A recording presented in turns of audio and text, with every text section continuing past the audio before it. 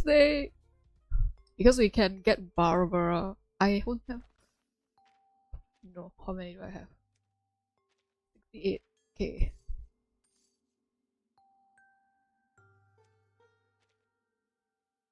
I have enough. I have enough. Okay. 50-50, do not let me down. Woo! We get Barbara. Barbara. Let's go. We damn it, we didn't get Barbara. Damn it.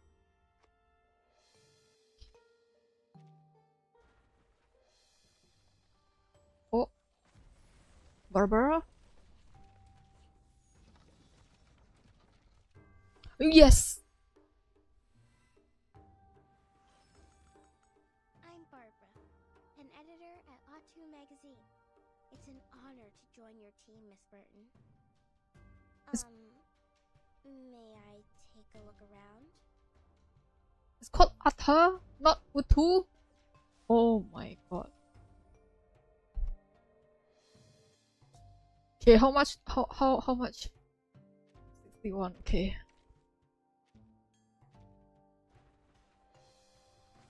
Damn it. No, but Tuesday, please.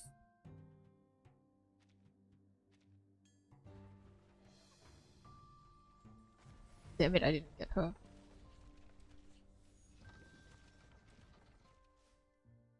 Get Barbara again. Okay.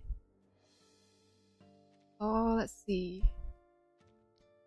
I think this is the last one because I don't want to spend everything on this. So no, fine. This is fine.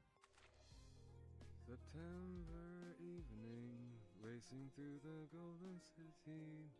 You'll be back, so you said to me. That's why I'm weak for Joe. Damn it.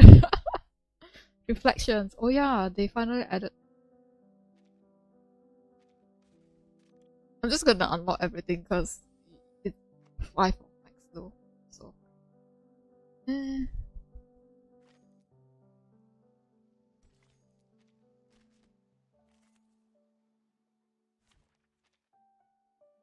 So the reason why I don't want to stream this game is because everything is on auto. So I don't know if it's gonna be entertaining enough. Because I usually just enjoy it. An unconventional choice. The ingredient store owner said it was very effective. Bodyguards believe me. Where are the bodyguards? Just enjoy like the story. Don't be so furious. But I think we can rush the main. I don't know if we can rush it today though. Let me see. Careless word. Listen carefully. The panther. The ingredient store owner. Yeah, I don't think we can finish it today because tomorrow I'm really gonna be coming home late. So let's just do whatever story we can. What? Can't make a call? Don't be so furious. Agents have gone. Beacon Bloom broke my F2P status. I'm kind of happy that they actually give you Did the show begin? Excellent. tickets Ready to step onto the stage. later on for the BP skin. So if you guys are interested in playing, you better start now before Anjanala came out because she's limited and she's pretty powerful. She'll be coming next patch. I don't want to be shunted to some.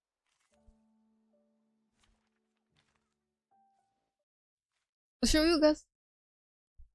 Oh, are you nothing? So her default is this, right? It's pretty cute. I don't really like this one because she doesn't have her headphones anymore. So this one is very cute. Very cute indeed. Okay, let's do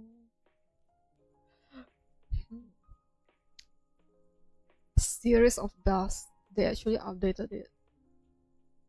Oh no. Oh no. No, let's go.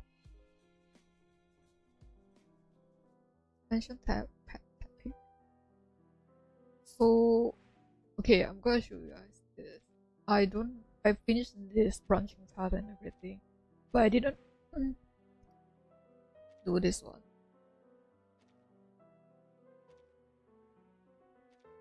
You know what? Let's do this.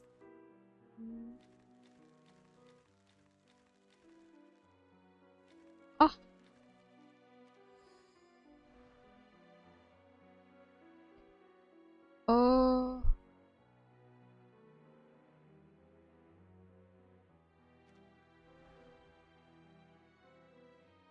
Honestly, I don't know.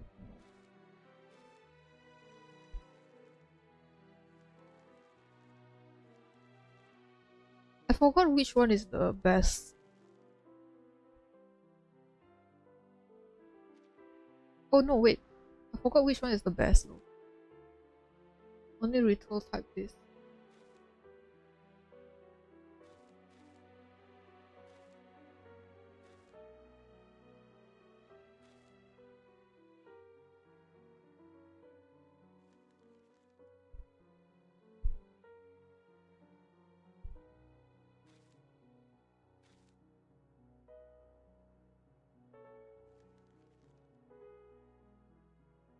You know what? Let's try this because I genuinely forgot which one was best. Let's bring all the.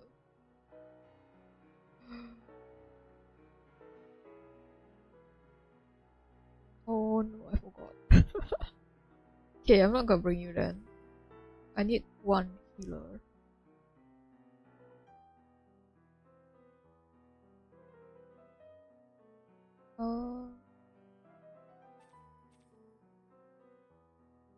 Okay, let's do this then.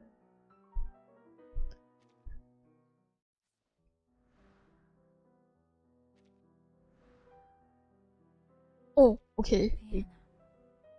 It's been so long. Genuinely forgot how to play this. I'm sorry, guys.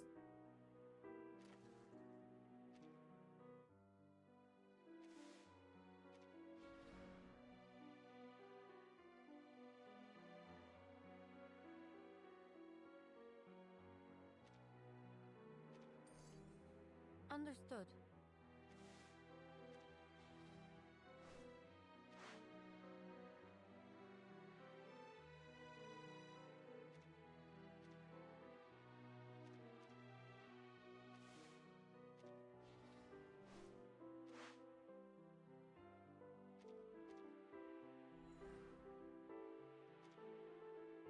You never know what's around the corner.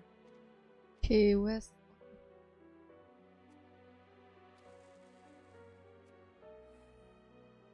Wait, which one is that? Not flinch. I don't want flinch. I want.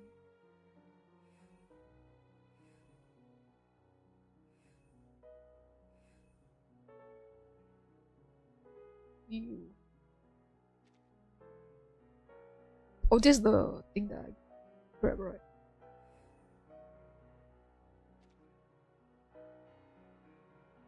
I think they changed the layout because I remember it doesn't look like this. You. Okay, you then.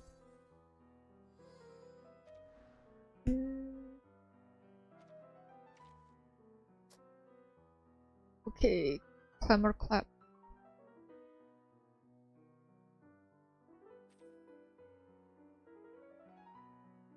I don't think I'm gonna bring Jay because he can die really really fast. I'm gonna bring another healer. Valentina. I've never heard that name before.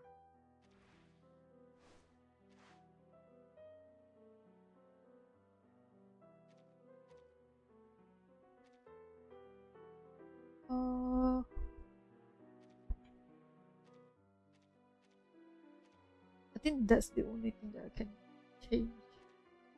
Yeah.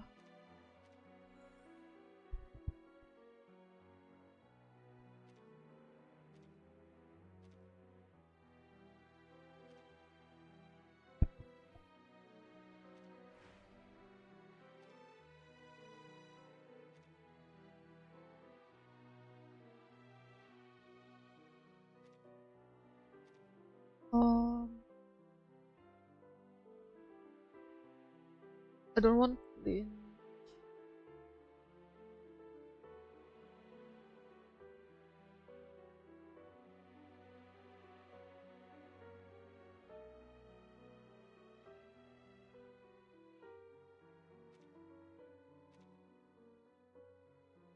Okay, let's just do this.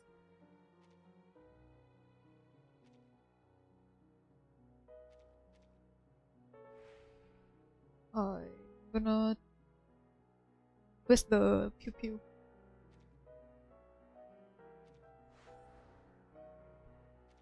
Okay. Where's my? Let's go. Hmm.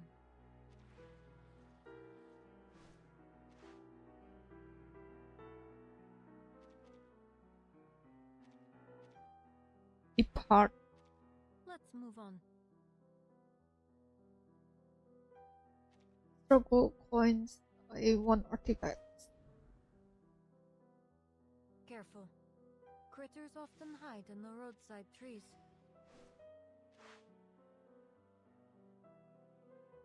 Ooh. Ooh. Whatever. I have a healer, so it doesn't matter. Okay.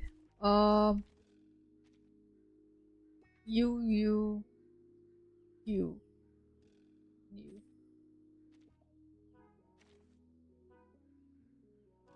Wait, what's this?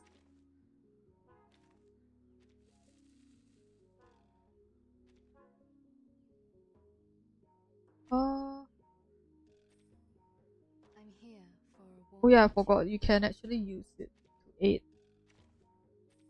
Time for treatment. No. I'm here for a worn tooth. Time for treatment. Yeah, I think it's good. Let's kill time together.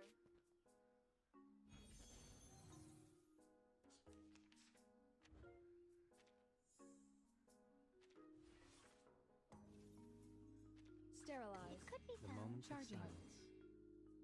Get out of here.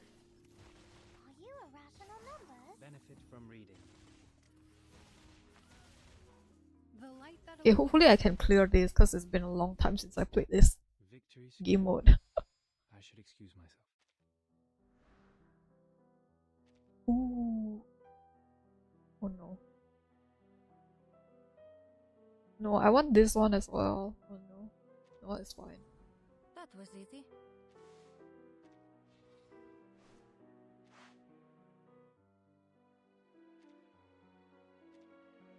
Ooh. Yeah. Okay, let me auto. I want dynamo though, but it couldn't get any. Fine. Yes.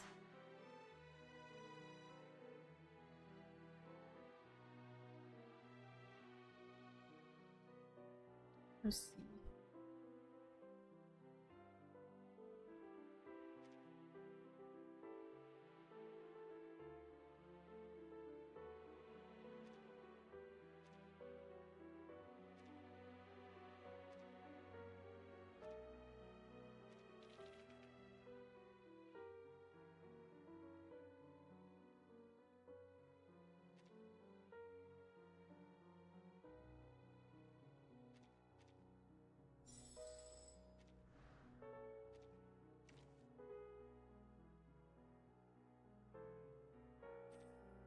Should I get J?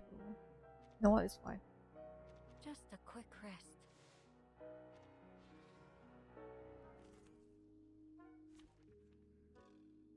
Burn on. Fine then. Program activated.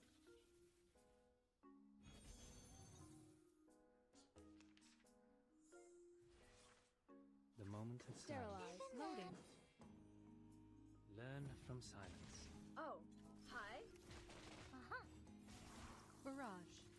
I can't wait for 2.2 so we can get 37 skin. I really wanted a skin. Then Marcus Charging. Loading. and pillar. Oh my god. Hi. Intersect. The light that illuminates all. Target confirmed.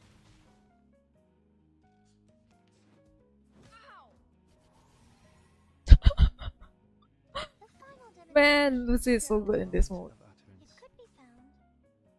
Welcome to the world of numbers.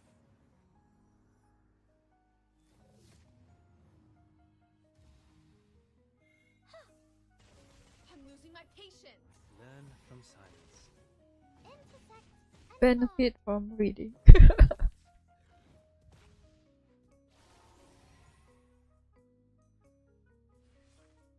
Circuits functioning properly. Charging. I'm ready. I, Robot, Child of Science.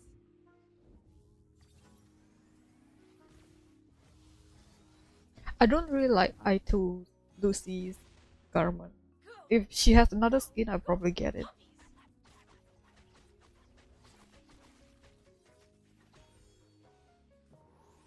And now to return. Oh. Okay, Dynamo.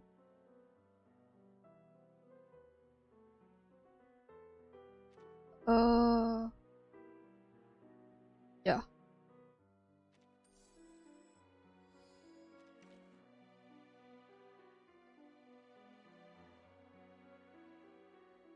Okay, my carry is actually An because she has A the break victory thing, worth right? remembering.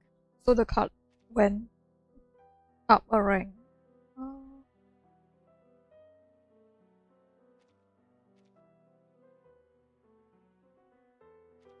You and then okay.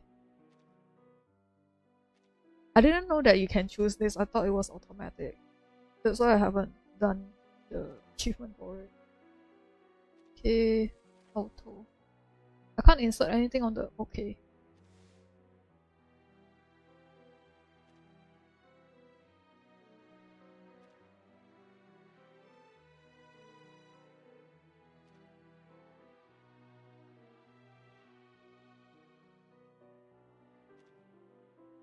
I think I should just give it to you.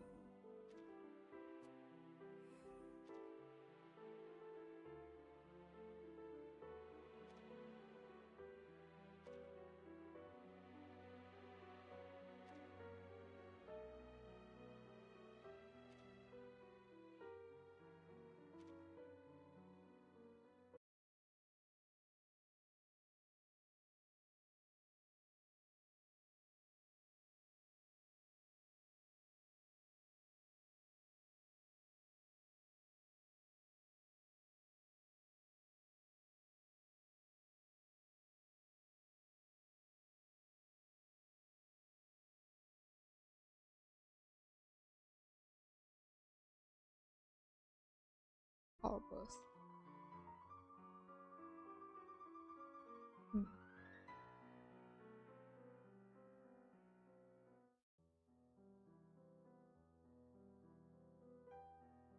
But it's only a first round, right? Can't please can't read more of it? No? It's fine then. Don't forget anything. You?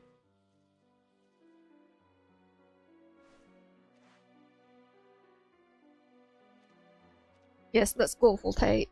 Full take. Because Lucy is really good if you get Dynamo thing.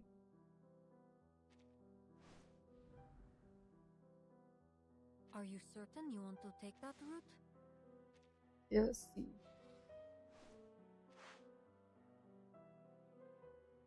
Of course I'm gonna choose Epic. What are you doing? Oh no, it's the same thing. It's bad. Do I have any other like auto? I don't. No problem.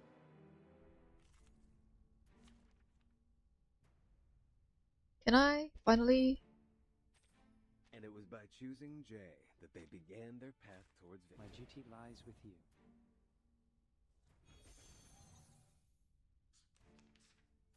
This is why I want that clear moth. Wear gloves. Loading. Because there's like certain from reading. enemies that just Get out of here. destroys you. The light that illuminates all. And now, Yeah. Ooh, you can only get one though.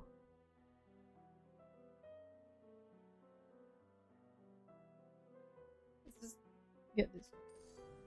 That was easy.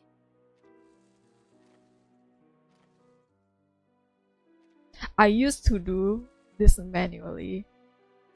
Like, but it's fine. Because if you surround this thing, you can get effects from it.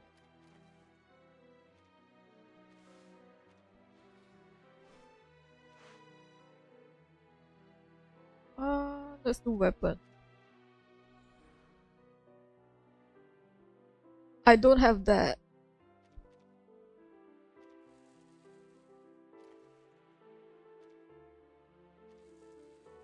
Fur. What fur? Okay, that's useless a bit. Let's see. Don't have even have enough. Okay.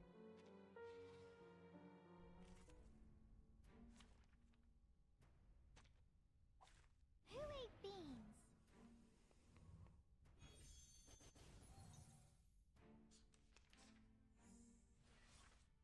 sterilize. Could be The found. moment Charging. of utterance. I was dumb enough to go on this Benefit from reading. difficulty, and then I chose the true ending, and And now to return to ooh, the boss destroyed me. I was so pissed because I thought he's gonna be easy, but no. Ceremonious, I forgot. Yeah, I'll just get ceremonious.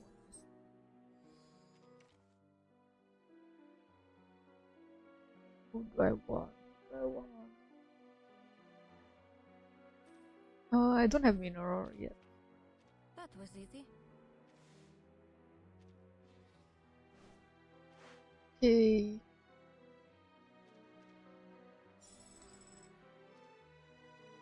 Just a quick rest. 5. Another hunter's telescope. Are you serious? Oh.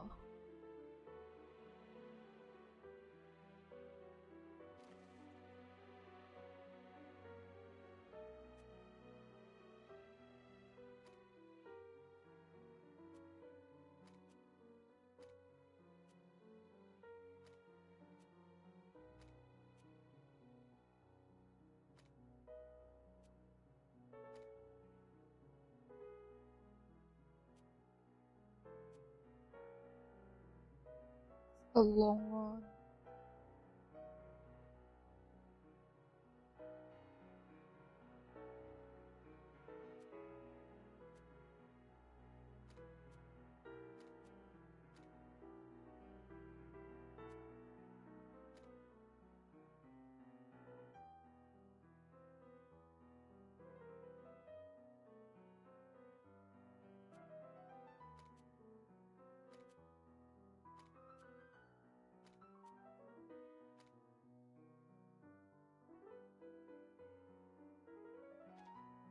It is good now.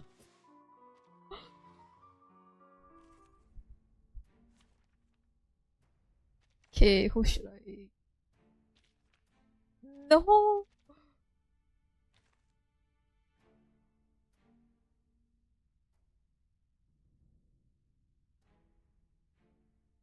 Okay, you know what? It's fine. It's fine. Let's kill time together.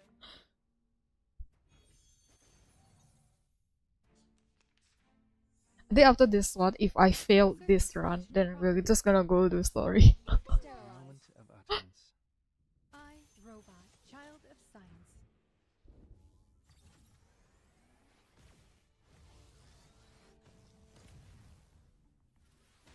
Are you irrational numbers? Oh, hi. Learn from silence.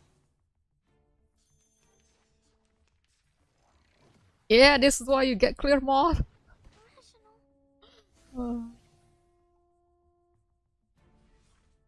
The moment Charging, of silence. loading. The moment of utterance. Until the torch is lit. Faraday's miracle. Target confirmed. Team Lucy is so good. From reading. So good, I tell you in this mode. That with 37, oh, insane. The moment of silence. Charging. We walk in long nights. Are you irrational members? Form is a bubble. Eliminate target.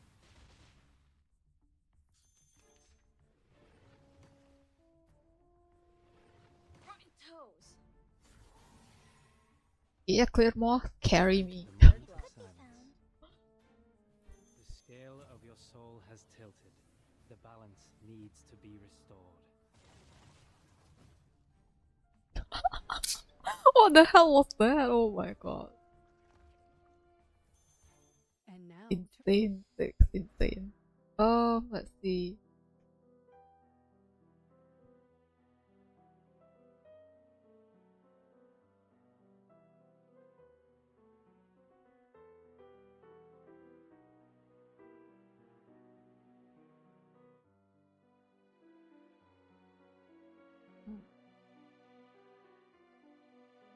Let's just get this then. Wheel.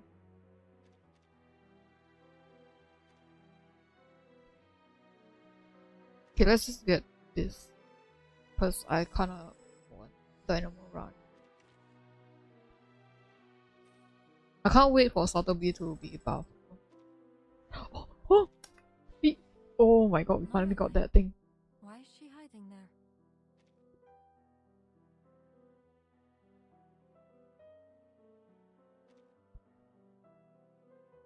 Okay, I don't have crit.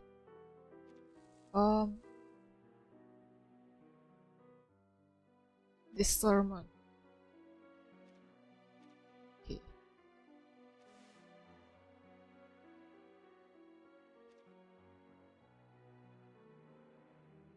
I don't think this one, but I do want.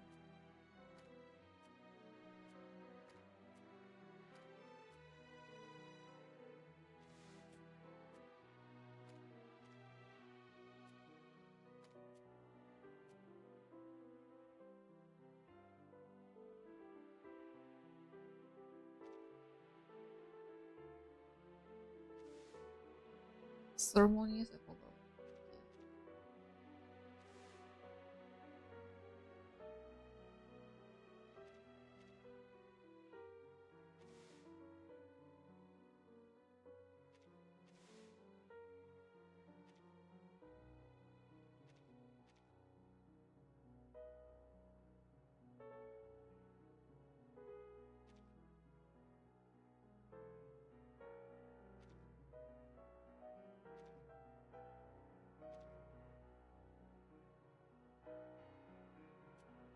Kinda want this though.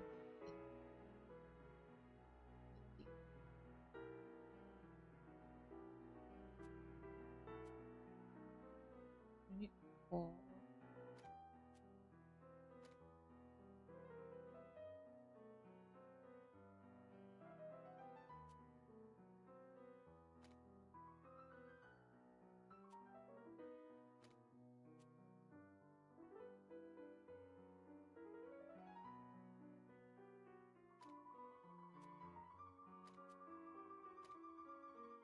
Need four though. How do I get that? Dumb. I'm dumb.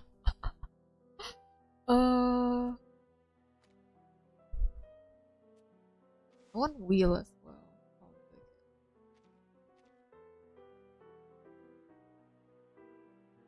Oh, you know what? It's fine. It's fine for now. Let's see.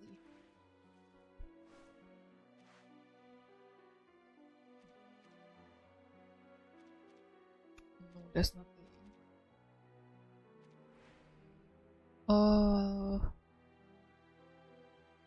Where's that pin? Because I don't want that. I don't have the bloodthirsty hammer. Ooh! Okay. So lucky. Okay, ceremonious. I forgot.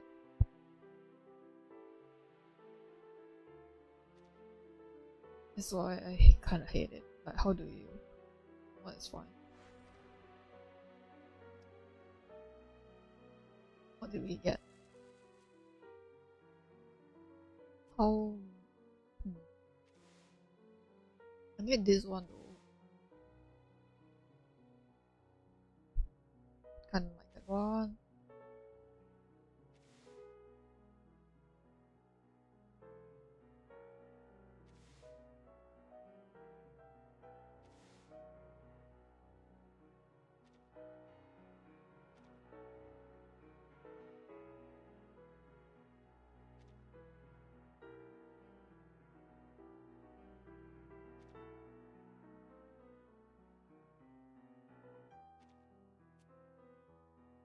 Okay, this.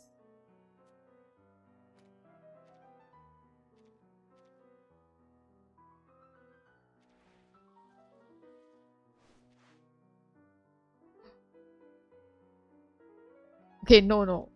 Because you know why? Because I cannot. I finished. I mean, I got the true ending already. This is why I told you guys, like, I accidentally picked that one, and then the boss destroyed me. So the whole run is just no. Oh, I don't want that. The buildings here seem to have quite the history.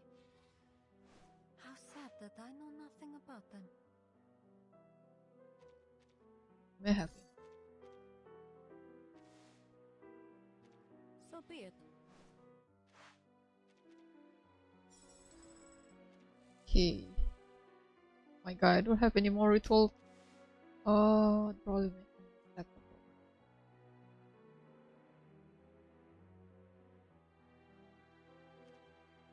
Okay, because that one is unstackable, we can just.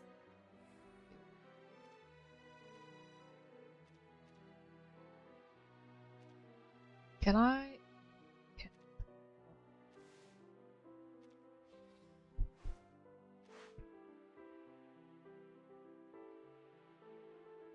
I think Curio, let's try it.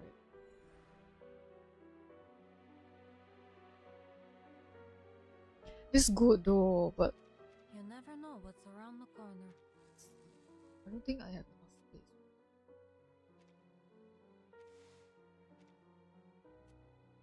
space. This, oh my god, this is so huge.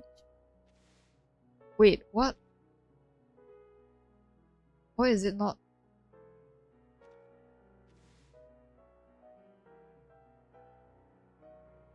Where's the electricity not? How many do I need? Okay, let's do this.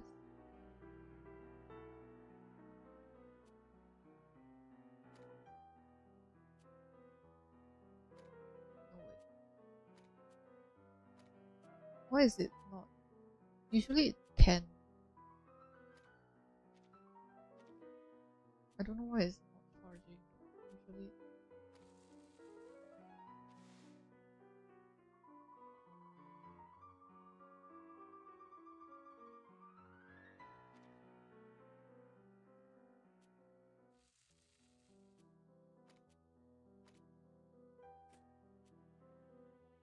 Oh, it's 3, no wonder. Okay.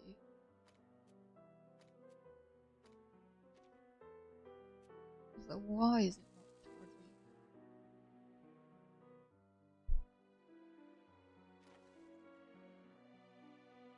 Kinda don't like that.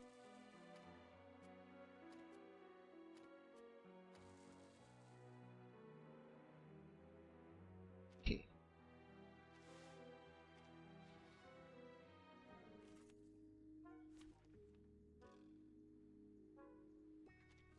It's not charging though, so I think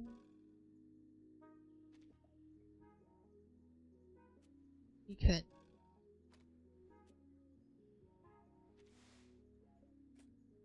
Can't just do this.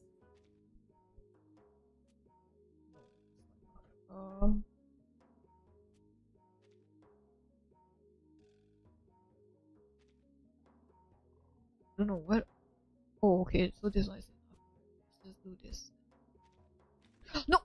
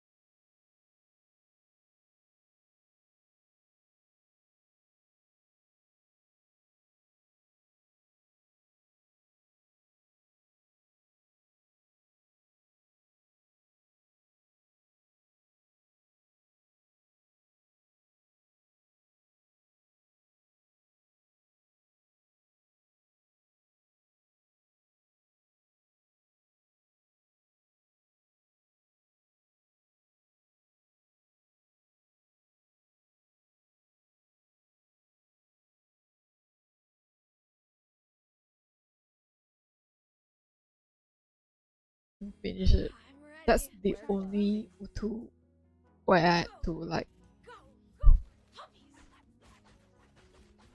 manually target everything.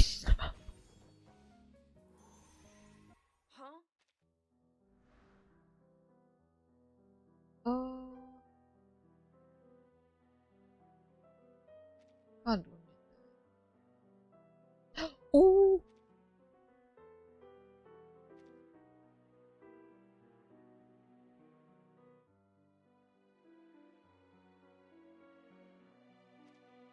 I don't need Predator.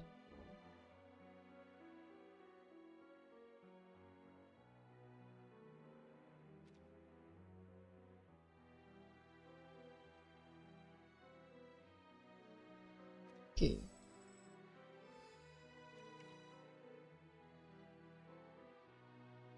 Let's grab my boy. Time to make the final decision.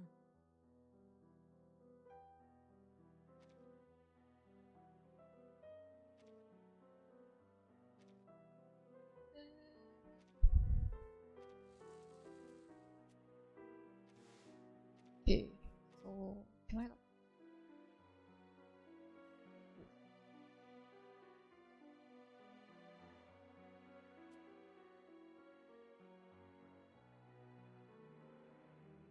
this like puzzle game? Yes.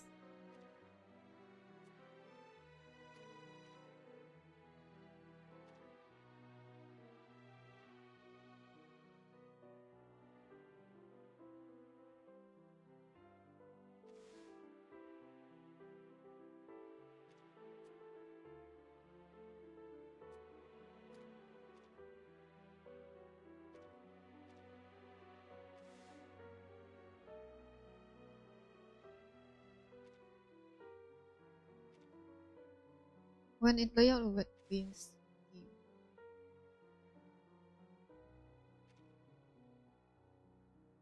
I don't have any extra action thing.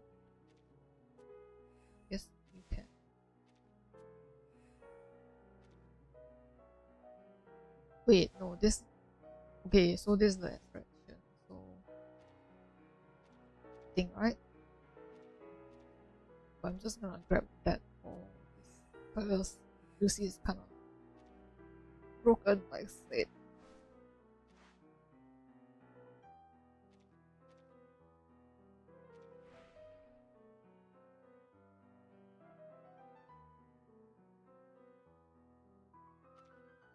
This one because I said, oh, it's palatable. Okay, let's.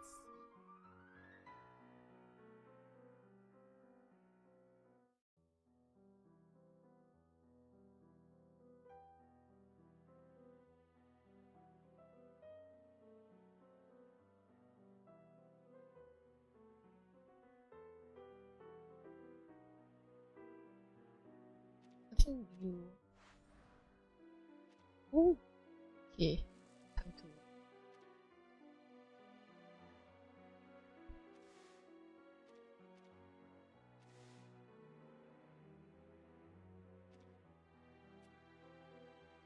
Should I?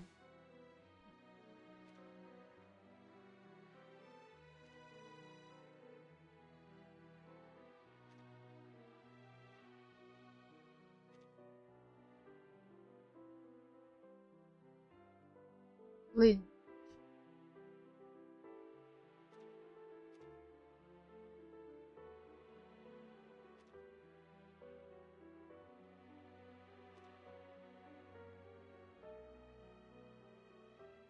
That's the one. Okay. So you.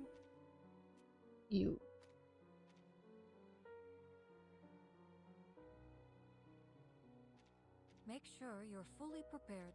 I am prepared. Go.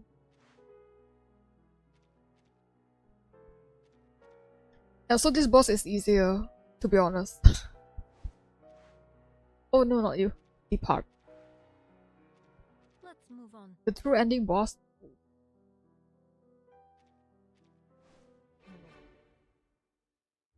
The storm is coming. There's not much time left.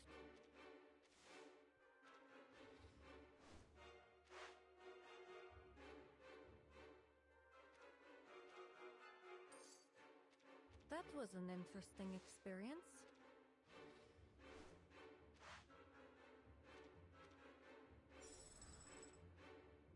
Just a quick Okay. rest. No, I didn't get enough. Oh no.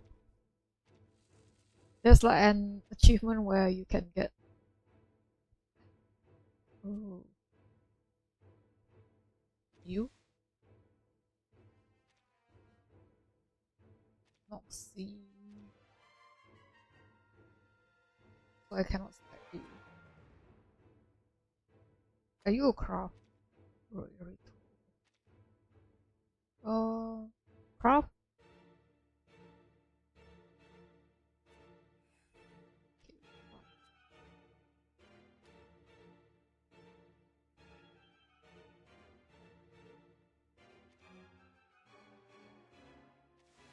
Okay, let's do Fine by treasure me. hunt. Accessory order again. Useless. I mean, I don't use shop. Let's go gambling. Let's go gambling. I don't need that. That was an interesting experience. Okay, let's see.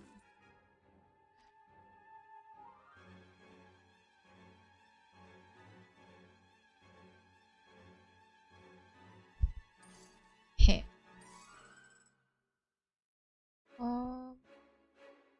Oh, I definitely need this.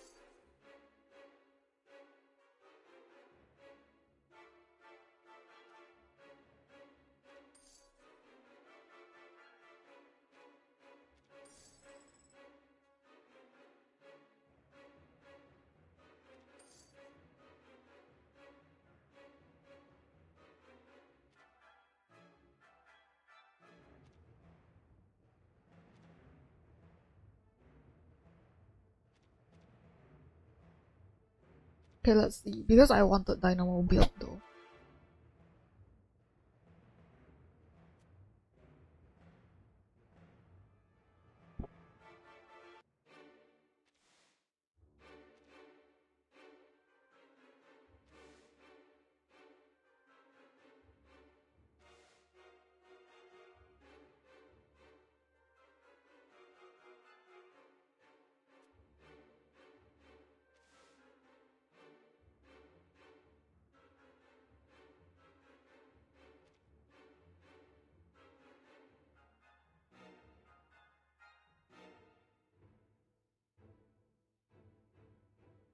Okay, let's try this one. 7-day winder. Don't forget.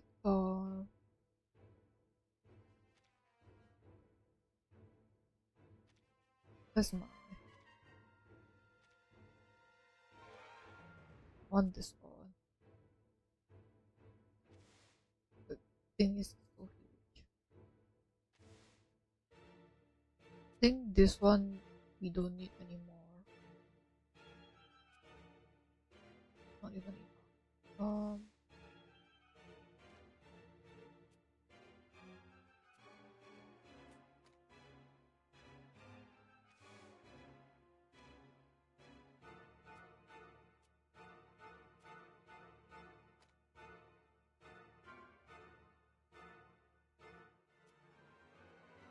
Okay, let's.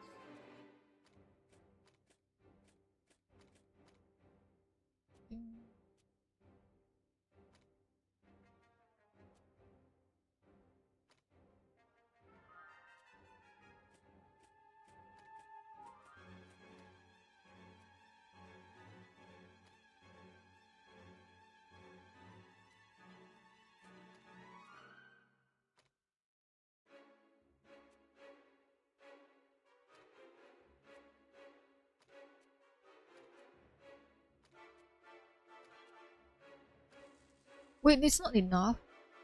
Oh wait, no, it's wrong.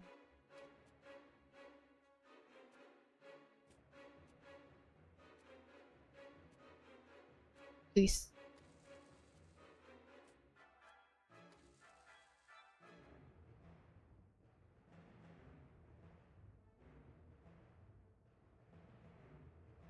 Yeah, okay, so I need 3 for that. I can't need to move everything. Oh, this is so annoying.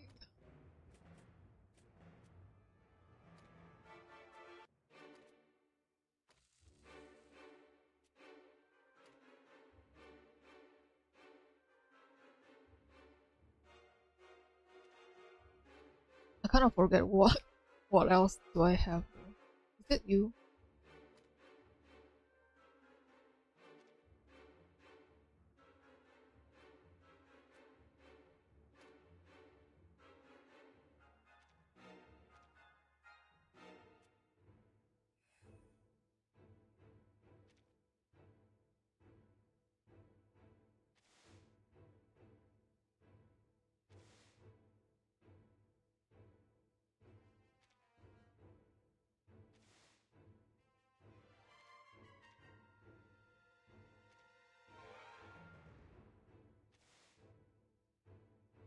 Symphony. Are you a symphony?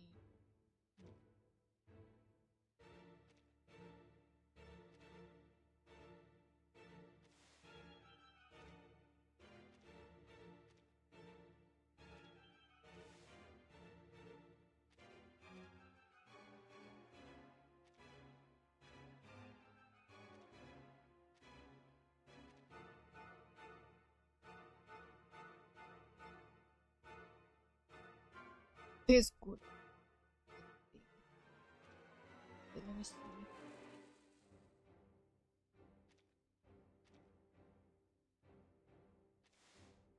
Resonance. Do you have any support? This will take weapon. Abundance and craft. Okay.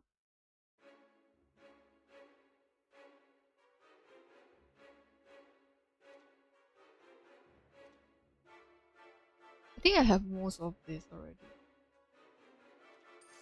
Unmute.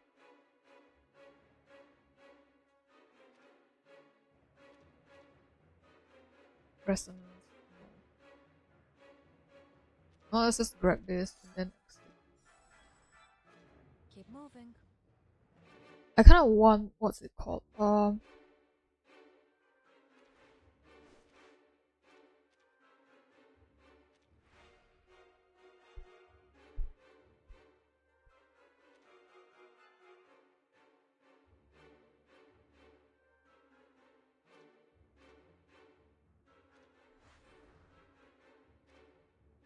That's bad.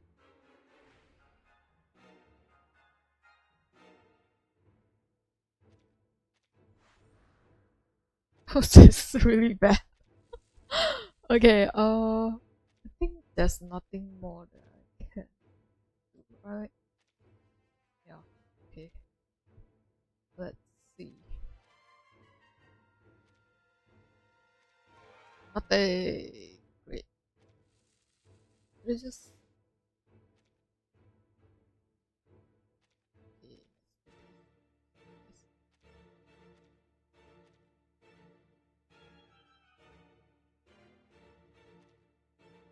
Do I have?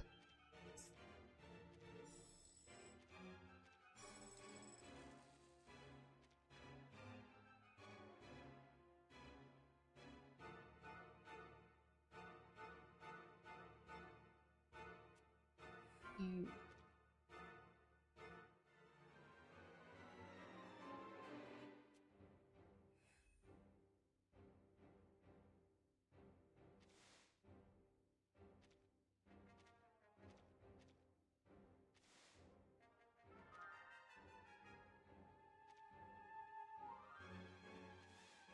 Ritual. You know, ritual. Ritual.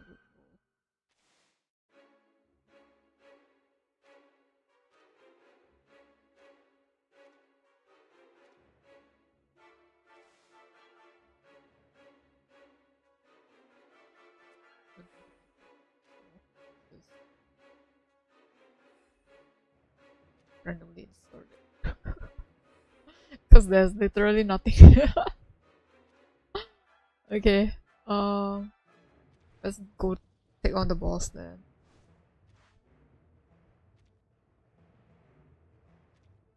Fight.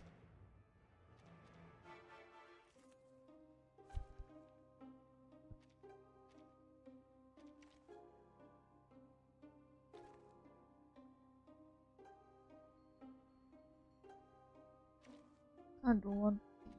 Someone's sword hath not rusted yet.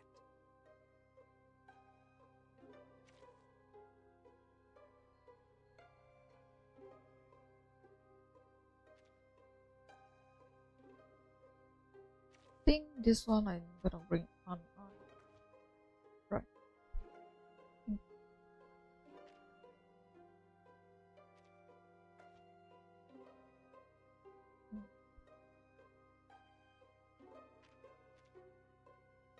I think I'm gonna bring on. Neo-Science Exorcism Office, action! Let's kill Man, time. Razor is so cool. I hope we can play as him. It's in NPC jail.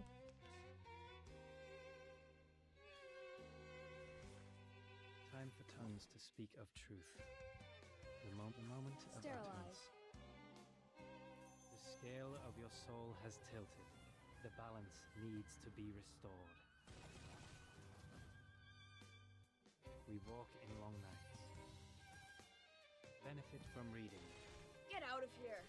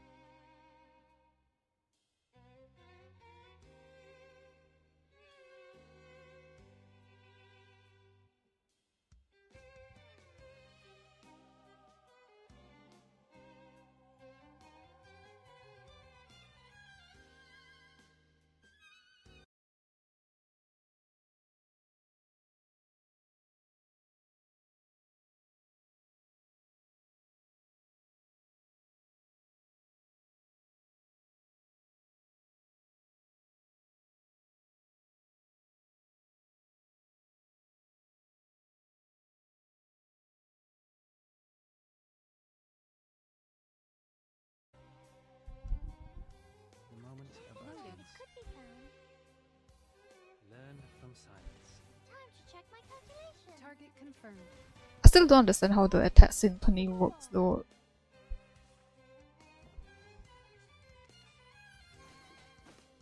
Show damage. Show damage. Hold the line. Man, this is so much easier than the true ending boss. Final demonstration. Time for tongues to speak of truth. The moment of silence. Welcome to the world of numbers.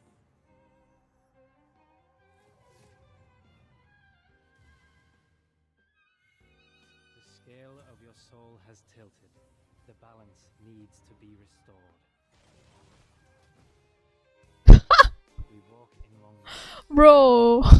That's why I auto, but sometimes the auto is just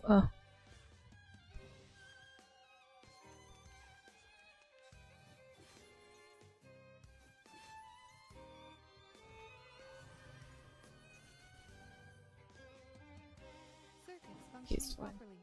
The moment of Allow me to silence. double check the battery levels. I, Robot, Child of Science. I'm gonna stop autoing then. Because they keep targeting not Razor. We walk in long nights. Get out of here. The light that illuminates all. Uh, How troublesome.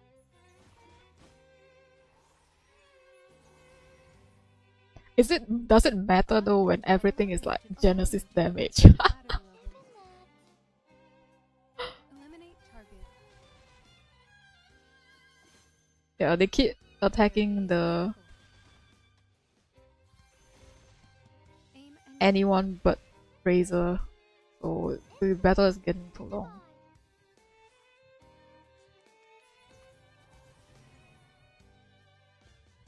circuits functioning properly. Loading. I choose A Knight because Lucy's already full. The moment of silence. I should have debuffed him first, but His fine. trumpets sound. The judgment day hath come. this someone is so cool. The light that illuminates all. Form is above all. Learn from silence.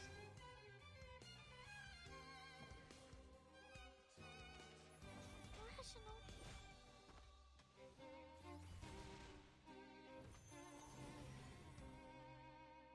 Maximize the value of dumbasses. Wear gloves. Ding. The moment of utterance. Get out of here.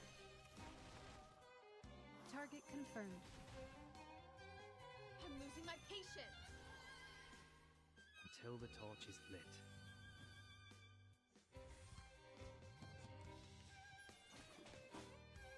Ah,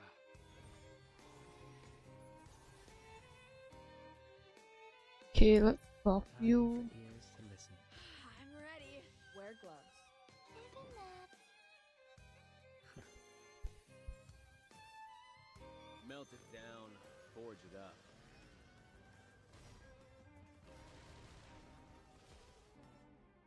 Yes, resist down. This is so much easier than the true ending was, I swear. Victory secure. Woo. Okay, let's do the story then. I already watched this, so you guys can actually watch it on YouTube.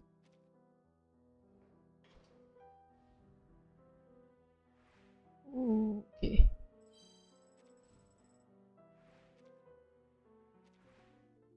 Yeah, I'm trying to get all of this, but it's so hard because you need the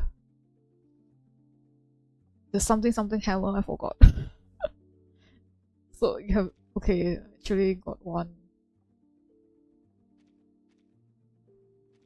Yeah, you need something that tempered. Oh, I should have gotten this one then. I didn't get this. Oh my god. Okay, I'm gonna write it down next time. Next time. Yeah, I already got most of it.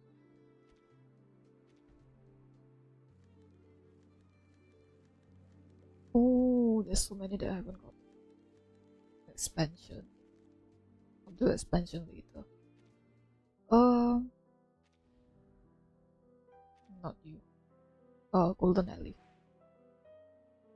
Yeah, they added 2.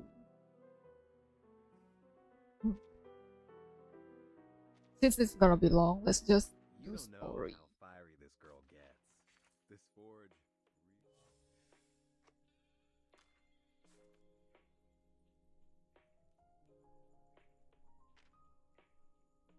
Oh yeah, they shortened the patch. We oh, can we? Do I have? Not you. 37, never mind. 37 is not good. Okay.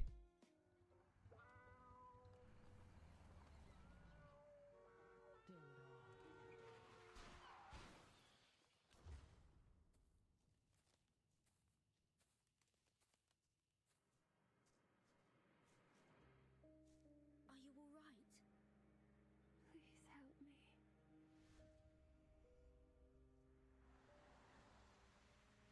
There's a motel close by. A motel? Tuesday's Motel. Can I help you, miss?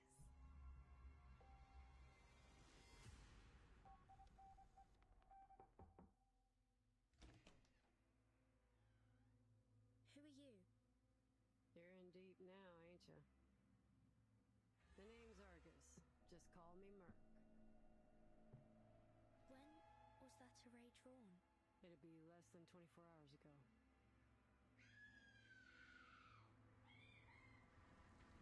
I didn't do this. Gunpowder in his fingers. But this ain't no ordinary pistol. You're in for a lick of trouble, that's for sure. Take me to his room. What are we after, boss? Firstly, I'd like to know what happened to her.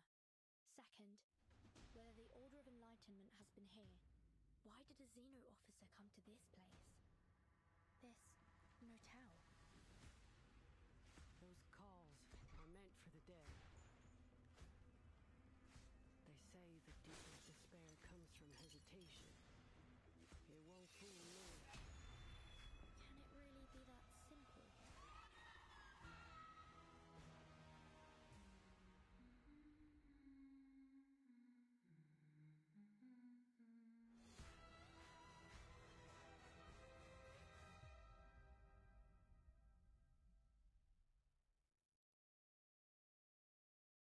So cool. This is permanent, so that's why I'm not too worried about that.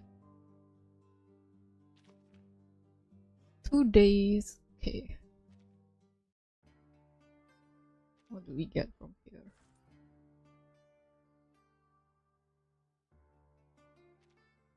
Okay, let's start story. Wait. Forgot. Barbara, I haven't put on the wilderness.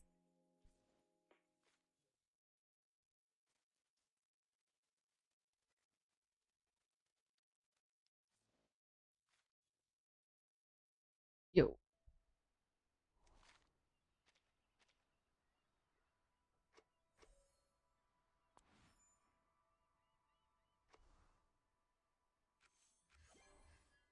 Vows. Okay, let's check Barbara's thing first before we start. Yeah, I got you. Yay! Oh, it's you. So cute. Let's see what her her I2. She literally just wear what's it called, lamp slippers. I still like this one though.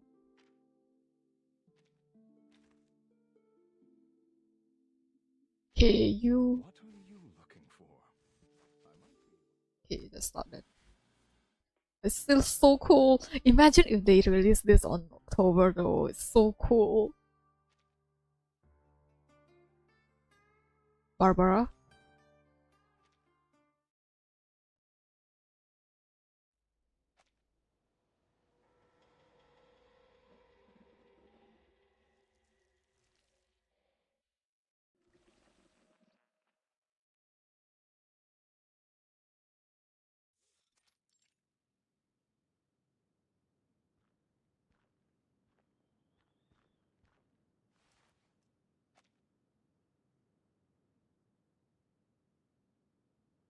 Rain soaked soil, shallow footprint. Okay, Argus motive is peacock, so she's cool, but I can't really spin the wheel for her anymore. I haven't lost. I spent like 40 posts on Tuesdays already, and yeah. Although I do have enough, I'm just afraid that I'll lose the 50-50. So I'll just wait for Anjo first, if I have enough, the calculations and all that. A mercenary in a white brim hat kneels on one knee, the left eye glowing brightly. 10.6 inches long. The soil beneath the footprint is uneven. One side presses deeper into the ground. Signs of limping. Oh yeah, okay, so... Oh, okay. White stripe, heavy indentations, and slight drag. White stripe. Male. Heavy pressure on the forefoot, light on the heel, deep scrapes at the front, few at the back. Around 20 years old. How do you know that?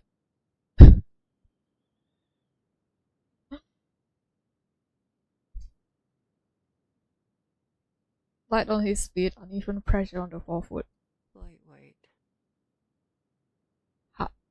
Okay, you can know that, but how do you know the age though?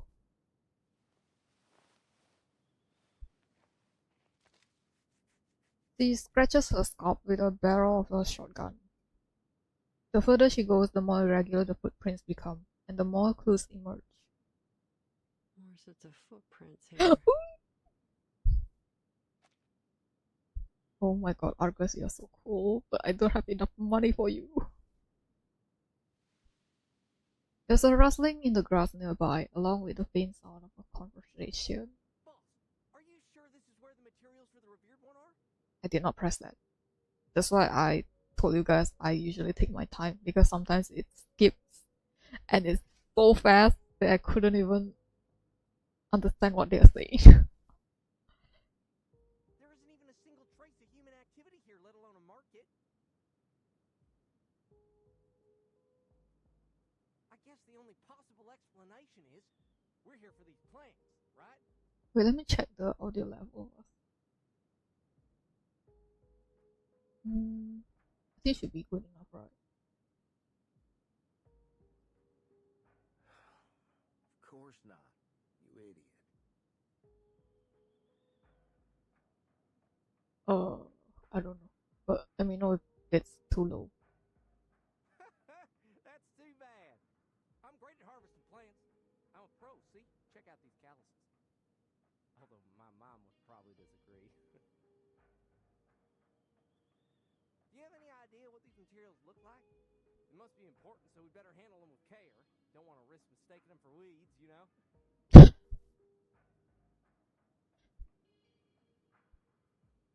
I hope they're easy enough to find. With my leg messed up like this, I can hardly handle any delicate work. Oh, so it's you. But how come it's only you that has a footprint instead of the other guy? That's him. The one with the limp. Sorry about this, man.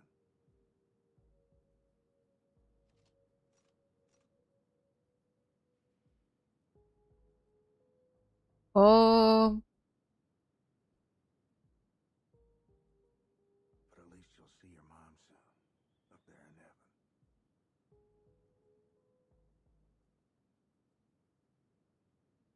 August, you better save. What?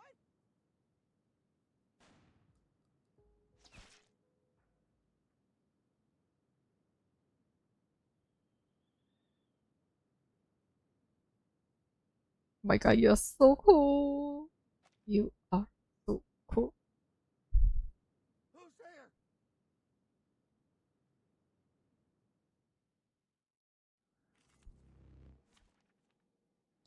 Ah, okay. Recommended plant. Okay.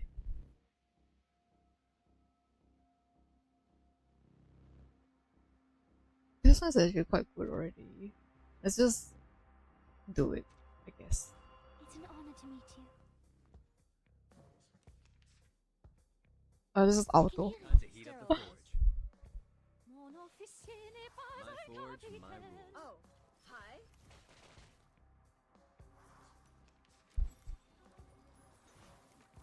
Toes.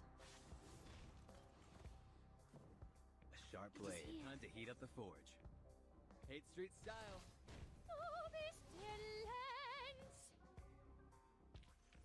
Huh? It's already over?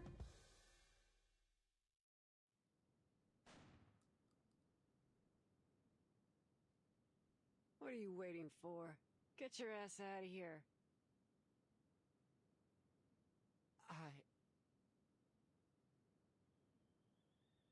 His trembling hands betray his fear and panic. Ah, you got a couple questions for this one too, huh? Well, first come, first served. I'm afraid you're gonna have to get in line.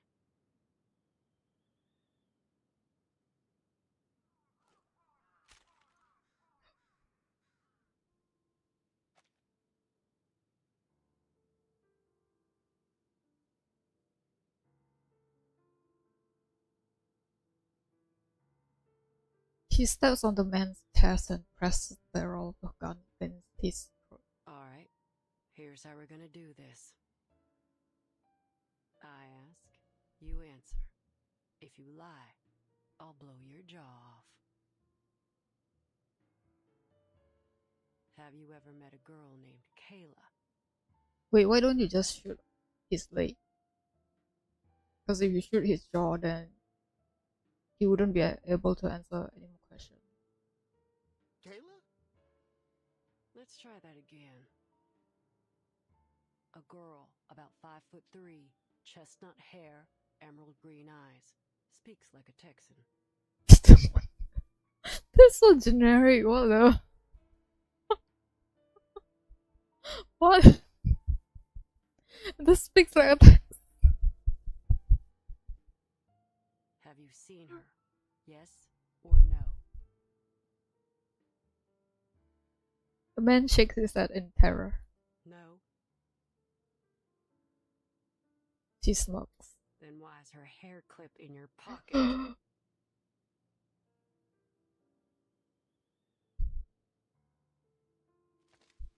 She presses down harder, jamming the shotgun into his throat. I remember. There's a girl, 5'3", chestnut hair. She's always carrying a basket. Her name's Kayla, too. My guy, please. But her eyes ain't emerald green. They're... Oh.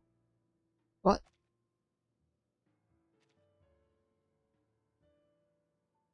The man's mouth opens helplessly as he desperately tries to remember the color of the girl's eye. It's on the tip of his tongue, but he can't seem to spit it out. The crucial detail he should remember but has now forgotten. Tell me how you got this hair clip. The more detailed, the better. Ooh. We just bumped into each other by chance. She dropped it on the road, and I thought my daughter would like it, so I... Relieved to have moved on from the color, the man blabbers on obediently. From the color. Relieved to have moved on from the color. What?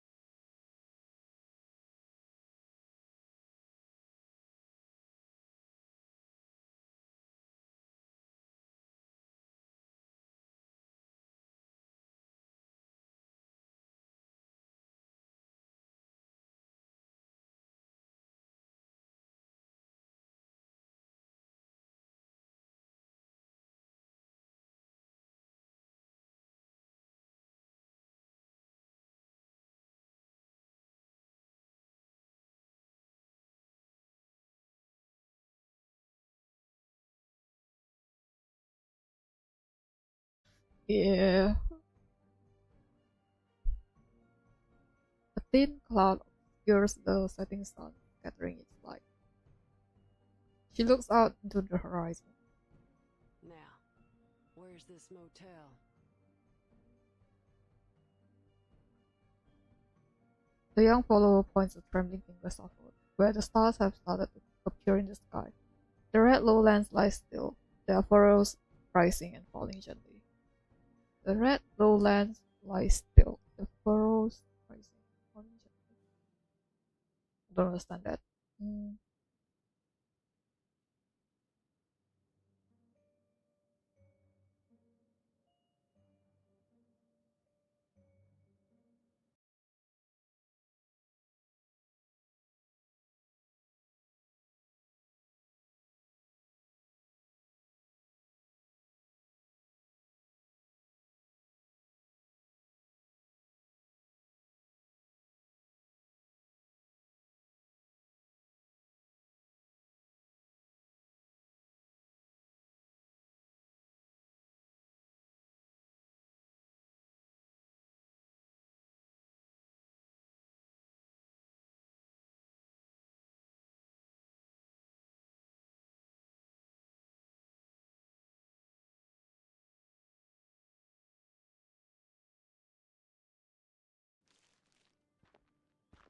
She takes the money, slips the dollar bill with the phone number into her pocket, and turns away.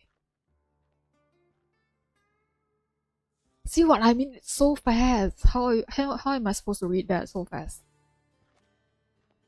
Is this really Texas? I don't know. The afternoon heat lingers on the highway. The mercenary makes her way back to a car, shotgun in hand. She comes to a sudden stop. 1 sheep, 2 sheep, 3 sheep. Oh my god, Barbara! A soft voice echoes from afar. She notices a fluffy white figure circling around her car. Is that a sheep? The fluffy creature turns its head. It's a sheep-headed, human-bodied arcane. 2 sheep, 3 sheep. Funny how we hit the hay every night, just like kids hit the books every day. She sounded so young for a Utu editor though. No wait, what's it called? Ata, not Utu.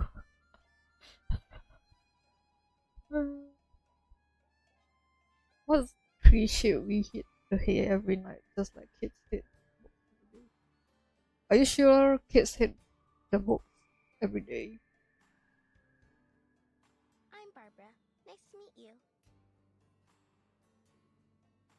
The sheep-headed arcanist extends a hand, a gesture befitting an introduction, but she doesn't get the expected response.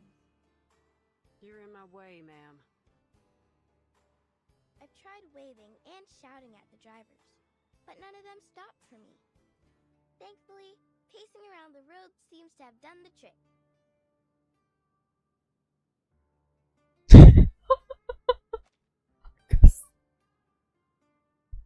Listen, if you need a ride, here's my answer.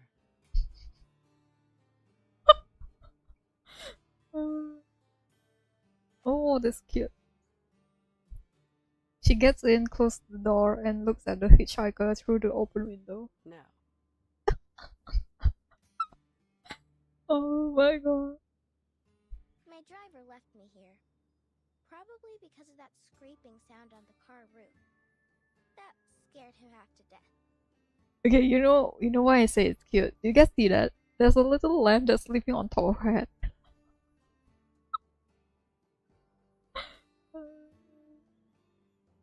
I thought that it's gonna be like a statue, but it's like sleeping on top of her head. It's so cute.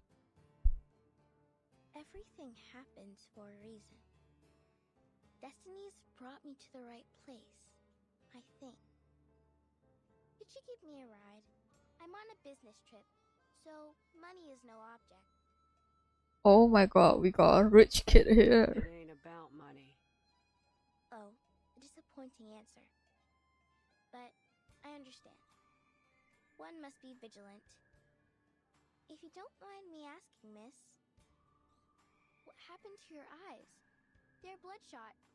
It's best not to drive with your eyes in such a state. You have a much higher chance of getting into an accident. But she doesn't look like that. That ain't none of your concern, Miss Sheep. I miss you. See ya.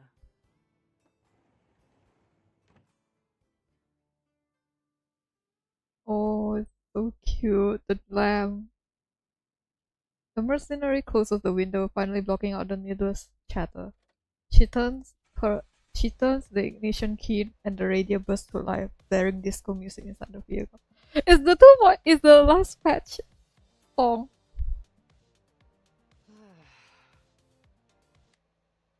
Oh no, why? She shuts it off and stomps on the gas. The engine roars as the speedometer climbs higher and higher. In the fields on either side of the road, shepherds are herding their sheep. Oh! Okay, let me process that info first.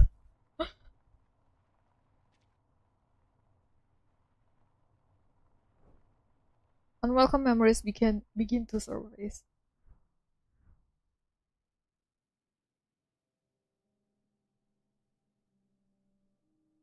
The land at the foot of the hills is covered in Indian grass, now turning a sunset red as autumn approaches. Argus, come over here. Oh! This little lamb almost didn't make it out of her mama's belly. She looks like someone from a certain trailer from this game.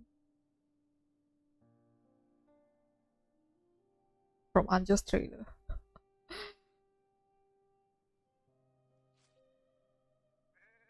Oh. The girl cuts the lamb's umbilical cord with a pair of scissors while the ewe lies in the hay, buying weekly. That's life. Don't say that. No living thing is born to suffer. Look, it's already standing. I thought that you have a hairpin, but why is there none in your sprite? The ewe leaks off the afterbirth as the lamb struggles to stand on its shaggy legs. What an adorable little thing. Cute? She grins as she wipes the blood and fluid from her hands onto her apron. It's getting dark. We should take them back. Ain't no way they'll make it through the night out here with their mama hurt. And you can't see a thing at night. You're right. Let's go. The wind sweeps through the grass and rustles into the distance.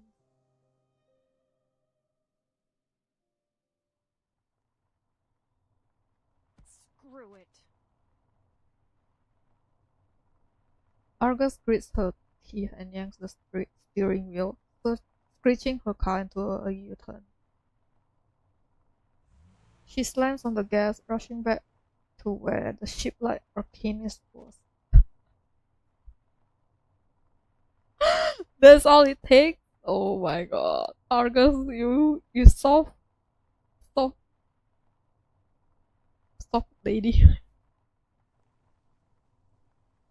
But when she arrives, there's nothing but a few cotton plants swaying in the breeze. Oh. I should have minded my own damn business. Will you even have enough gas for that? Because you kind of backtrack a bit. She turns the wheel again, harder this time. The tires screech as she makes another U-turn and drives off. In the distance, the sun dips behind the hills. Her vision is fading. She switches on the headlight. As expected, the light is too dim to make up for her night blindness. She can hardly see a thing. Oh, my dad has it though. Sorry, too, not though. My dad has it too. Heartbreak. Bang. Unfortunately, it's too late to stop the crash. To be continued. See, this is why I like this type of game, because you can just play and pause at any point in time. The fourth descent is not an ideal day for drop.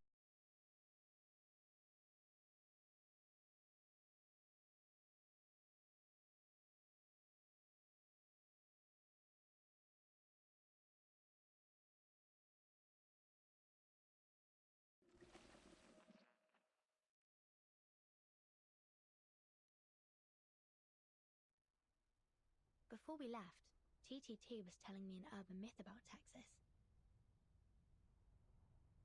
Oh yeah, we're gonna get TTT on the net, on this Uto. Well, however you say it. I always call it Utu, but it's Ata, whatever. Huh, sounds about right. What's the story about? The story starts off in the typical way. A man was driving down a long Texas road when he saw a girl hitchhiking. He offered her a lift and a piece of chocolate. The man dropped the girl off at a cemetery and drove on. It was late at night, so he was hoping to reach his destination quickly. Soon after, he saw a funeral procession going down the road. The photo of the dead seemed familiar.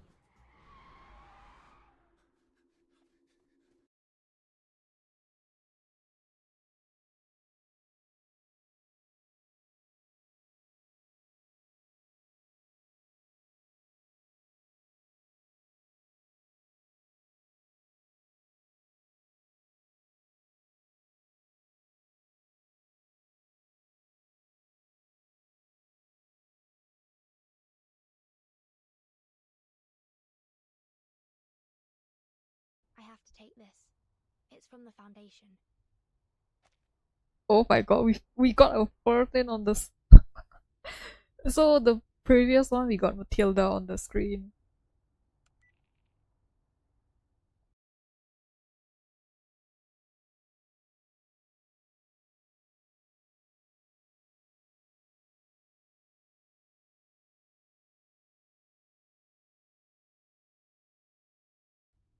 Xeno has not yet responded regarding their actions. Should you encounter any difficulties on your trip there, please contact headquarters immediately. Understood. Despite these developments, your mission remains the same. Contact A2 editor Barbara, who was last seen near Route 77 collecting information, and find Erd's current whereabouts through her. Since A2 editors use a special communication channel, her current location is still unknown. We'll be in touch as soon as there's any new information. Any questions, Timekeeper? No. Thank you. All the best, then. The communication ends. Lilia looks thoughtful. What did they say? There was a mass evacuation at the Xeno base in Texas. What's that all about?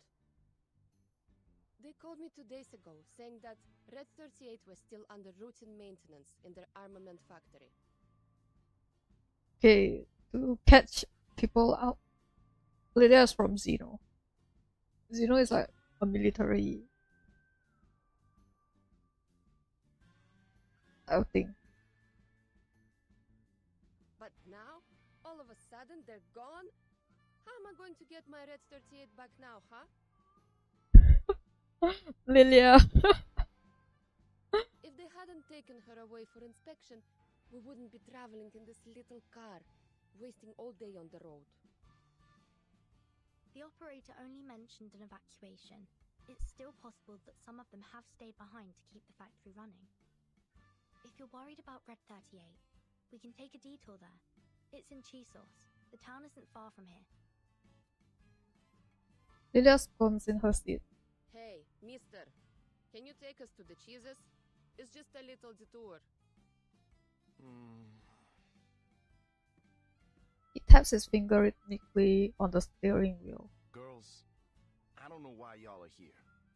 But whether it's just for a bit of adventure or for business, I gotta tell you, something ain't right in that town. We've all heard the stories. Scratching sounds on car roofs, animal bits stuck to car grills, and those people in black robes running around. It's all too weird for me. Give the ghost stories a rest. Yeah. Look, if you're trying to negotiate a higher price, at least be a little smart about it, instead of trying to spook us with a few tall tales. You got me all wrong. Who in their right mind would throw away the cash in their hand unless they were forced to? Benjamins are good and all, but they ain't worth my life. Ain't no way I'm taking you there, no matter how much cash you throw at me. Why? Were you the driver in that ghost story? No. Have you seen these things happen yourself? Lilia, please! Come on! It's just a little detour. It won't even cost you much fuel. He clenches his hand tightly around the steering wheel, his knuckles turning white from the pressure. Sir? Lilia! Oh my god, Lilia. You see that? It's fogging up. Oh man, but then you bring the wrong person. You should have brought Oliver Fogg.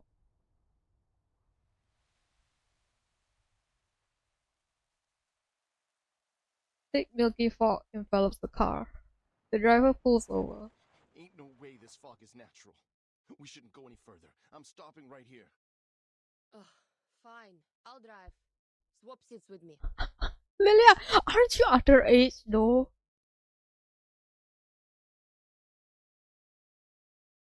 No! Nobody get out of the car. Why? Yeah, why? Are you kidding me? You haven't heard the stories, have you? Then what in the hell are you even doing here? When the fog rolls in on Route 77, you should always stay in the car. All kinds of terrible things hide in the fog. Some folks say they saw giant white crocodiles. Others say they saw dead bodies hanging from trees. Ain't nobody leaving this car. Not until the fog's gone.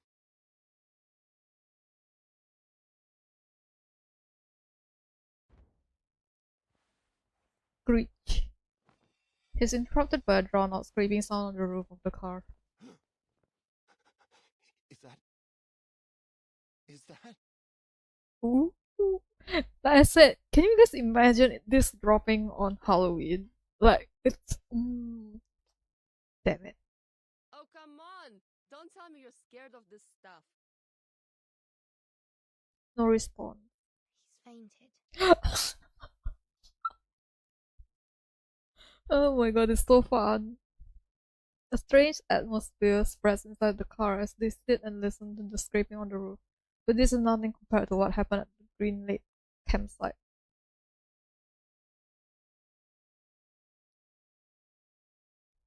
I don't know, maybe we can be the judge of that, because I think this one is scarier. It's in a motel.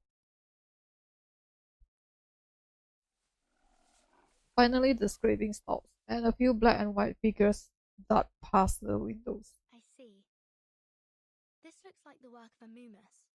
It's a critter commonly seen in the southern US. When they're frightened, they produce a fog-like gas from their respiratory trumpet.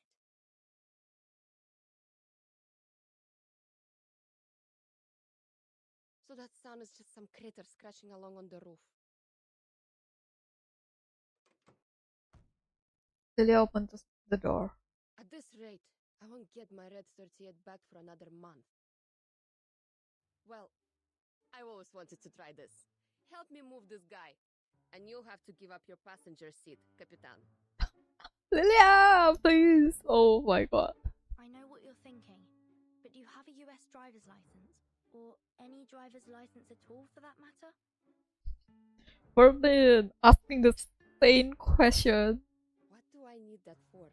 I can fly a broom and even do all those maneuvers. That takes more skill than driving a car, don't you think? But the car is different than a broom though, my guy. Please.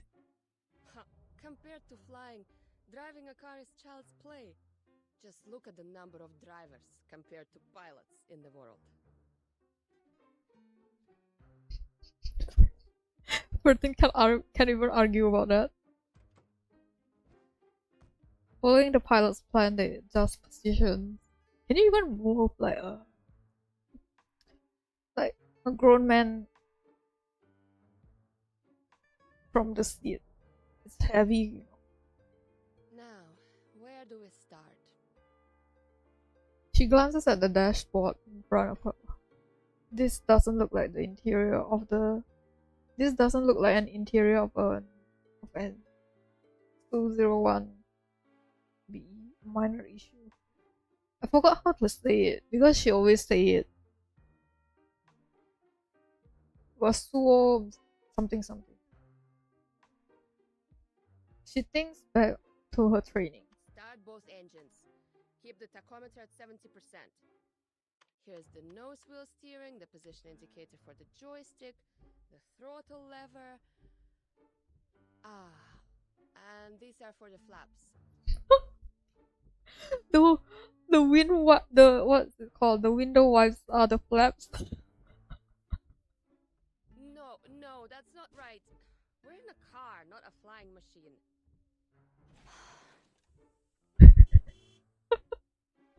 Click. The rear seat passenger quietly fastens his seatbelt. Burden, it trusts her too much. Let's just get out, Capitan. Can't wrap my head around this hunk of metal. Oh, finally. Oh my god. Good decision.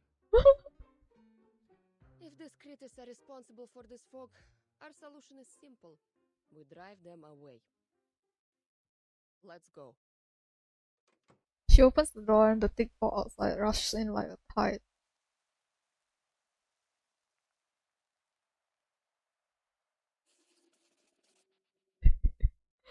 This is so much fun.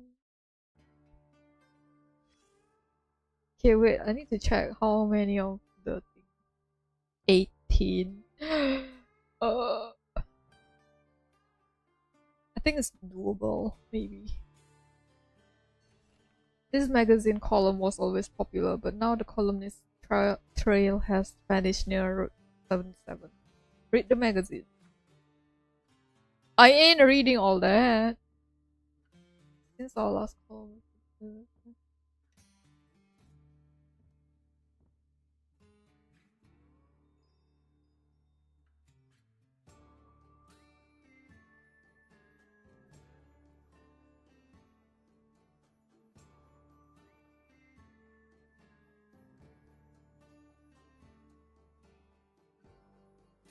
But it's a fish though, we are dealing with a crocodile.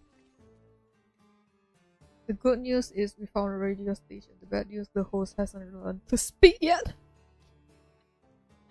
Oh my god, it's the critter, right?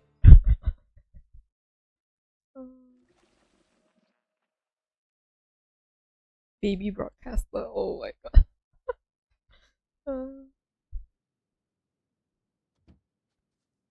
They get out of the car and step into the asphalt road. A barely perceptible moisture fills the air. The mist is pervasive, even filling their ears and nostrils. I've never experienced like a really foggy area though. So I don't know how's the experience for this. A faint breeze runs along their faces, like a spider's web blowing in the wind. A flash of insight comes to her from some distant, unreachable place. What is it, Capitan? Someone's casting arcane skills nearby. The crying of a baby drops faintly in her ears like an insect bite. Do you hear that? Sounds like a crying baby. Better go take a look.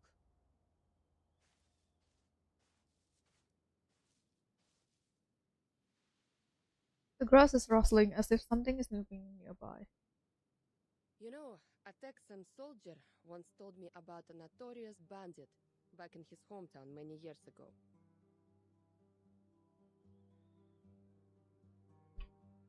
He would record the sound of a crying baby and play it outside the home.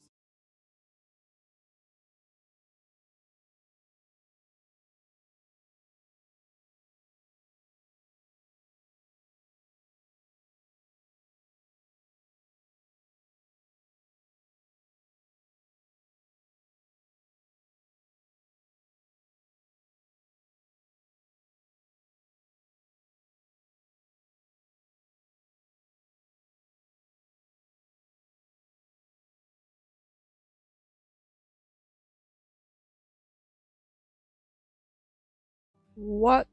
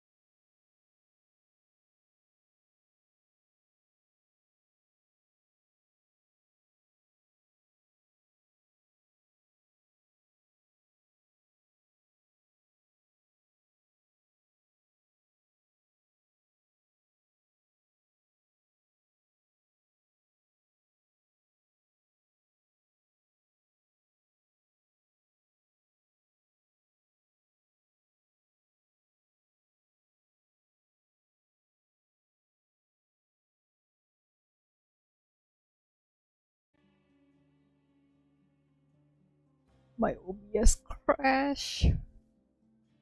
I genuinely don't know what happened. Like, how?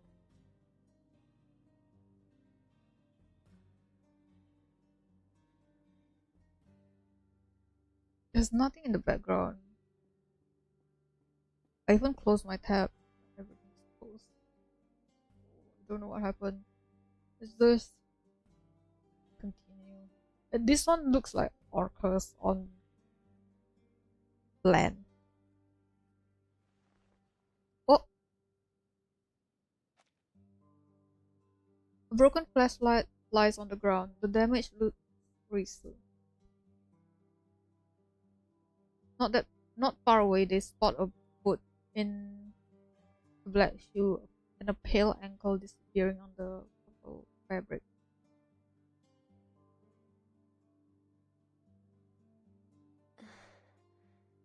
Hello. Please help. A frail woman tightly cradles a swaddled infant, her body curled up and trembling with fear. Are you alright, miss?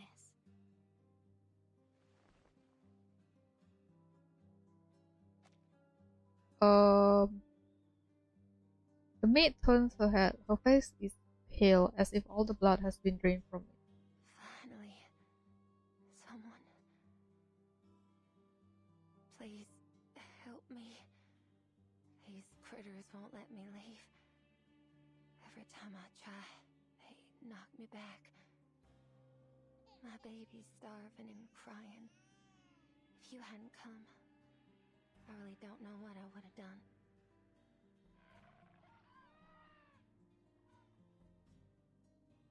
Oh, it doesn't look like a mammoth to me. The creature makes a very sound. You mean these Moomus?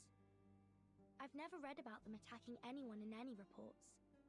In fact, they're known for being rather timid.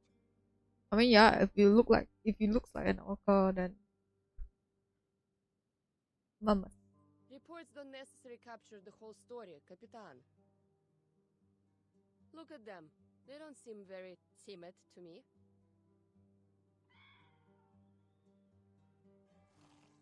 The mammoth before them opens its mouth wide, revealing its sharp white teeth. Careful, it's going to attack.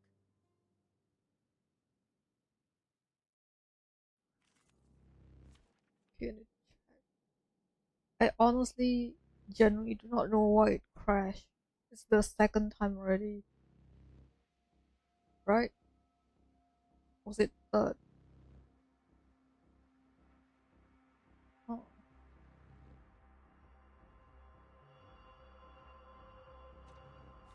Let's kill time together. Oh my god, it's so cute. It's like a furry seal and orca mix. My turn. Get out of here.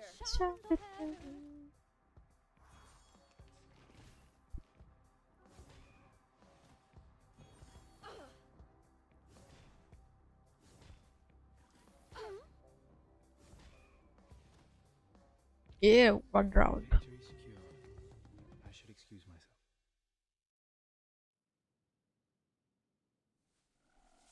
The creatures scatter and the grass rustling as they leave. They always run off so quickly. Dawn pulls herself up off the ground and brushes the dirt from her skirt. Are you alright? Did you get a good look at them? Those slippery little things look like seals, don't they? Yeah, they do. They always jump on passing cars and rub their flat hind legs on the roof, making that coarse, scraping sound. Amazing creatures, aren't they? These little fearmongers. Wind sweeps across the plains, dispersing the fog. The woman's face flushes red and as she sways lightly in the breeze. But they are, in fact, easily frightened. The slightest movement could startle them. That's why it's foggy all year around here. Many of my guests have trouble finding their way to the motel. Are you ladies looking to check in at the motel? Motel? Yes, Tuesday's Motel. If you're looking for a comfortable bed for the night, it's the place to go.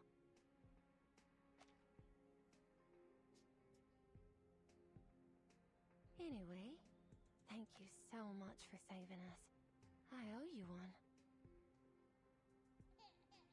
She pets the swaddled baby. Excuse me. Are you the maid at Tuesday's Motel? Oh, I almost forgot to introduce myself. Folks around here call me Tuesday. Hey, Tuesday, over here. Hey, Tuesday, breakfast for one, please. Tuesday, Tuesday. Ah, ain't we all like horses? And our names like the rain's pulling at us. It's kind of interesting she didn't say that her name is Tuesday, but folks around here call me Tuesday. She looks at the two of them over. Do you need a place to stay, ladies? Thank you for your kindness. But our driver's still in the car. We can't just leave him there. And our luggage and travel documents are still in the trunk, along with our cash too. Let's head back now that the fog has cleared. Why are you guys so sure that he doesn't run away? Shall I lead the way? You? She looks the maid up and down suspiciously. What were you doing out here alone anyway?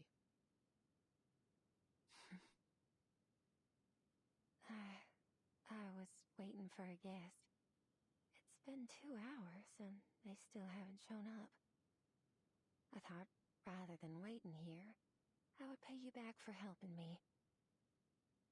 I assume you parked near Route 77? Let me take you there.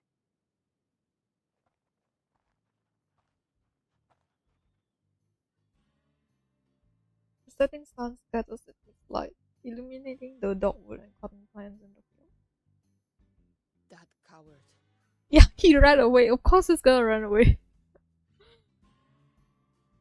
Car's gone, nothing remains but a few scattered pieces of luggage. At least he threw away your stuff instead of running away with it, you know.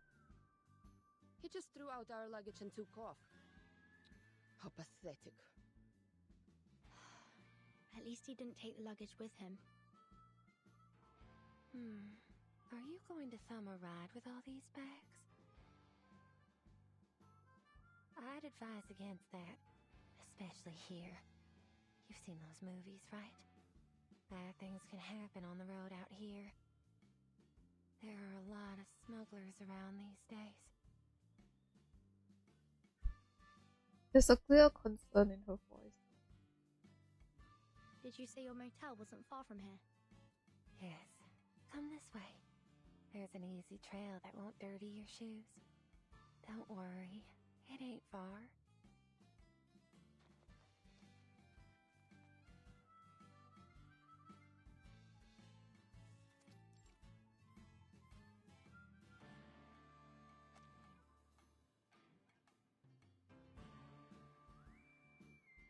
Why is there like a space in vacancy? The walk isn't far indeed. Before long, they're standing in front of the motel. When night falls and the signs are lit, a weary traveler may find a comfortable place to rest here.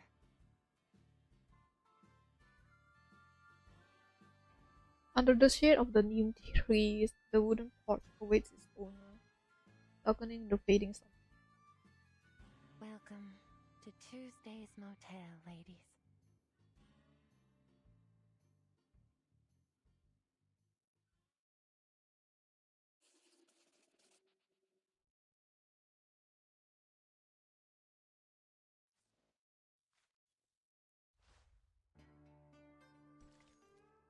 It is from the giver that honor derives, not the receiver.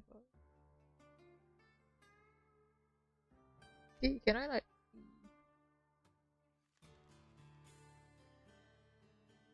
Ah.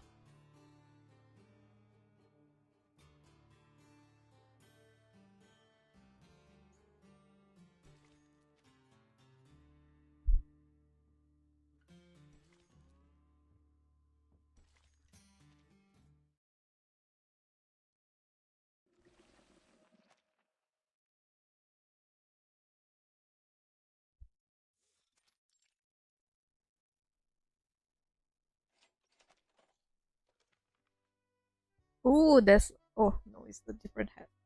The maid stands behind the front desk in the motel lobby. She's checking in her new guest. That'll be $25 altogether.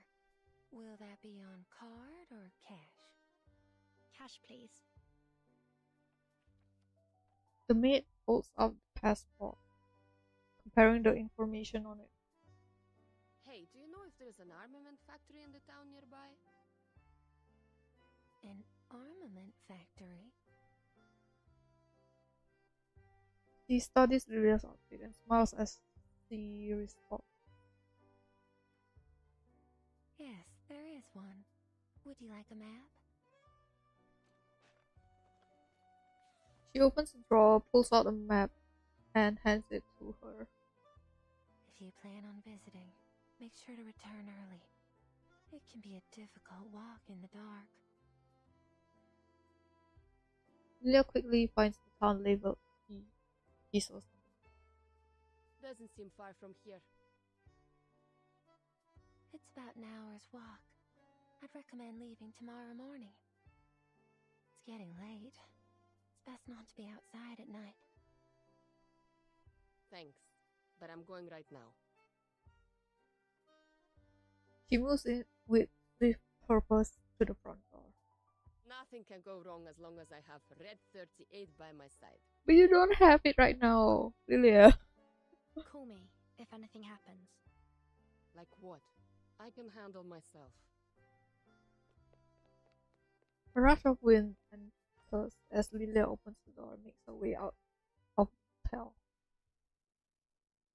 Don't worry, she'll check in later. Here's your passport. Have you been working here since the opening of this place? Yes. How's business? The maid laughs softly. Not too great. It's the off season now. You don't seem too good at small talk. Is there anything you'd like to ask? Ooh, Percy. She actually blushes. I do have one question. Have you seen a sheep-headed arcanist around? She shows the information provided by the Foundation. Oh, that's not a face you'd easily forget.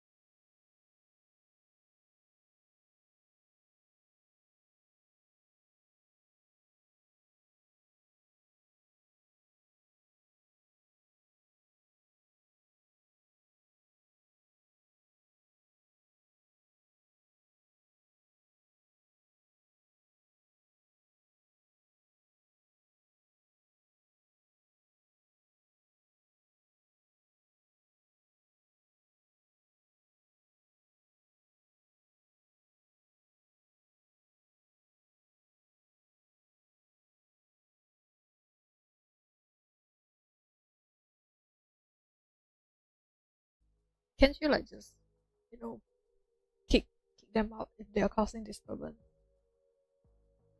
Why didn't you offer her your help? She needs it more than I do. Yeah, why?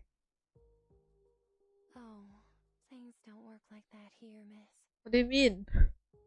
Everyone has their own secrets. With the variety of guests we get, it's best to keep your mouth shut, or else somebody will shut it for you.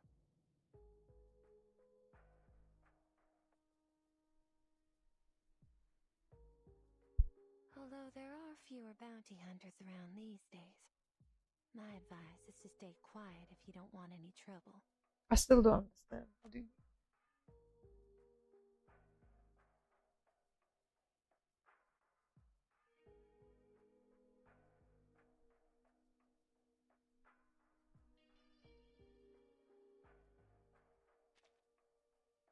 Especially if you're dealing with an armed mercenary.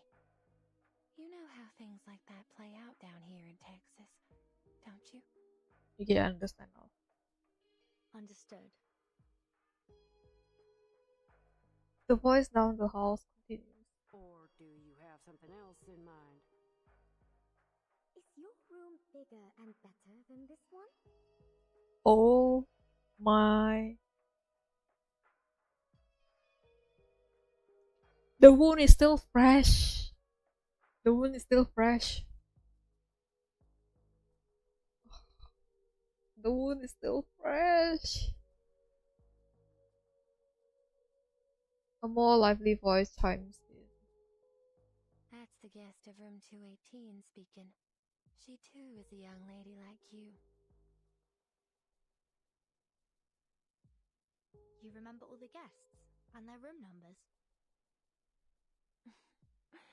You'd remember her too if she'd been staying in your motel for a month. Miss Kimberly's been here for just over that. How can you afford that? Kimberly, I thought you just... Huh? I thought you ran away with... Huh? How?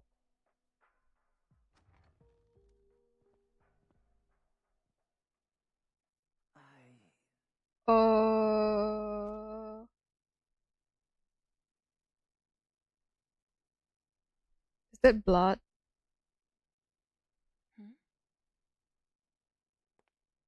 The maid quickly moves towards the source of the voice. The man before her looks haggard, his back slightly hunched, his eyes yellowed and cloudy. Mirror. The mirror. Mr. Stefan, are you coming out for some fresh air? Everyone in the hallway turns to look at the maid. Maid, you're just in time. I'd like to swap rooms with this Kimberly lady. But why? That's the thing, right? Why? If Miss Kimberly and yourself have come to an agreement, then I see no reason why you can't do so.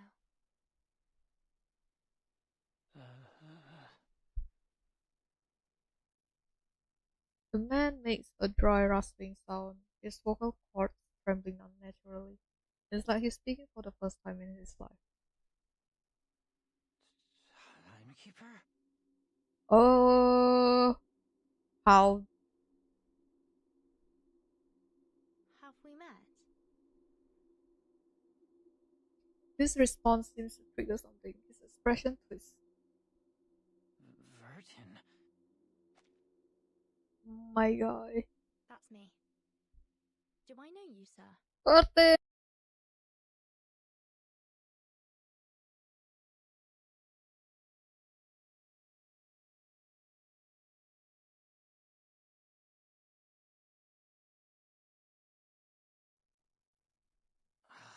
The newspaper, that vacuum bomb.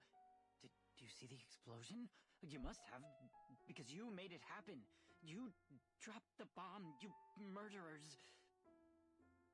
Are you from the island?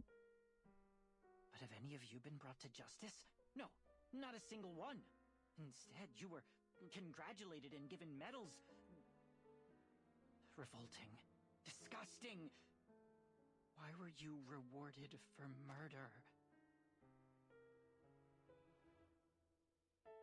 He blabbers on, working himself into a frenzy. Meanwhile, I'm stuck in this hotel. Lord, is this what my life has come to? But we've never met before. I don't even know your name, sir. Of course you don't know me, but I'll get the truth out. I'll expose your crimes to the public. The man's deranged friend continues, his knuckles turning white as he clenches his fist.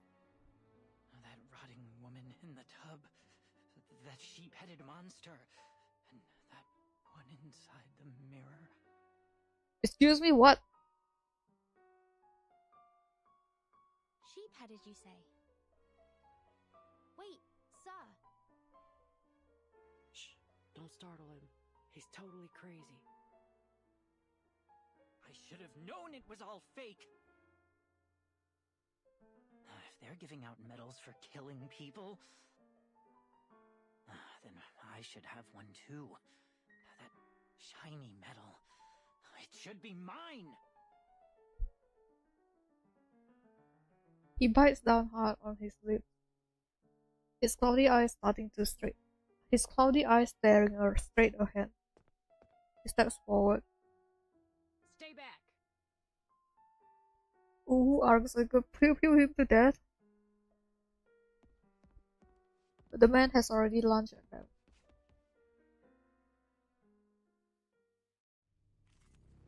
Oh. Okay. You both. Who ate beans? Not me. A good point. A moment of utterance. Taking another look? Uh-huh.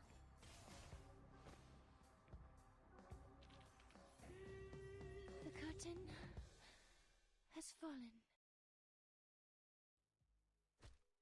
A single blow from the butt of the mercenary's shotgun knocks the man out.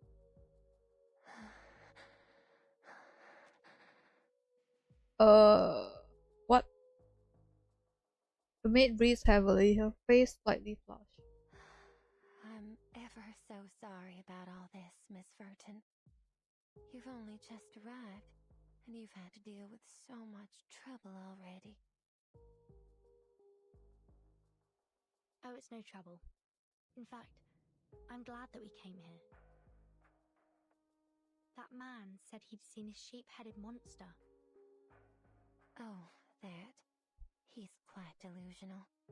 Surely you won't take the ramblings of a madman for a fact, will you?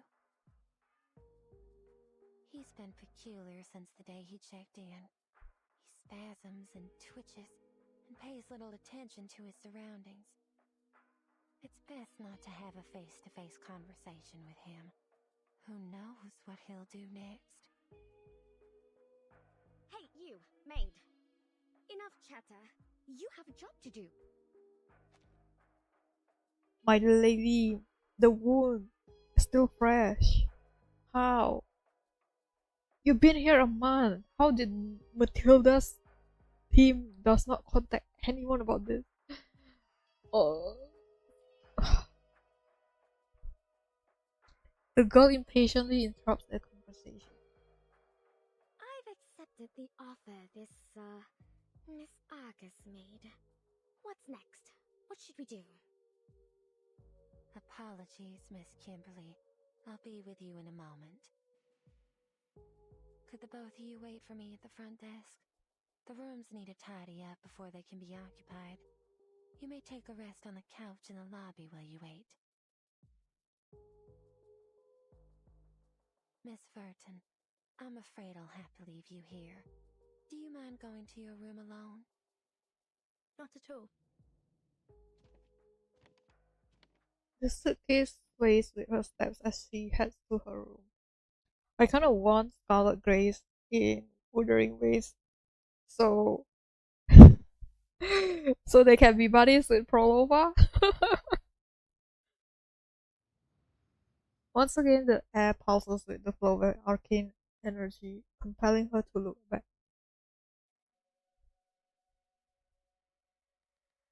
Ma'am, you can just leave the room as it is. If you clean it, it'll interfere with my work. You might want to check on that Kimberly lady. She looks starved.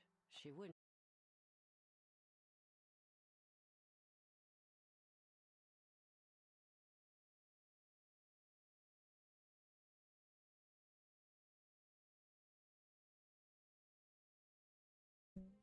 Tail feather.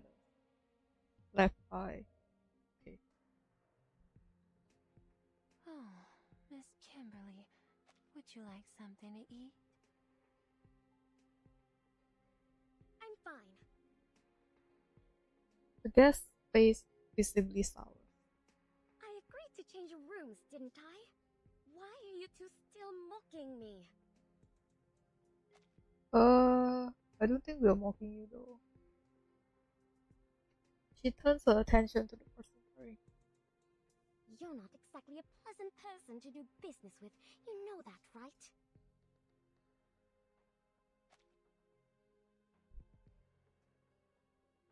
Oh. Well, darn. What got you so riled up? It's too late now. A deal's a deal.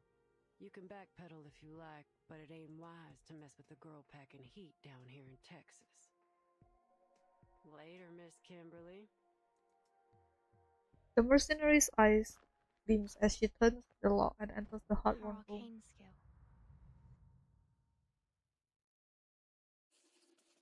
To be continued.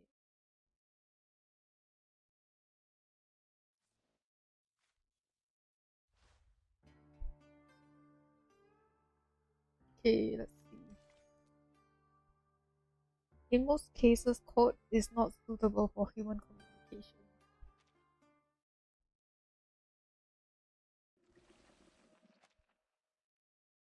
Sudden message.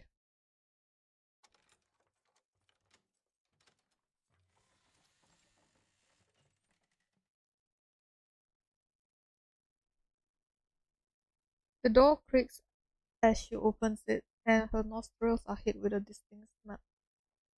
Her nostrils are hit with the distinct scent of floor wax. Floor wax? She flips the switch, and after a brief hum of electricity, the room lights up.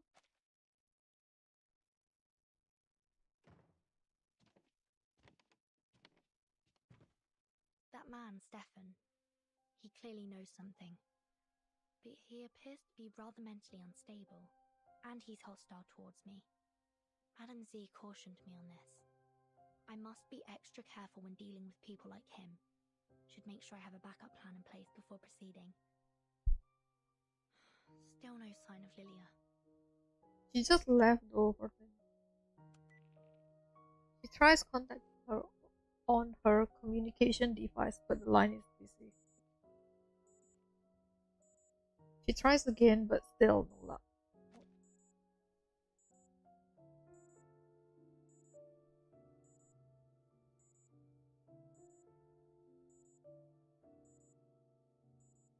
Did she get in trouble?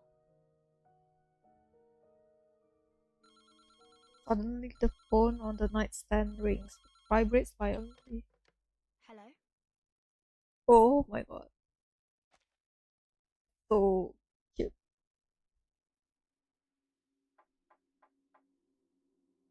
Hello? A series of strange tapping sounds comes from the other end of the line. Is that Miss Tuesday? I feel like the way they did, what's it called? The animation is like, ooh, slowly zooming in, it's like building tension. Tap. Tap, tap.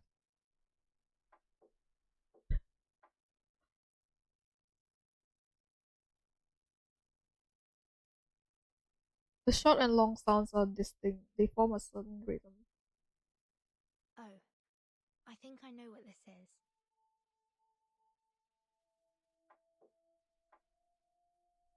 I know it's Morse code, but I don't know what is it. That's an R. E. S. P. O. The phone is abruptly hung up. It doesn't matter, the thoughts are complete. Respond. What do you mean?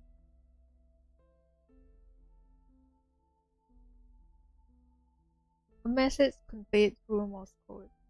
A means of communication that sacrifices efficiency for safety. It's commonly used in intelligence, but rarely for anything else. Why would there be such a message in a hotel? In a motel? Ring, ring, ring.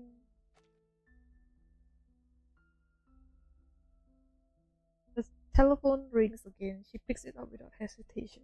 Hello? Is this Miss Burton? Miss Tuesday? Yes. I have an announcement for you. There's a service outage going on in the area. Some critters nibbled through the cables of a nearby signal tower. But all our internal phone lines are still running well. Ooh, this is such a good setup. Ooh. I see. It should be repaired soon since we share the signal tower with that armament factory. I apologize for any inconvenience this may cause. I'll bring you dinner up later. It's on the house.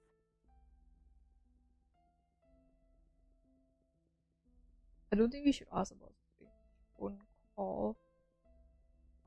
There's something I want to ask you. I received a phone call earlier. Oh, Miss Kimberly was also prank-called not long ago. I suppose it's a critter's doing. You know how mischievous they can be. And since they have decent smarts, they can play some pretty nasty tricks. In theory, a group of monkeys could write Shakespeare's complete works on a typewriter if given the time. But would this happen in reality?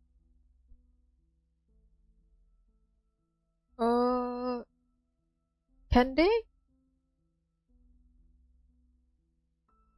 I don't think that's what made the phone call. Well, Miss Burton, this is what I understand to be the truth. Is there anything else? I'm good for now. Thank you. As she hangs up, she feels a light touch on her neck, like a feather brushing against her skin. She reflexively touches her neck. It's a spider web. She follows it up to the corner of the ceiling. Spiders? Spider falls onto the surface of the wooden cabin. It moves its slender legs, crawling from one shadowy spot to another. As it moves, sparks ignite in the air. Then, in the glow of an arcane skill, she can see everything clearly. What? This.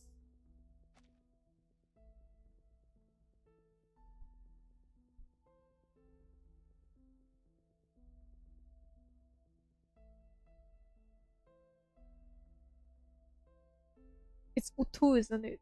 Ata, isn't it? Because Ata is spider theme. So I don't know if it's that or it's other thing. Is that an arcane array? The pattern's familiar. I've seen it somewhere before. The surface of the bedside cabinet has rough engraving on it. She traces the markings with her finger, trying to discern their texture and direction. The array burns her fingertips, and in that momentary pain, memories are reawakened. Yes, Memories I've are awakened. definitely seen this before. When I was in school.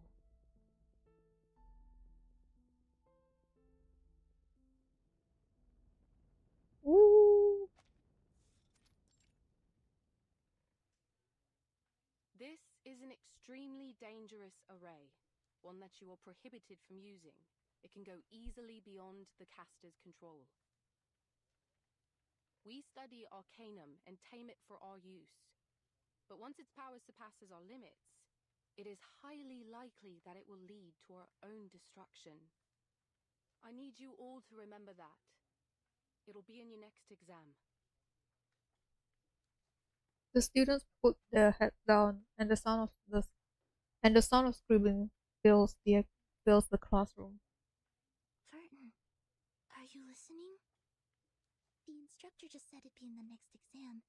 If you like, you can check my notes. Neto. The top student nervously clutches her notebook in her pen. Oh, thank you. My mind was somewhere else. Why have they made it a key point of the exam if we can't even use it?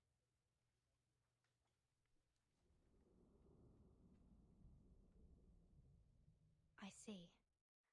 They didn't teach us about arrays so that we could use them. They wanted us to be able to identify them so that we could avoid danger.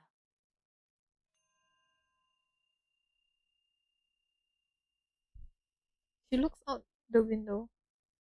It's getting dark. It's highly likely to cause an explosion or other severe consequences if I act too hastily. The array glows faintly. Lilia still hasn't come back. I must find someone else to help. What qualities should an ally have? Decisiveness, efficiency, some means of offense or self-defense. A sudden knock on the door interrupts her thought. She opens it to a familiar face. Who is it? Hey, we met back in the hallway, remember?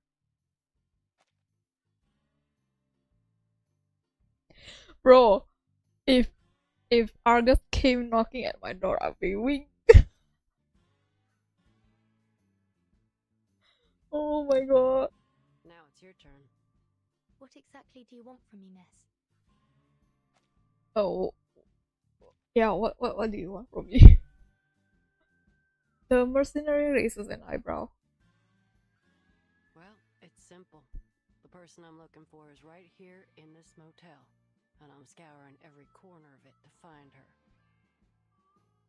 Look, Missy, I don't want to make things hard for you. Name your price, and we can talk. If this person's gone to such great lengths to avoid you, perhaps she doesn't want to see you at all. Oh, Gordon! Well, that ain't my concern, is it? A job's a job. Whether it's catching a cheating spouse, tracking someone down, or delivering a letter, it don't make no difference to me. Very well. But you'll have to look elsewhere, I'm afraid. There's no one but me in this room. Look, I know what I'm doing. How about you turn around and take a good look around the room? So you can knock me out as soon as I turn my back to you? The furnace!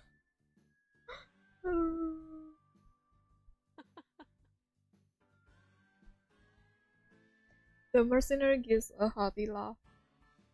Missy, if that were my plan, I wouldn't have spent all this time talking to you. I much prefer to do my business pleasantly. I don't like to see things get too ugly. I see. Fine. If you don't want to turn around, I'll tell you what I see.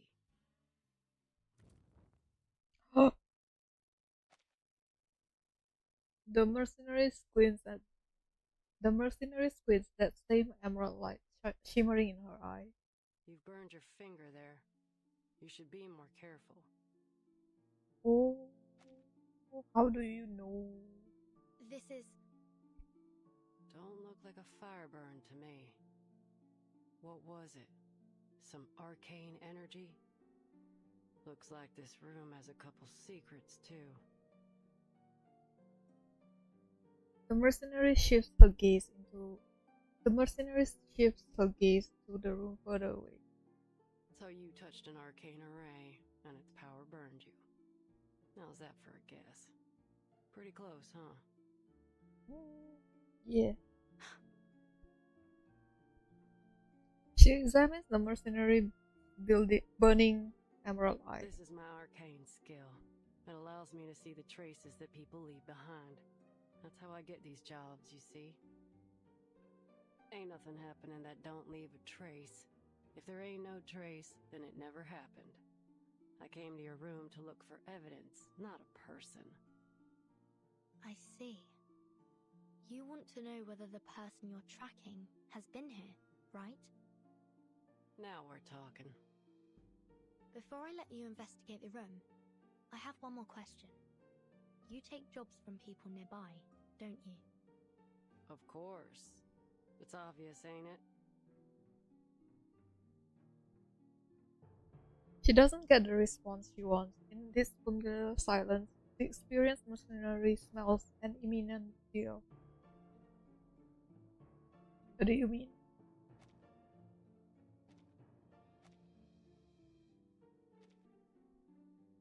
It's a mixture of caution and trust, anticipation and doubt.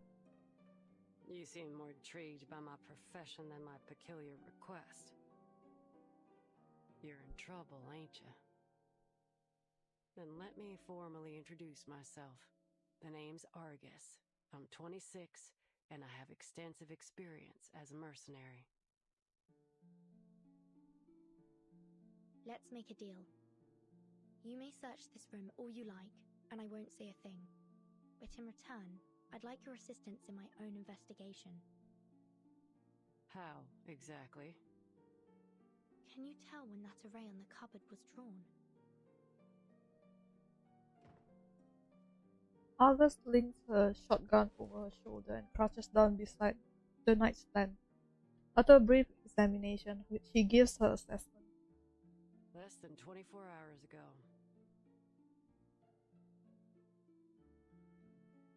That's worrying. In other words, this was left behind by the last guest who stayed in this room. August shakes her head. Can't say for certain. What do you mean by that?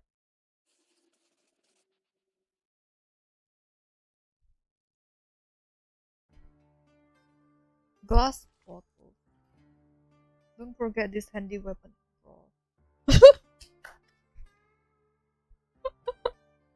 Oh my god, it's Lilia! Oh my god, it's gonna be fun.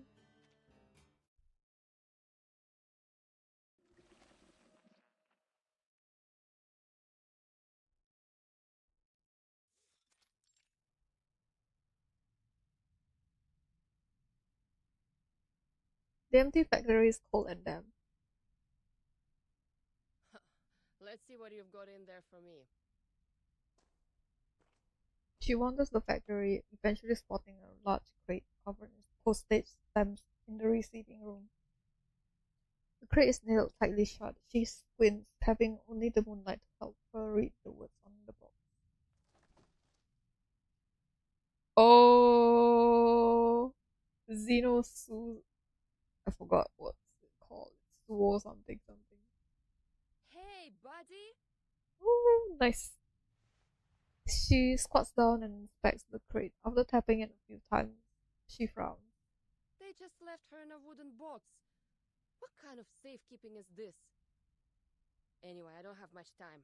I'll settle that with them later. She grabs the crate and tries to lift it. It doesn't budge. It's bound by arcanum. Alright, at least they bothered to put a gravity ritual on it. Just open it, I guess.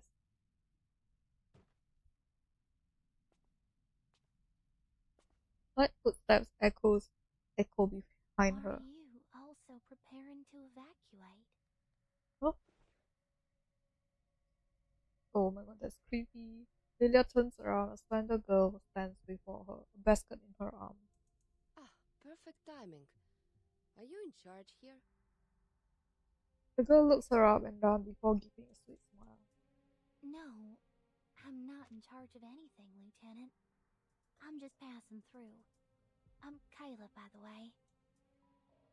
I heard some rattling here and thought some of those kids might have come back to steal weapons again. These things aren't cheap, and the kids know it. Kids stealing from the military? Huh, that's a new one. Where are the guards here? Oh, didn't they tell you, Lieutenant? The girl sounds surprised. The army stationed here started evacuating a month ago. There aren't many of them around these days. Evacuating? The Foundation's report was correct. Lilia senses impending danger. Then where can I find the soldiers that are still here? You're new in town, right? Did you see a bar on your way here? That's where the Xeno soldiers spend their nights drinking. You might want to check there first. That's probably where you'll find him. Him? What does he look like? Like every other Xeno soldier. They all look the same to me. You'll know him when you see him.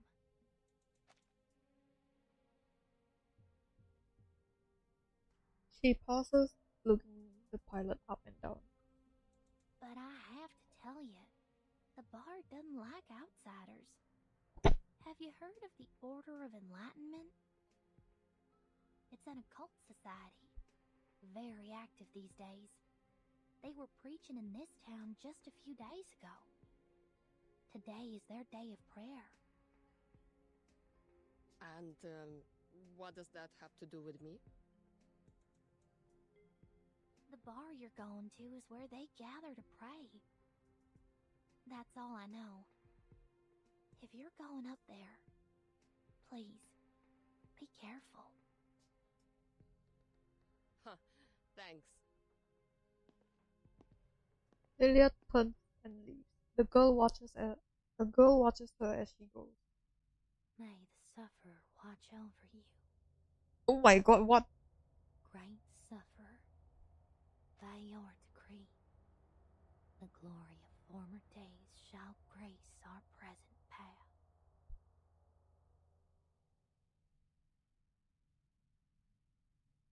She whispers a prayer as she clasps her hands together. The black facets of her ring shimmer. So you are the one in the trailer. Okay. Okay. Okay. Great sufferer, by your decree, the glory of former days shall grace our present path.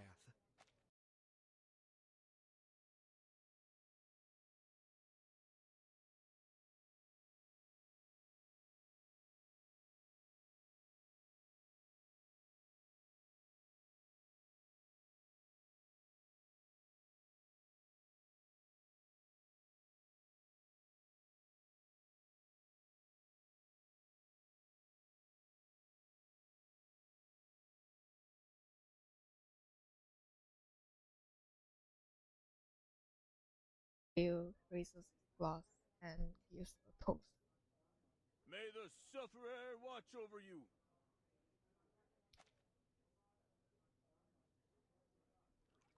Are you the sheriff? Because you have a badge. Under the grace, may our cups overflow. To the sufferer! To the sufferer! And why would you praise someone that's named the sufferer? The bar door flings open. Huh? Odd time for a stranger to come. The young pilot looks around. No crashing the party, am I? She heads straight to the bar, where the shelves glitter with various bottles. Napa Valley, Californian Red, Kentucky whiskey. Ha! There's a lot of good stuff here. One vodka, straight. The best you got. It ain't business hours, lady.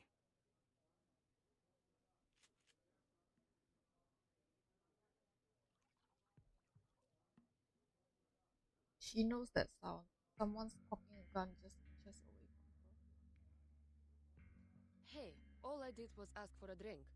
Is this how you treat your customers?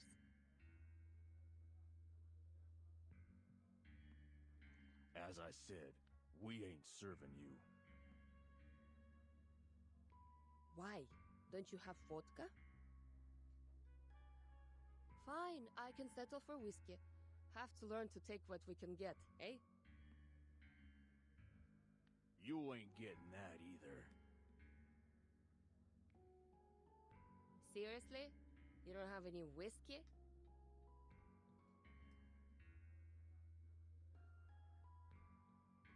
She glances at the whiskey bottles lining the shelf.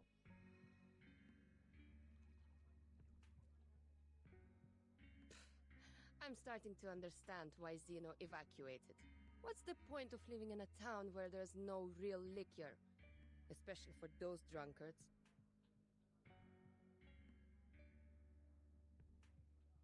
What's a Xeno lieutenant doing here anyway? No alcohol fuel in that warehouse of yours? The patrons laugh. Huh. You sure have some interesting drinking habits down here. But I'm curious. What did the sufferer promise you to make you all change your faith? I mean, that's quite an achievement, especially here in Texas.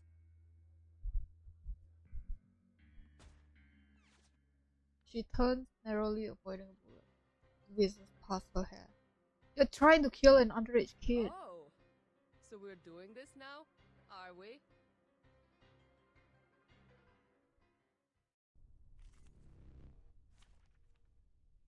Plan. I only have Jazz though as attacker. I'm on a K, but I don't have any healer. It's fine. Who ate beans?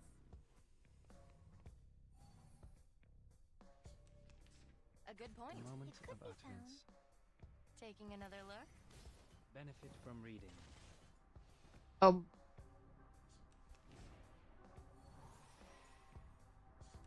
you had a good point. No other study could show you this. Victory secure. I should excuse myself.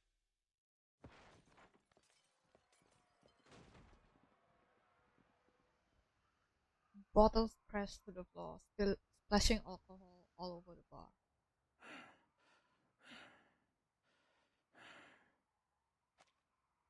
You are a bar owner, but you have a medal. Huh? Look, I don't care what you're doing here. Just tell me where that Xena soldier went. She looks down at the bar owner slumped over the counter. What Xeno soldier? Man strains to open his swollen eyes. Don't play dumb with me. That soldier, he's a complete idiot, that one. It's obvious that Xeno's abandoned him, but he insists that they left him here because they believe that only he could keep the warehouse safe. Why are you looking for him now, if you decided to ditch him in the first place? Listen, I can tell you guys aren't the biggest fans of Xeno, but that has nothing to do with me. I'm just here to get my stuff back.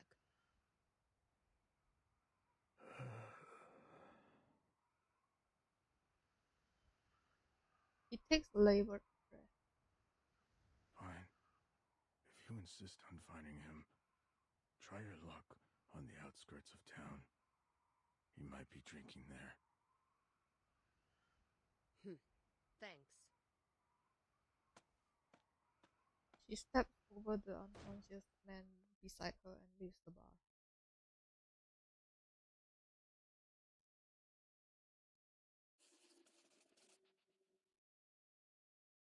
Okay.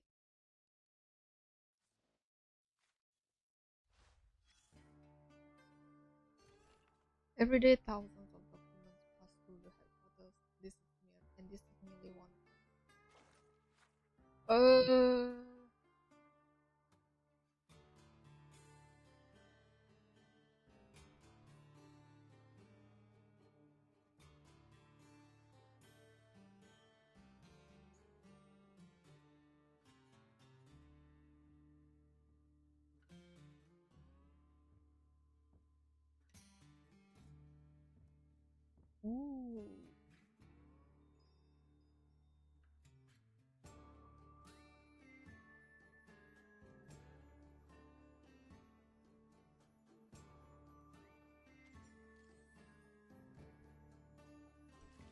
A magical medium on which every sentence written speaks a profound truth. Okay, let's see.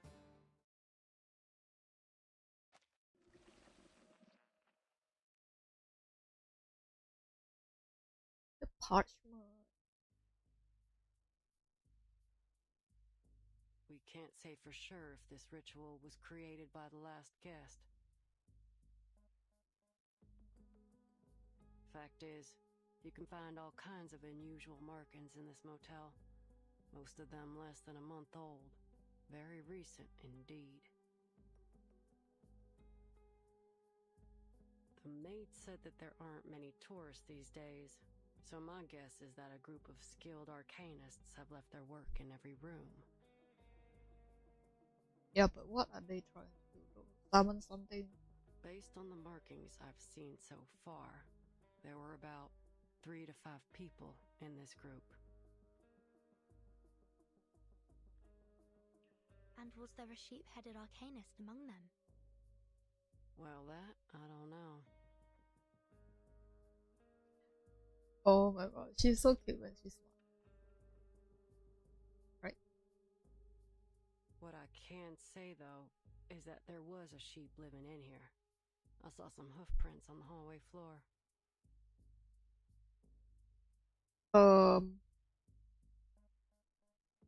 It looked like someone had stayed in this motel with a sheep. Sounds pretty odd, but I suppose it ain't too strange given the local farmland. But I'm sure this will catch your attention. What? We all know that sheep walk on 4 hooves. But the hoof prints I saw were different. They were small and delicate, and most importantly, followed the movement pattern of a human, judging by the trail. Can you guys imagine if it's not like a human-headed sheep, but it's, sheep-head, but it's like a sheep that walks on 2 legs? It's gotta be creepy, right? The owner of the hoof prints was about the size of a slender kid, maybe 5 feet tall. This description exactly matches the Foundation's report. That's it. That's the one I'm looking for. Don't I know it? They can question my morals, but nobody can question my competence. So, may I enter your room now, Miss Verdon? please. Now, let's start with this little thing. The carvings are new. No sign of woodworm damage or moisture absorption. These splinters along the edge are extremely sharp. She dips her finger into a dark red crumbly residue. Is this dried blood? She rubs the granules between her finger and thumb, reducing them to a fine powder. Blood was used as the medium for this array. The circle isn't fully closed here, and the lines are a bit uneven. Whoever drew this doesn't seem to be an expert. You know how to deal with this, right? All you have to do is ask, boss. You might be surprised. We need to destroy it as quickly as possible. I think it's been left by a dangerous occult group. Hold on. She places a pillow over the wood and pulls the trigger. What the? After a faint gunshot, the lingering light goes out. Squelch! What? Fresh. Oh my god. Fresh blood oozes from the array, settling in the faded carpet. Is that blood? The mercenary unfazed dips her finger into the red liquid and sniffs it. Yep. The blood of an arcanist. So it can't be Kayla's. I wouldn't be too sure of that. Can you discern the owner's identity? I ain't all-knowing. I can't identify people by their blood. No, I'll need more than just blood to find out who was here. She fishes out a dusty sheepskin journal from the gap between the cabinet and the wall. She flips through the pages. We are the beginning and the original source of metals. But can't read that. Through us, the highest tincture of art is brewed. There is neither a spring nor water like mine. I heal and help both the rich and the poor. Yet I am full of hurtful poison. What the hell does that mean? Beats me. It's a quote from a text on alchemy. What?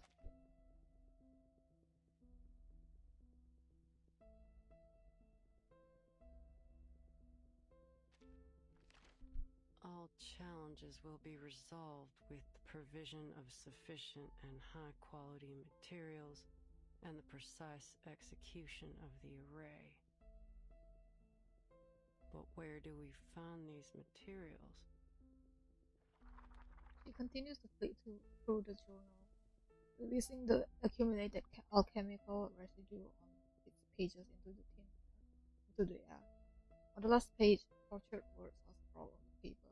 It looks like something a criminal would write in their final moments before their death sentence. What was once sundered shall reunite.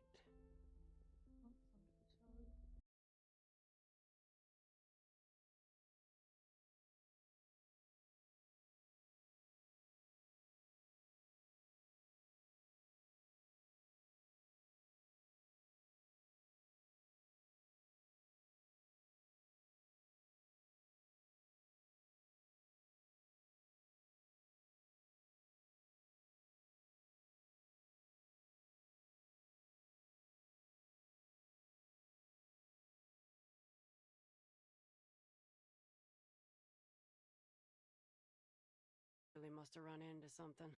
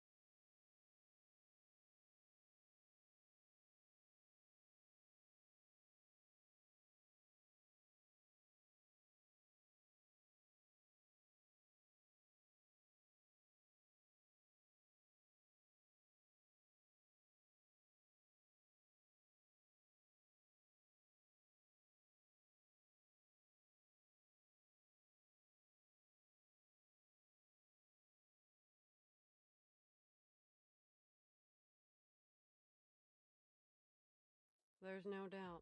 He died from a gunshot wound. The bullet was fired from the pistol in his hand and went straight through his skull.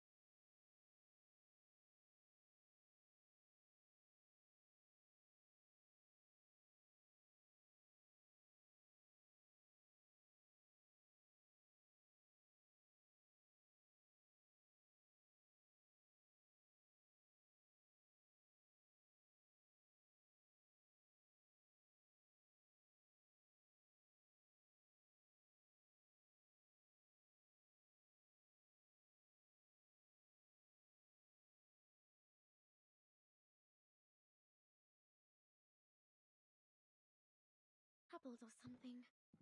So I asked him what happened.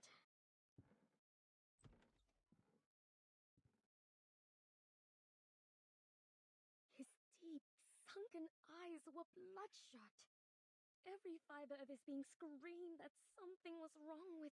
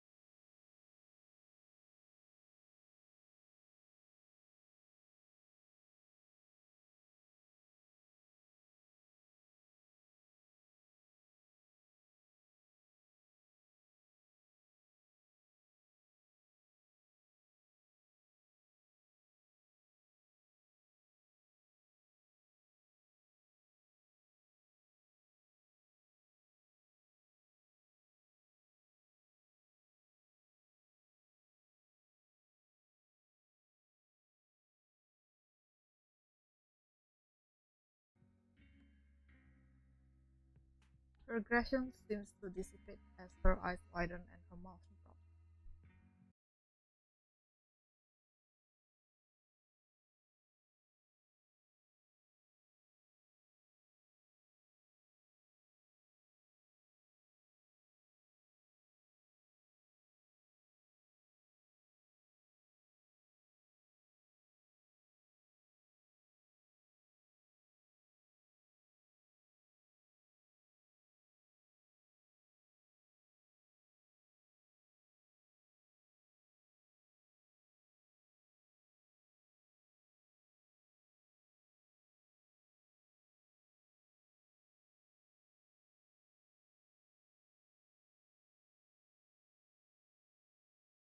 Have enough food to get by. What do you know?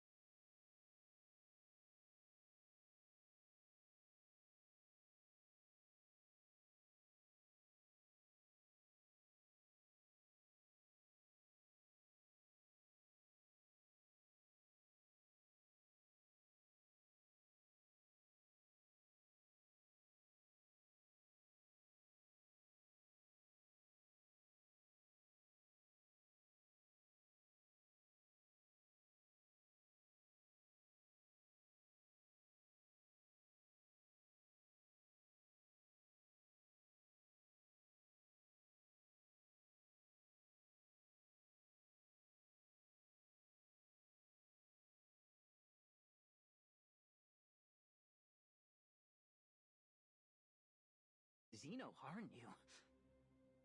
His fingers were bent at a peculiar angle. It must have been painful, but he didn't seem to feel the pain at all. The fracturing of his fingers was no more painful than a mosquito bite to him. You came to me and made me drop my guard so that one day you could turn me in for a bounty. But why me? Why are you doing this to me? It wasn't me who made the plan. It wasn't me who executed it. It wasn't me who pressed that damn button. All I did was expose their crime to the rest of the world. Tell me, why else would they want my head so desperately if they didn't believe they were guilty? In the meantime, the actual killers are treated as heroes. But I'm the hero. Me. But all my sorry ass gets is a lifetime of hiding out in some random motel in the middle of nowhere. This world is sick.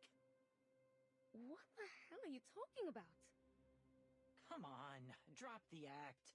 Right after you spoke to me, Vertin showed up at my door. Are you trying to tell me that that was just by chance? Burton? He totally ignored my question. The world has fallen ill. I can see that now. The realm above truly does exist. How else would we have gotten the idea of a perfect heavenly realm?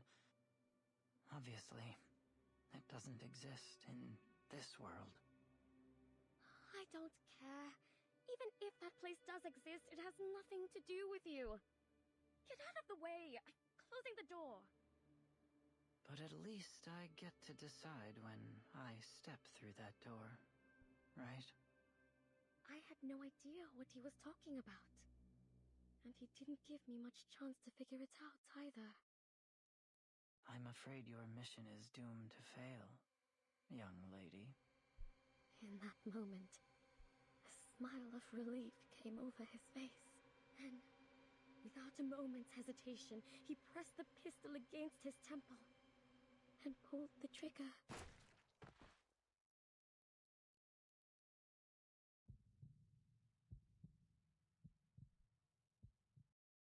And you know the rest. The approaching footsteps stop abruptly. They turn to the source. The maid stands before the group, showing just the right amount of surprise as her eyes fall upon the body. What's going on in here? This man killed himself. Oh dear. There's blood everywhere.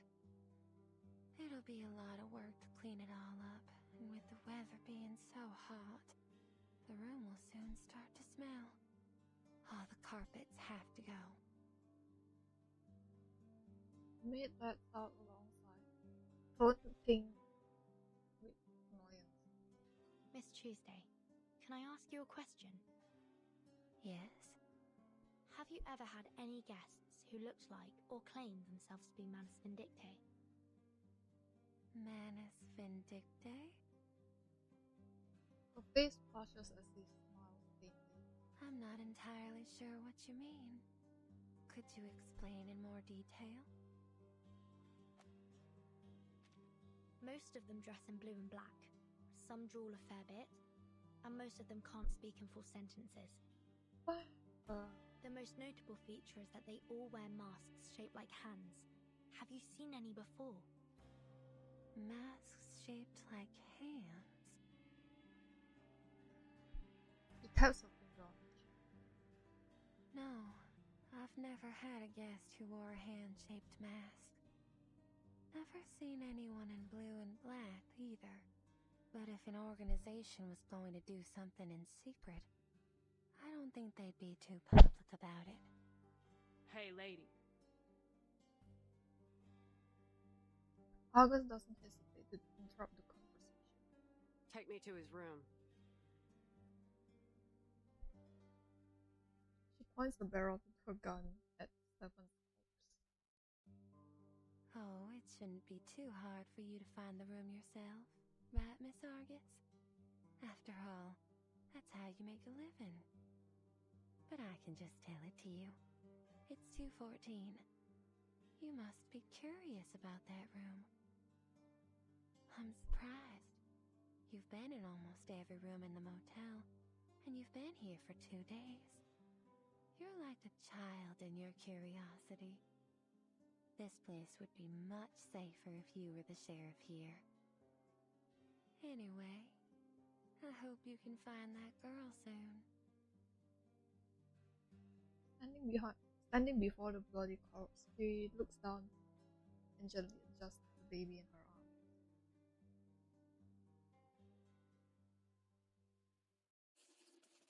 Okay, I'm gonna take a break here because I ran out of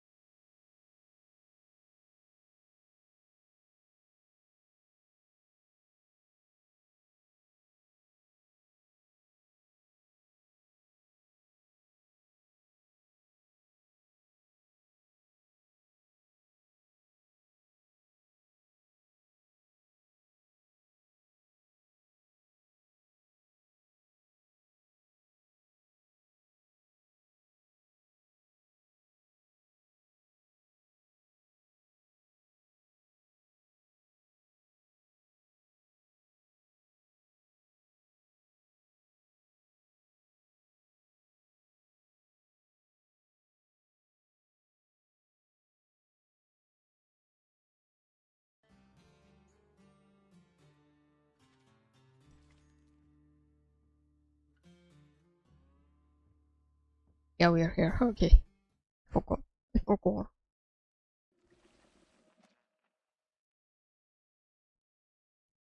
Spider still. Okay.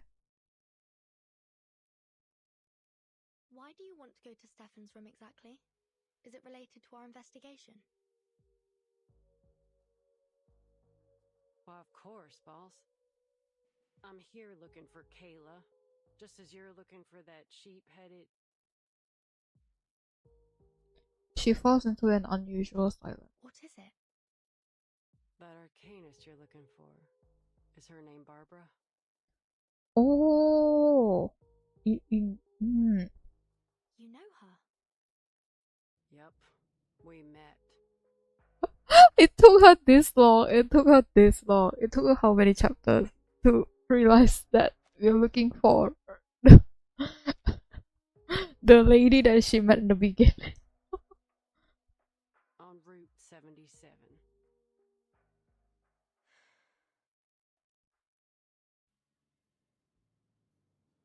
I just got done asking 2 men about Kayla's whereabouts and saw that it was getting dark. My sight ain't so good at night, and the nights are long these days. So I was in a bit of a hurry, hoping to get somewhere with proper lights as fast as I could. That's when I saw her, Barbara, all alone by the road. Some jerk of a driver dumped her there, and she asked me for a ride. I turned her down. Heck, I could hardly see. She'd have been better off waiting for the next driver than riding with a blind bat like me, you know? But as I drove away, I changed my mind. She was too young to be left out there all by herself. So I turned back to get her. But when I arrived, she was already gone.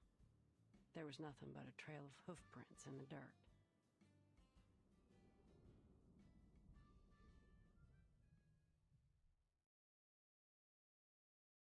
When I got to the motel, I saw those hoof prints again.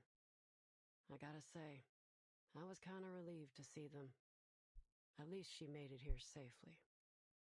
And is she still here? Well, I've never seen any hoof prints leaving the motel. But that don't mean she's still here. You gotta be mindful of what your mind picks up and what might slip you by. It's easy to ignore other evidence when what you've seen already fits your hypothesis. True. Like if you're so tunnel vision on what the end goal is, you're not gonna see the branches of it. That being said, it's still likely that she's somewhere in the motel. Why don't you guys ask Tuesday? She's the one that checks in everyone. Alright. Then let's look for her. Just ask Tuesday. It seems we're in agreement. To room 214. Just, oh my god, this sometimes is frustrating. 202, 203. She counts the doors as they walk down the hallway. Oh. Out of the corner of her eye, a flash of red catches her attention. I've checked those too. Ain't much in them. Argus, did you see a red door just now? Ooh. A red door? Nothing. Must have been my imagination. As they approach the end of the hallway, they spot room 214. The door is slightly ajar. Clearly, Stefan left in a hurry. They enter. The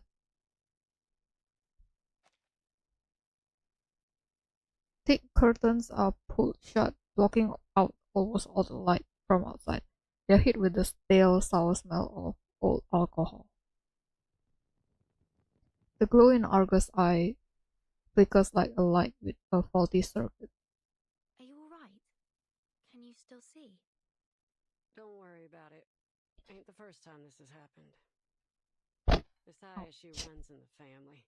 It's the price we pay for having our arcane power. The mercenary glances around the room, a slight frown on her face. Now, what are we looking for, boss? People leave all kinds of evidence behind all the time.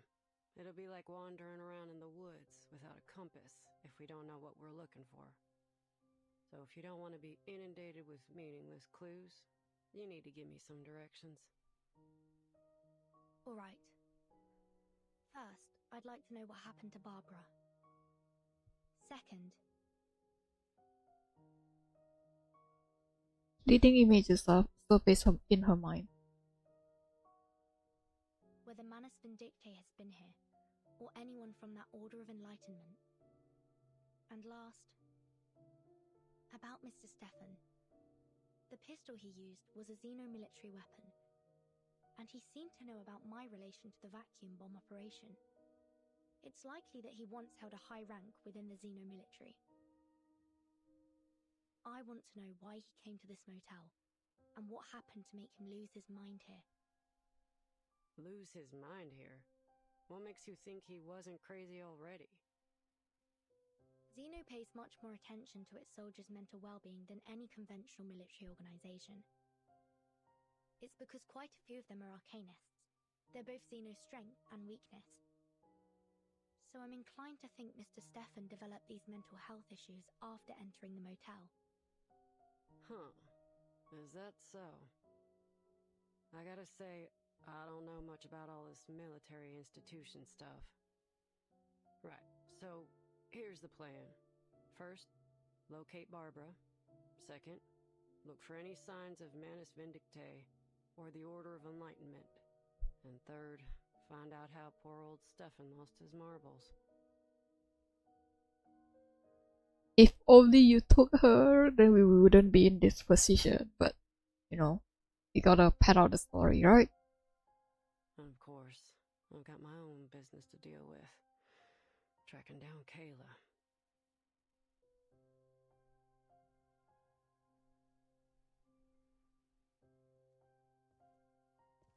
She starts to meticulously search the room.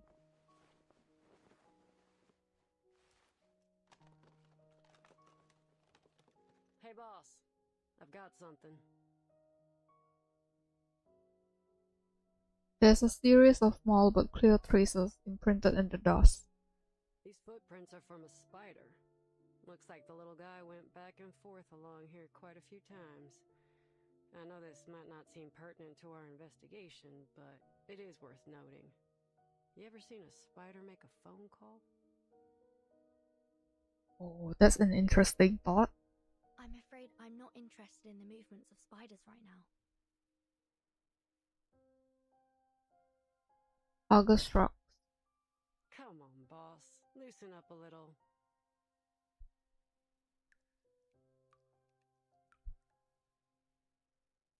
The sound of dripping water echoes nearby. Do you hear that? Sounds like dripping water. With every drip, the water stain grows larger and larger on the wallpaper. I'm sure it's just the motel plumbing. But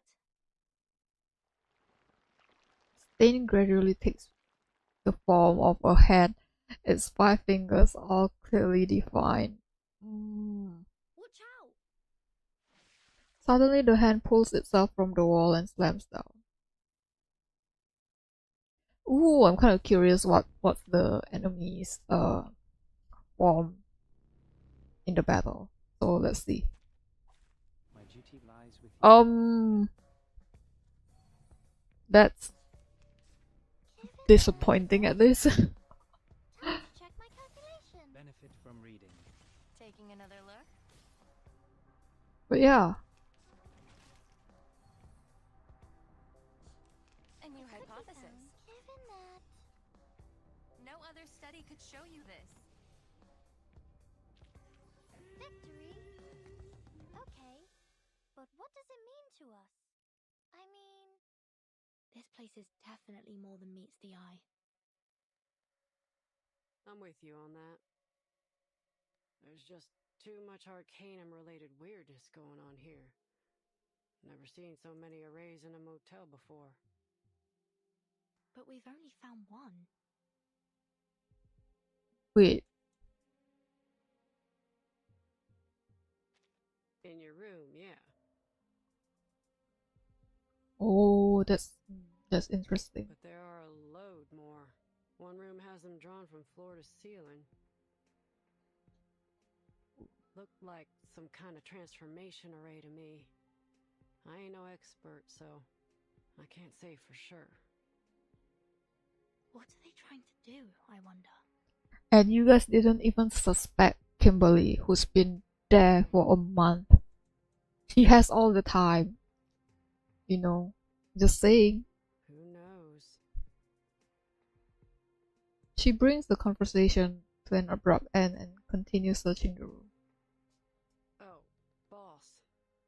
You might be interested in this. She peers under the bed. Ooh.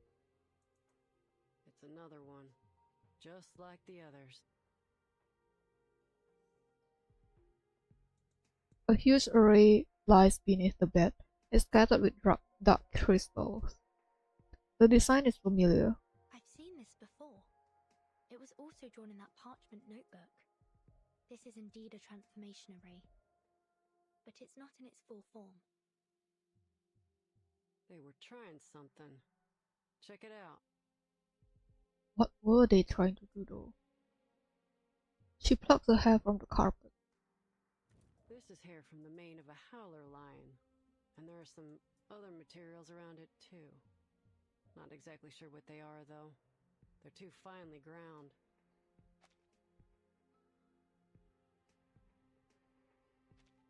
But one thing's for sure. Someone held a ceremony here, and for some reason, it didn't work out for them. This is important. The Foundation needs to know about this. Yeah, is silent. Argus? The mercenary doesn't respond. She is still staring at the strand of hair between her fingers. It's chestnut color. Ooh. Ooh. This is Kayla's hair. She was here, in this room. Or at least someone who came into contact with her. The phone rings, cutting her off.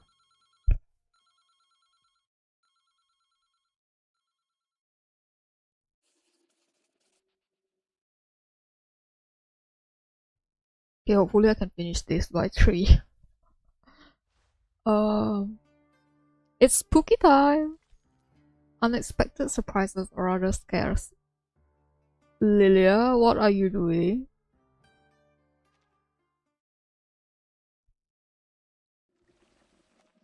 It's spooky time!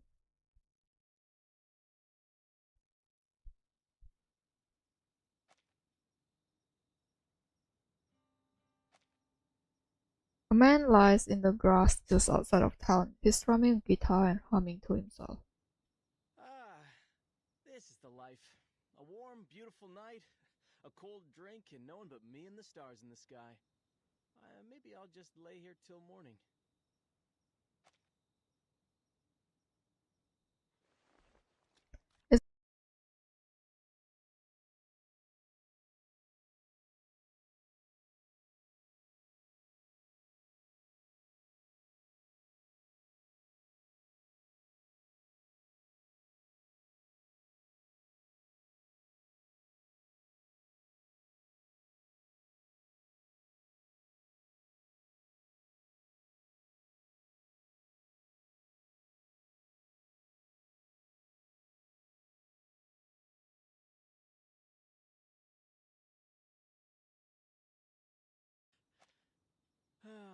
I wish every day could be like this.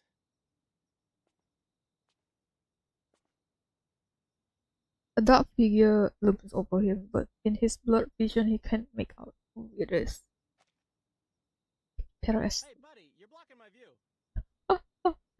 You're gonna get your ass whooped. Huh? Are you stargazing?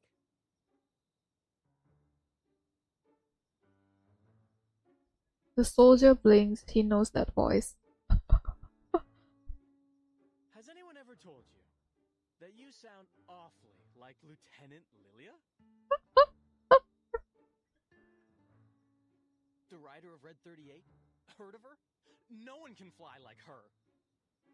Of course.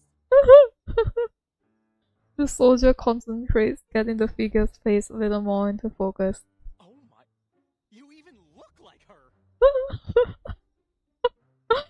Keep playing dumb, and I'll show you what it's like to have her kick your ass. The soldier's drunken eyes finally focus to see Lilia herself, a look of displeasure on her face.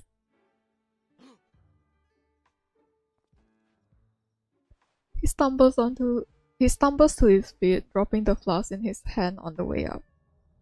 He tries to salute, but almost falls flat on his face in the attempt. Lieutenant Lilia! Airman First Class Andreas, at your service.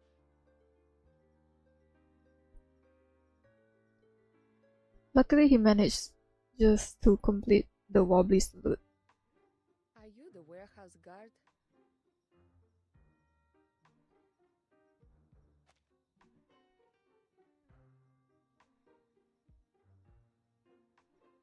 She looks at the soldier doubtfully. Yes, ma'am.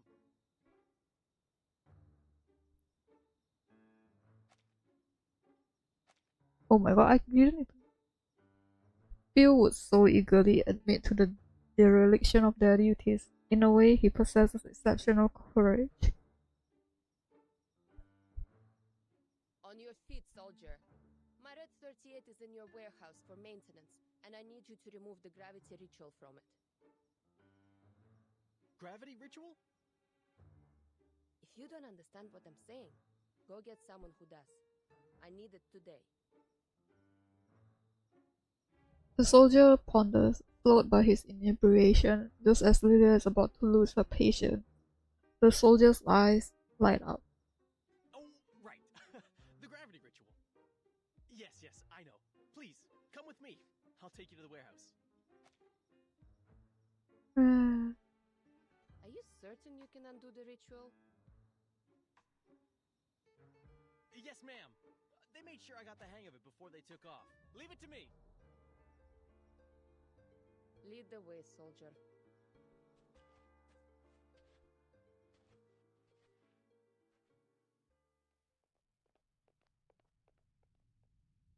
They stand side by side in the factory, the wooden crate before them. Open it. Oh, I remember this package. I thought it was some kind of joke, or someone with the same name as you sent the package. Who would have thought that you'd come to Texas yourself? He rambles on. Lilia's patience is coming to an end. Hurry up, soldier. Open the crate, now. Ma'am, I know you want to do this quick, but... The way the sprite moves. I haven't been authorized to undo this incantation. Oh my god! If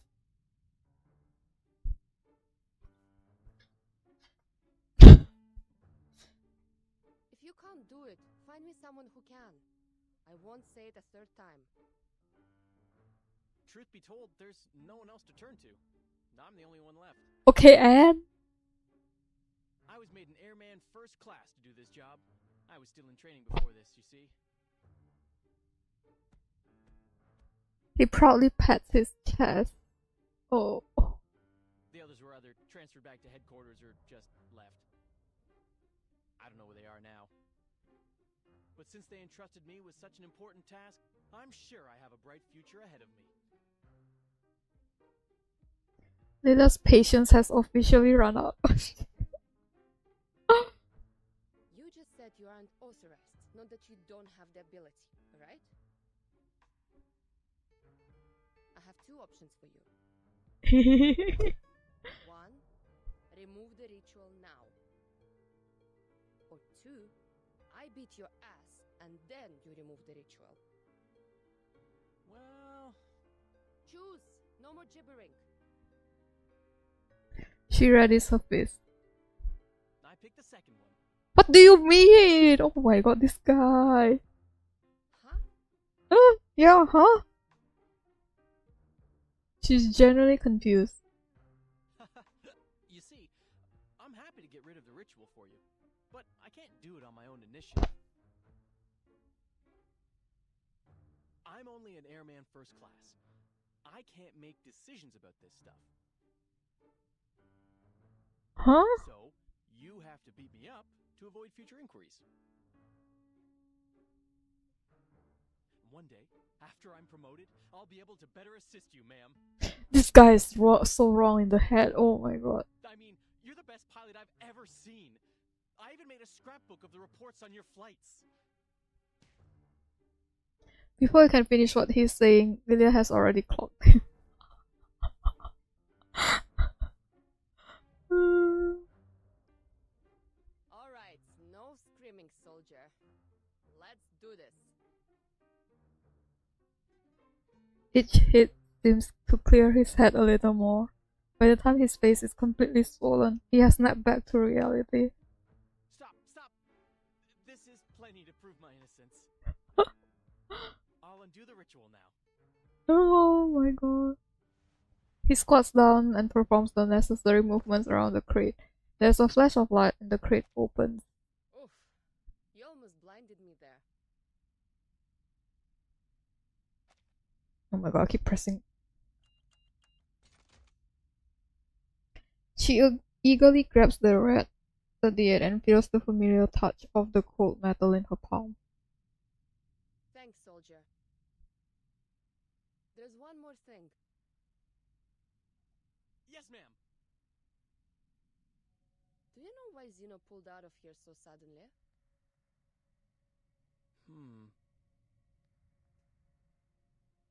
He squints, trying to remember. They said it was an order from the top. The top? Oh, this is setting up for the next patch, I think. Yes. And that's all I was told. But word is, it was because Admiral Igor got real mad about the video leak of the vacuum bomb. But that's just a rumor. Ever since the evacuation, strange things have started to happen. Such as? We started getting visitors from this group called the Order of Enlightenment. And now, the farmers have stopped tending their fields. The cattle and sheep have been abandoned in the wilderness. All the townsfolk do now is go to these gatherings, hoping that the sufferer will bring them eternal joy. I don't know who this sufferer is, but he ain't doing any good here. Where do those people stay? In the town? It's a ways away, I think. The soldier struggles to recall. A place called Tuesday's Motel. Oh!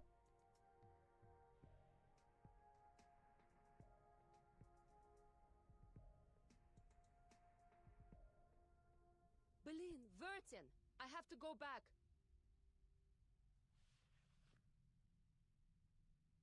She clasps the red 38 with both hands and the cool grooves of the metal settling in her grasp. Yeah, you have red 38, you can be there in like a few, I don't know, hours maybe. Let's get out of here, girl.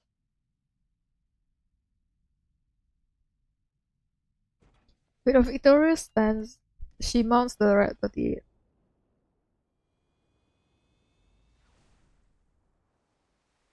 A silver light traces an arc in the sky as the pilot leaves the factory and disappears into the night. Safe travels, ma'am!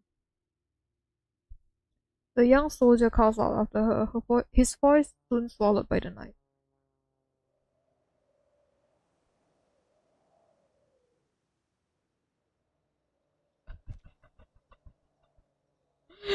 Okay. Short distance flights are no challenge for Lilia. She lands near the motel, guided by its glowing sign. The shadows of the trees around it look like hunched human figures.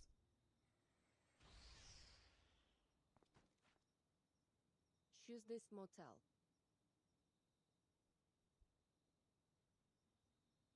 She locks onto her destination and is about to proceed when she feels something tap her on the shoulder from behind.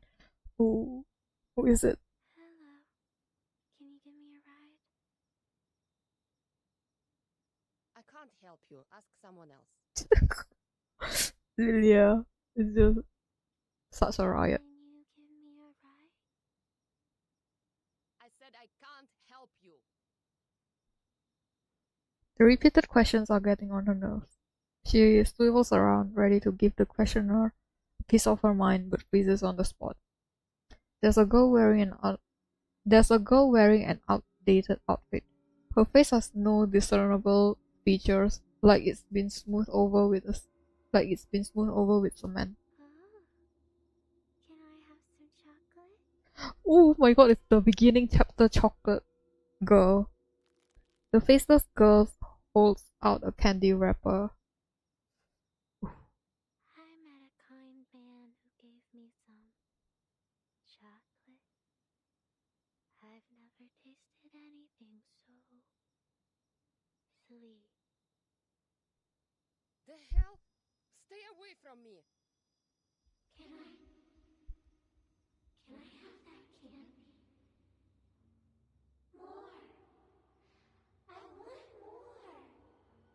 more! Ooh. She opens her mouth while rippling a row of Red's sharp teeth. Stop asking me for candy! This isn't Halloween, idiot!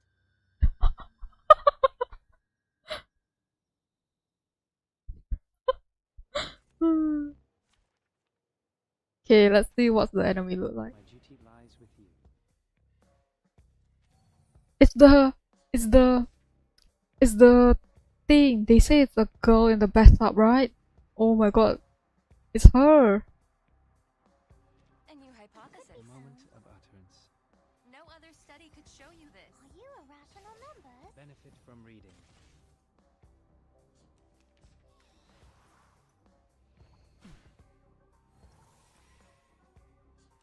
The moment A of good point. A new hypothesis.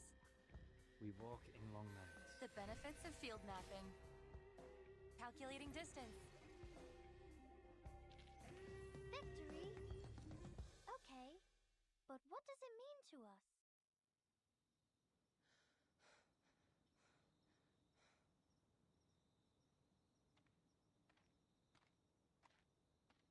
Hey. She's like, hey, how are you doing, man?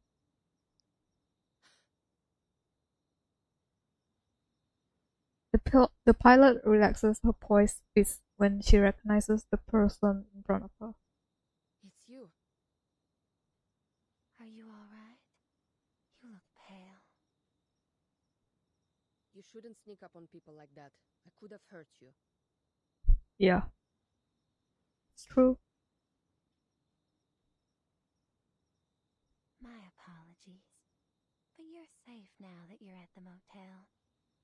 No need to be frightened.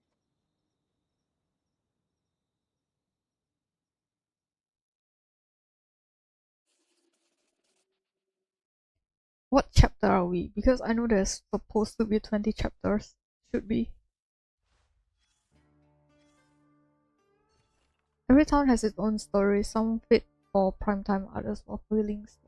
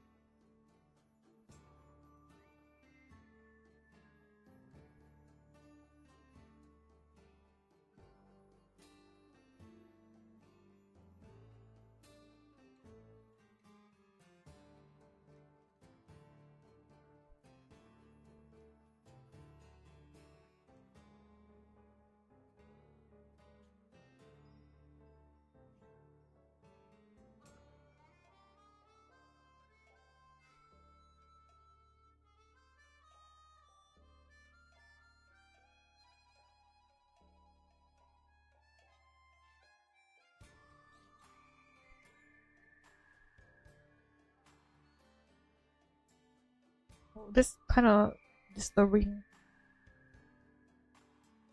Because Pierce went missing. Ruth and the guy was like moving. Father Morgan is like,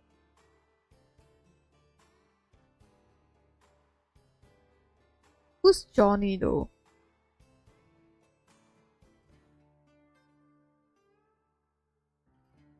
Because we have Pierce, Father Morgan, Ruth.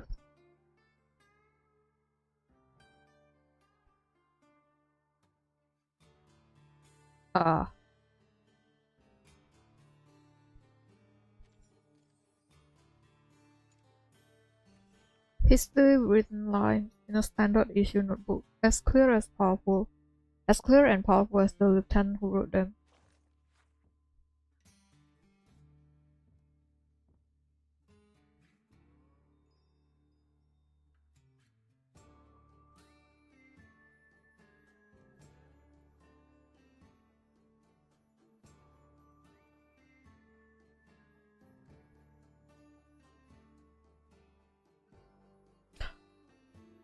Oh, so you are the lead.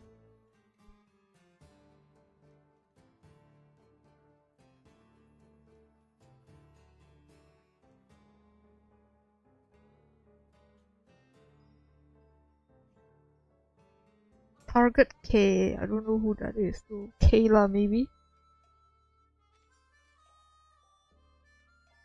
Please do not disturb. Not the best time for cleanup. Let's do this. I have 66 energy and this route 77.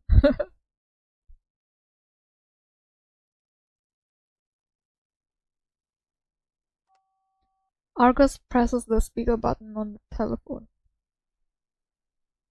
A familiar tapping sound comes from the other end of the line.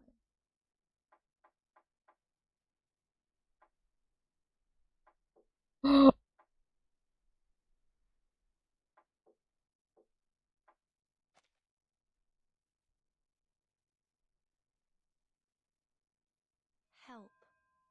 Yeah, for it.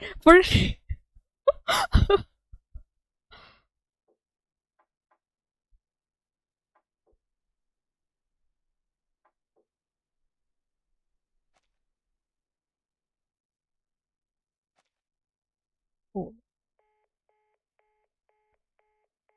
B-A-A. Is that the sound of a sheep?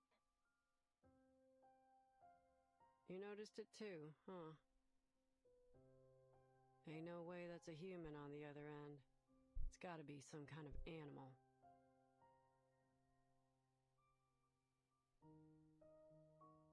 I mean, there's only like one other sheep person that you guys are looking for though. Animal.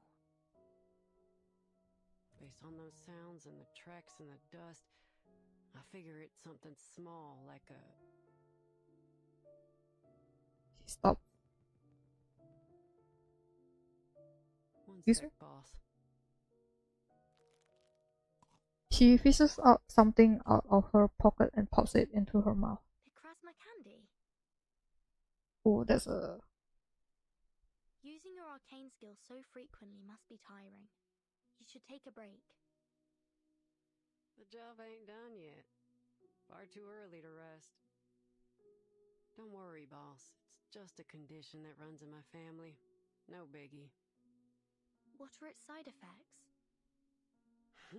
Boss, you expect a merc to reveal her weakness? We ain't that close yet. We are on the later half. When we can summon you. One thing I can tell you, though, is that I suffer the side effects as long as my eyes are open. Luckily, I've got cutting-edge technology at my disposal. What cutting-edge technology though?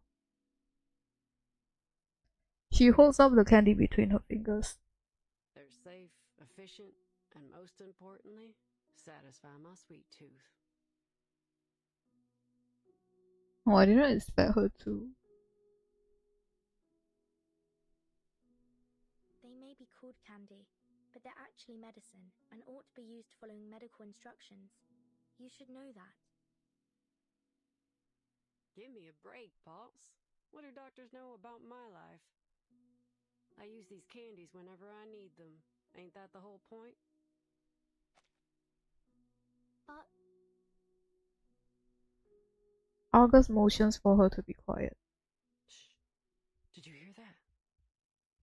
hear what? August lowers her voice. A heartbeat. Right outside the door.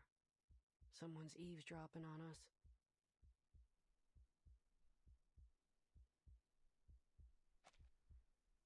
Ooh.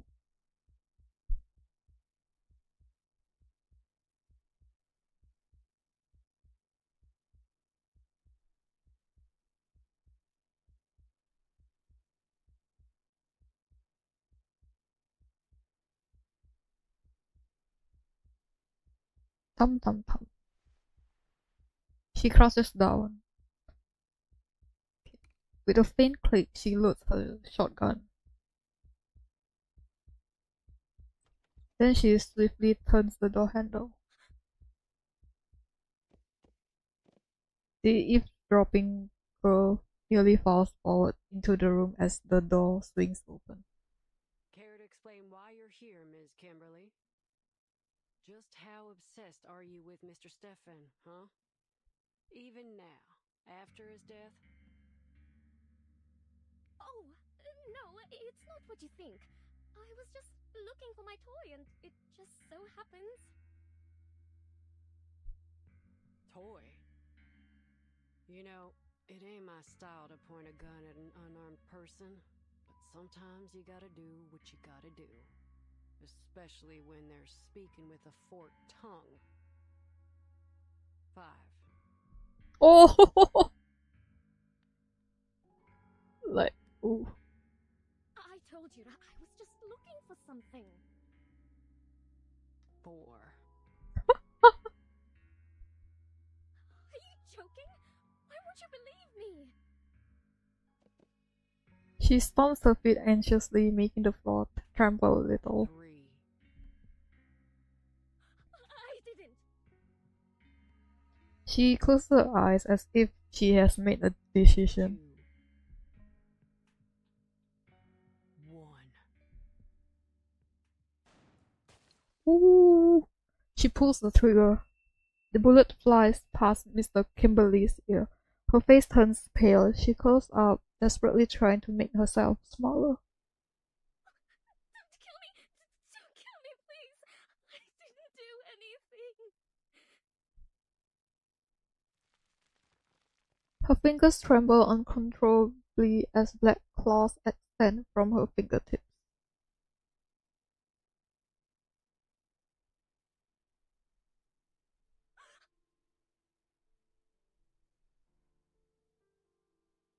She looks at the claws in shock, quickly tucking them into her chest, then looks nervously at the two of them. I saw them in Kimberly and Matilda's report.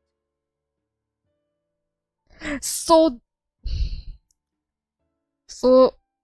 Matilda gave the report, you read it and you didn't make the connection when she described her appearance and everything, all that.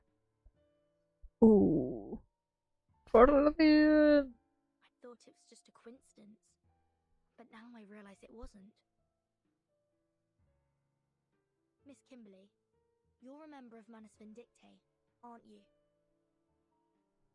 I swear, I didn't do anything wrong. All I did was follow my partner like the people in black told me to. Who's your partner?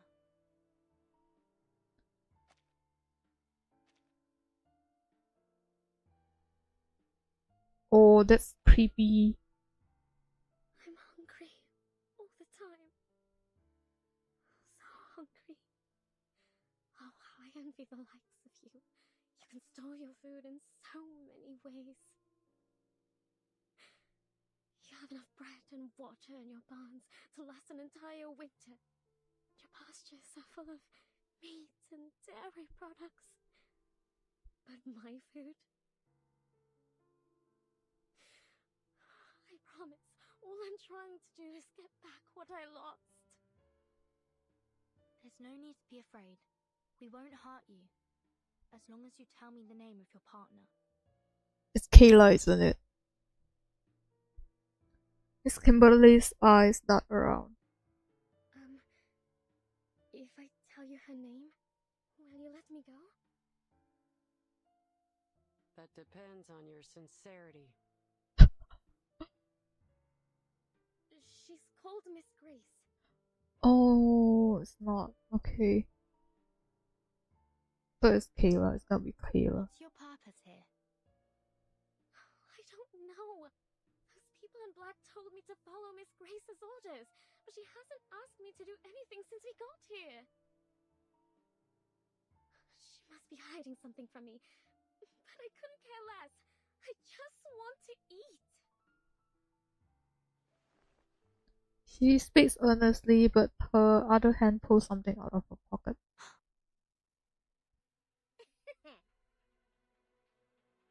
She gives a spotlight smile and crushes the item in her hand, releasing a veil of thick black smoke. Okay, so wait, it's an item? I thought it's your power. It's not your power?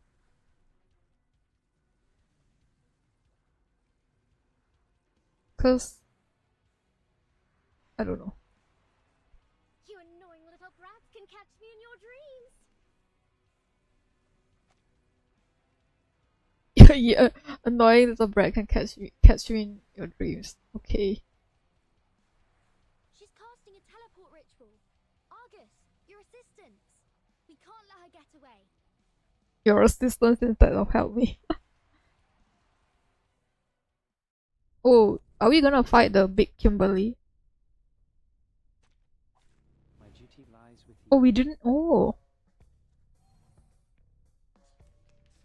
A new hypothesis could be found. Oh no, they didn't play her music. Could show you this. Learn from silence.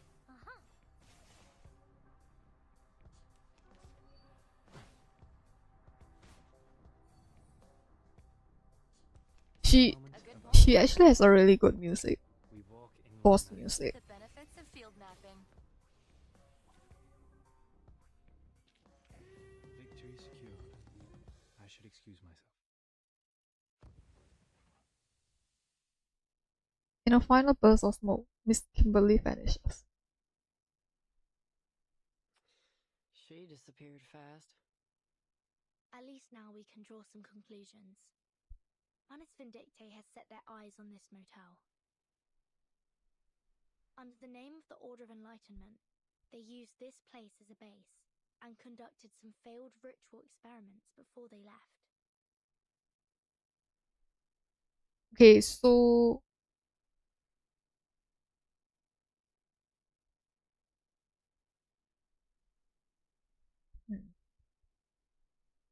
how do you know they leave, Ro? Manus Vindictae. I've heard of them. That infamous group of arcanists.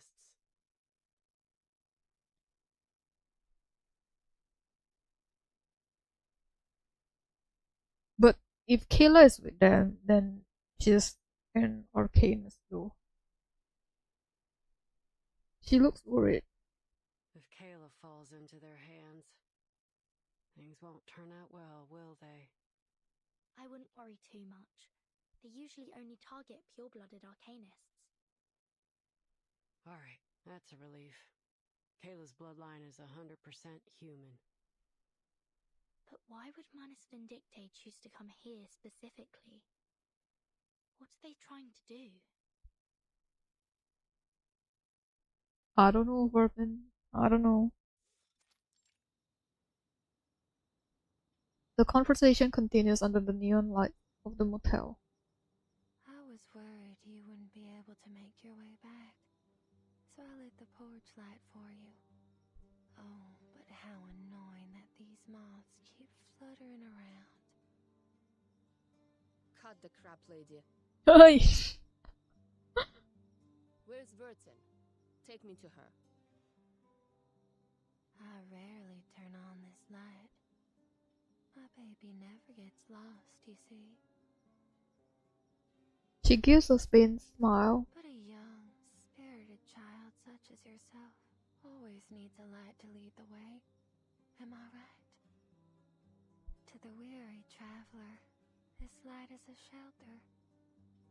To a child, it's a mother. And to you, what does this light mean to you? The maid's face flushes red. No matter who they are, people need a light to shine through the darkness, to chase away their fears. Don't you agree? Are you a member of the Order of Enlightenment? Order of Enlightenment? Oh, you mean those troublesome guests? Guests. The maid ignores her question and continues talking to herself. I don't like them one bit. They've scribbled all over the place and made a mess of the rooms. They hurt my baby. Oh, my poor baby. Shh, don't be scared. Everything's all right now. She gently comforts the child in her arms, patting the swaddling claws softly. Are they still here? Oh, of course. They made an offer that I couldn't refuse. After all. How much did they pay you? Oh, you are naive, my sweet child. There are countless things in this world that money can't buy. A traveler can't buy the sudden appearance of a hotel at just the right time. A crying child can't buy the comforting embrace of their mother. Does it mean like the motel is not real?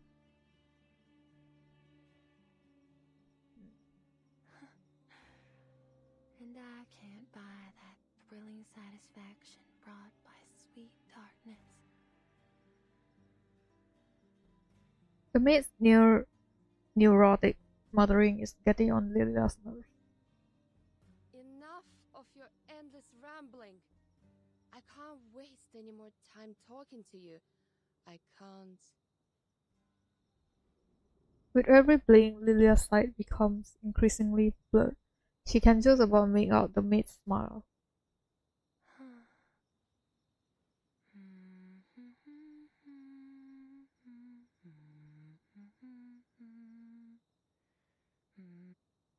She gently soothes the dazed pilot. Sleep tight. Just leave everything to the adults. Yes. What a good child you are. She flips the sign on the door to not disturb.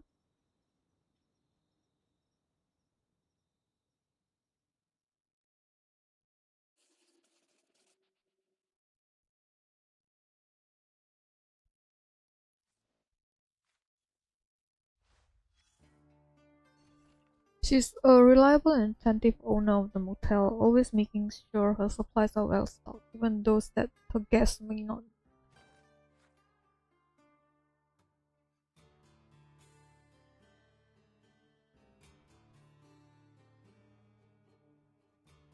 Is this TTT?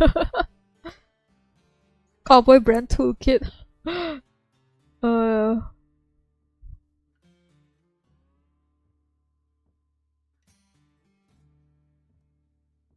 It Crumby.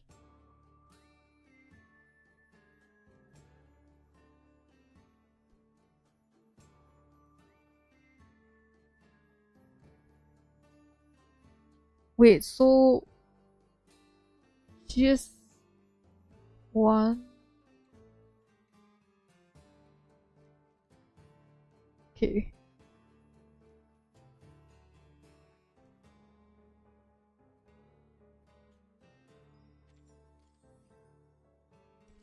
The Girl and the Hound. Eyes forward, Argus, don't look back.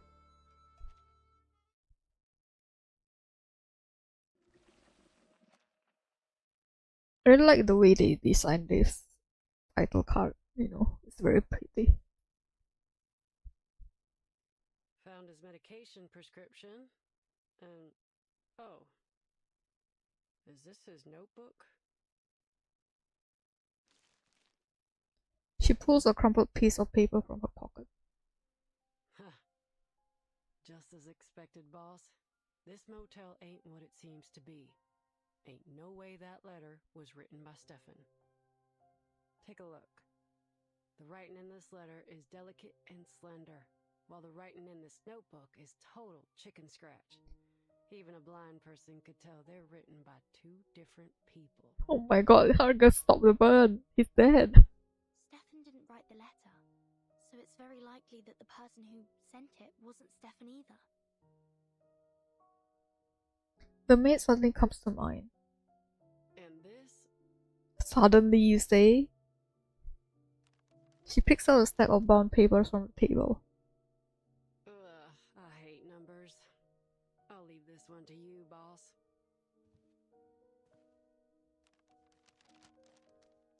It appears to be Mr. Stefan's records of his daily expenses, along with some notes. Cigarettes, alcohol, and a significant amount of psychiatric medication. It says, he was tormented by his hallucinations day after day, so he had to increase his dosage. And it says he saw a room numbered 707 here. Ooh. That's interesting. The motel only has 2 floors. There can't be a room starting with 7. Did he describe it at all? He said, the room had a bright red door that seemed completely out of place. It's the red door. Maybe it was just one of his hallucinations. Ferdinand, you saw it too, you better say something. No, I mean you did say it, but just Argus didn't believe you. But now that you read it from Stefan, you guys didn't, you know, recall it.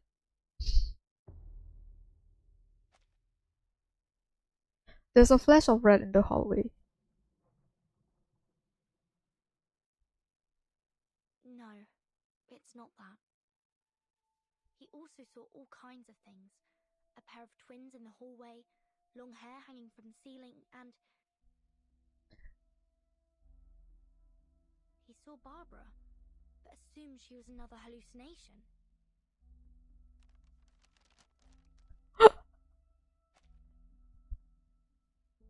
Barbara, the cute Barbara, is not like a small sheep's head is sketched on the paper. This proves that Barbara's been to the motel, which means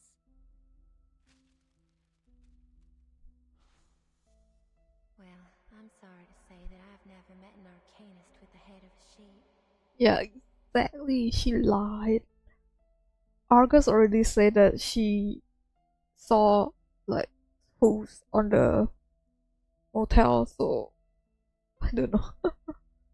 Because it's like two-legged sheep hoof. Don't you guys make the connection? I can help you ask around if you... why did she lie to me? She has motives. Argus interrupts her thought. So, did you find anything useful from the expense record? I need to talk to the maid. Hold your horses. We haven't searched the washroom yet. You should never skip the bathroom. Ain't you seen The Godfather? Michael Corleone grabs his gun from behind a toilet tank.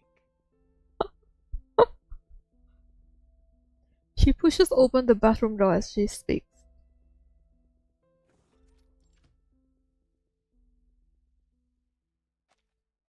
Okay, let's see if there's anything interesting here.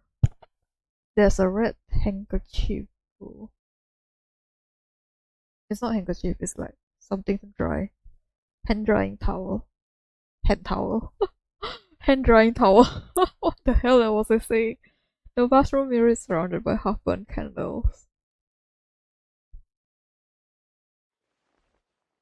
She holds out a hand signal to stop. She holds out a hand to signal stop. She moves closer and knocks on the mirror. The copper frame gives a hollow echo.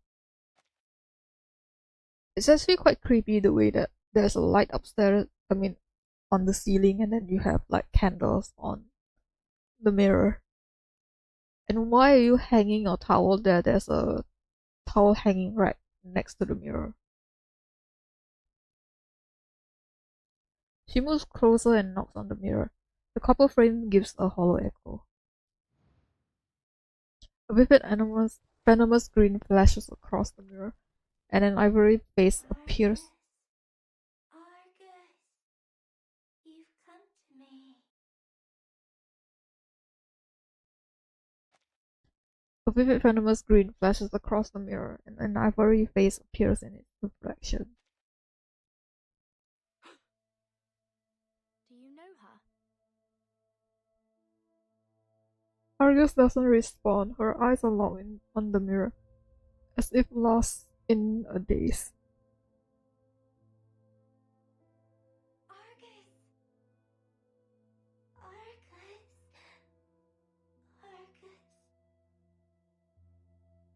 The faint voice echoes around the bathroom, like waves crashing repeatedly against the shore. It's not possible. Argus's silence gives rise to a bold speculation. Is that Kayla? No, there's no way that's her. If you knew Kayla like I do, you'd say the same. This distorted reflection in the mirror is probably a result of the excessive arcanum in this motel. A ritual similar to Bloody Mary used to be quite popular among the kids in this town. Oh. If you look into a mirror at exactly midnight, the spirit within will morph into the shape of the person you desire most. But if you respond to the spirit's call, it will drain your soul from your body. I always thought those were just myths. So did I.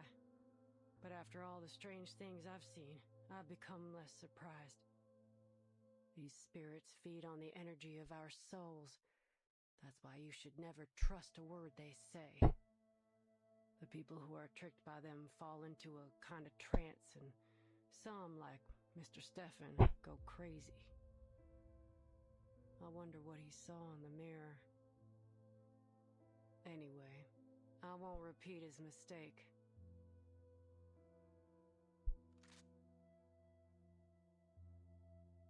Okay, let's see if there's anything. She raises a shotgun, ready to fire. For mercs like me, the deepest despair ain't external danger. It's internal hesitation. If some pale imitation makes me hesitate so easily, then how can I claim to be able to protect others? You've got to be able to stand your ground. But I'm kind of like sad it didn't show like what she saw, you know? A cunning criminal would use every excuse to defend themselves in court. And a scheming spy would wear all kinds of disguises to gather information on the enemy. That's why we've got to stay sharp. When it comes down to it, we only have our own two legs to stand on. Mercs ain't philosophers. Once a merc starts pondering morals, justice, and ethics, they're digging their own grave. For a merc, the mission objective is the only thing that matters. Overthinking don't bring nothing but disaster and destruction. That's why it won't fool me. Her gaze is steady. Memories flash by, distant and playful. Laughing and running in those grassy fields. The folks on the ranch adored little Kayla. She was the apple of all their eyes. How dare this ugly imitation?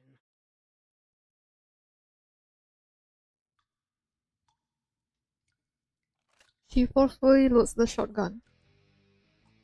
So she aims her gun squarely at the mirror.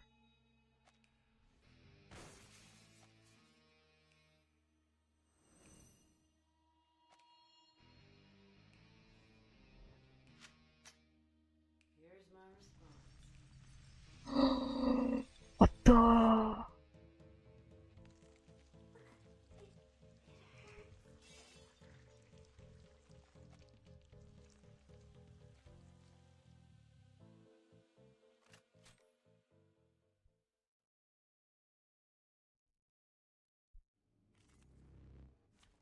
It's Manus's goo. It's the black goo. Oh no. And why is it so blurry? Don't tell me my... Oh yeah. You guys know how many warnings it showed me? Like, unstable network. Oh, that's bad. My duty lies with you. Oh my god! The mirror! A good point. Time to check my calculation. Benefit from reading. Taking another look?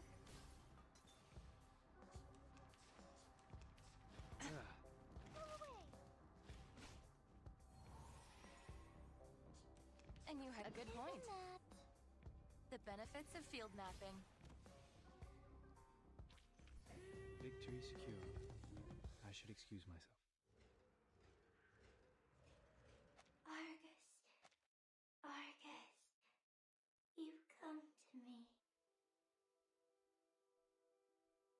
Let this serve as a reminder to remain vigilant. If there were a deceitful Spirit of the Year award, I'm sure that would win.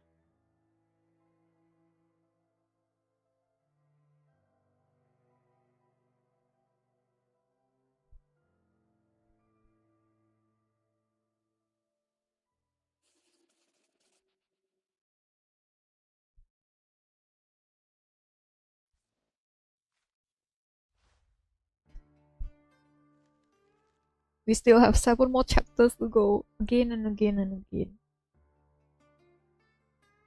That sounds painful though, the churning stomach.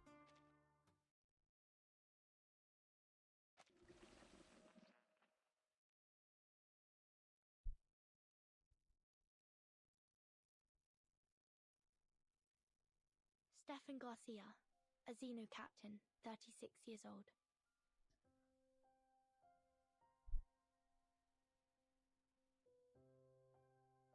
For unknown reasons, likely connected to Manus Vindictae, he moved into this motel. He attempted to make contact with Xeno several times, all of which failed. During his stay, he was tortured by increasingly intense hallucinations, delusion, and fear. And as a result, he committed suicide. And that's everything the evidence shows. Chaotic clues are rolling in the mind like a churning stomach. no. We must have overlooked something. A military officer killing himself. A phone call asking for help in Morse code. Not to mention Manus Vindictae. Where's this going, boss?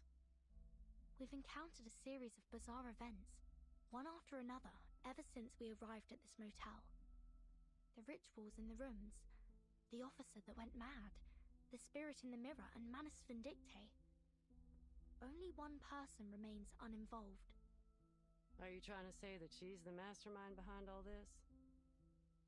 She should know more about all this than anyone. Yet she feigns ignorance at every turn, which is suspicious in its own right. Yeah, I mean, she is the one that checks in everyone, but she is like, oh yeah, there's nothing, no one here. Oh, yeah, only you guys. Yes. But what's there for a motel housekeeper to gain from all this? It's not like these spooky scandals would attract more guests. I mean, it's called Tuesday's Motel. She's not exactly the housekeeper. She's like the owner, you know. Unless someone else is pulling the strings. But that don't make much sense either, does it? When all these unusual things happened, she was happy to stand by and watch.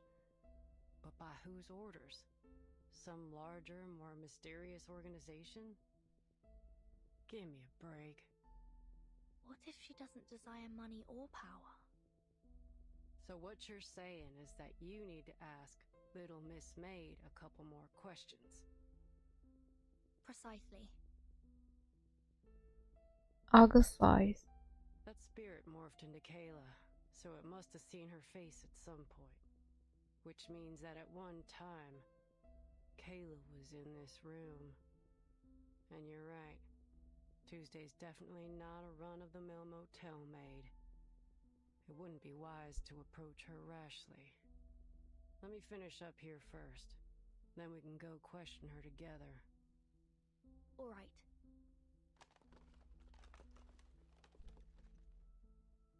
After a moment, Argus shakes her head in disappointment.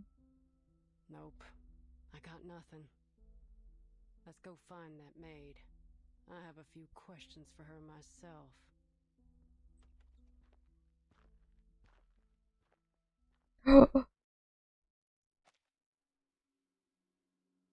She makes her way across the room and opens the door. She freezes. Where'd the body go? Yeah, exactly. Where did it go? The corpse that had been lying in the hallway has vanished, leaving only a pool of blood on the floor. Ain't no signs of dragon neither. Who and how? Yeah, exactly. Ooh. The ring echoes through the doorway. Like, see, there's no dragging. There is like a square. It looks like a square, right? So there should be something. I don't know. The ring echoes through the doorway. The phone again. What do you think? Should we answer it? I bet it's another one of those prank calls. Those weren't prank calls. Someone was sending a distress signal in Morse code.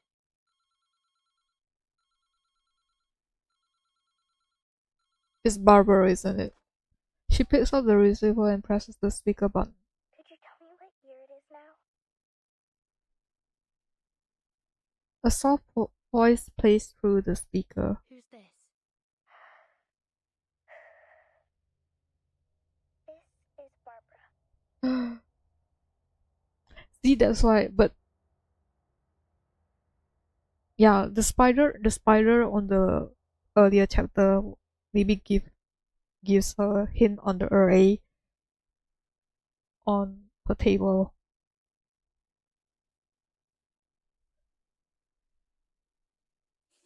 Because like I said, spiders are utter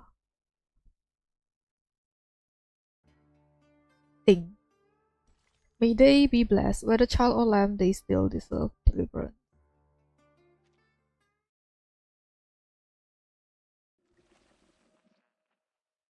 We still have 6 more. Ooh, 6 more.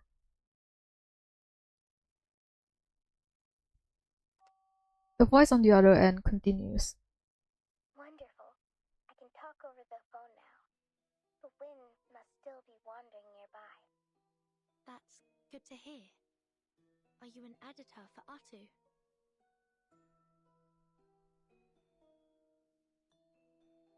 Atu. Okay. There's a sigh of relief. Yes, miss, I am. But before we continue our conversation, could you please tell me what year it is now? 1990. I see. The frail voice steadies. Miss Barbara, can I meet you in person? You want to meet me? Yes. I'm Vertin, the timekeeper of the St. Pavlov Foundation. I was sent to ask you about Erd's whereabouts. But you don't seem to be in a favorable situation right now. Miss Burton, I couldn't possibly locate Erd's whereabouts. The whispers of the wind can't reach this room. Oh, she looks so sad. The whispers of the wind.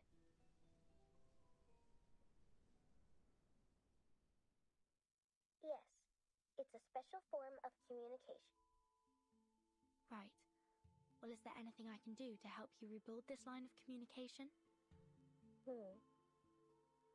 Let me first explain the situation to you. Here are a few things I'm certain of. motel. It possesses some kind of supernatural life force.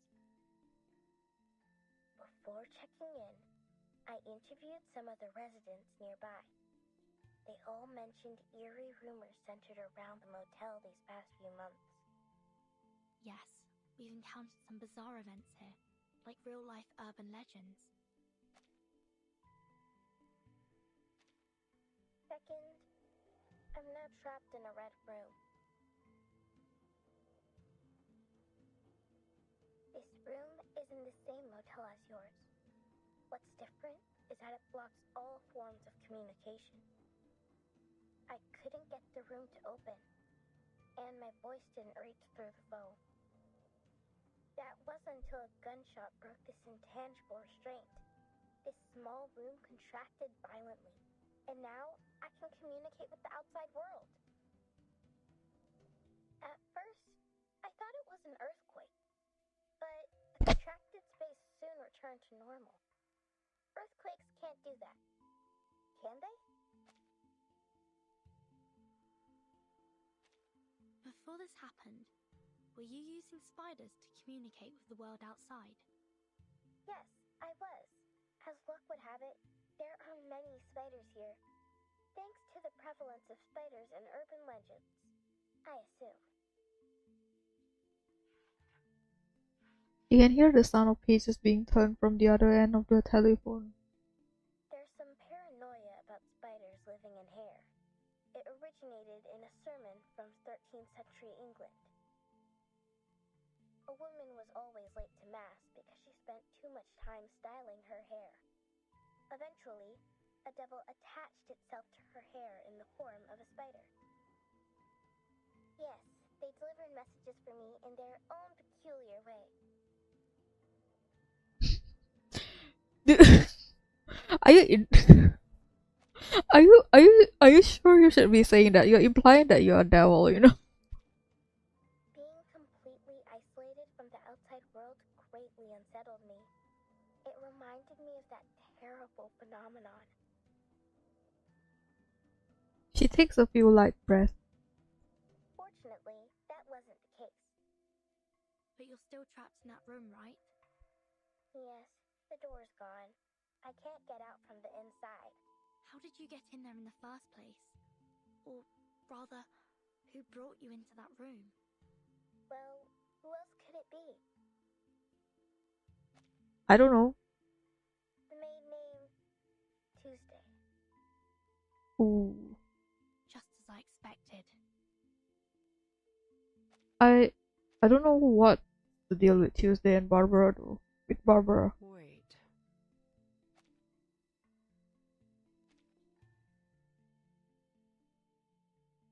The mercenary cuts in. You're the driver who left me on the road, right? I remember your voice. Yeah, it's me. I actually changed my mind and turned back to get you, but you were gone by the time I arrived. I guess that's when you came to this motel, right? Yes, Tuesday saw me and invited me here. Oh.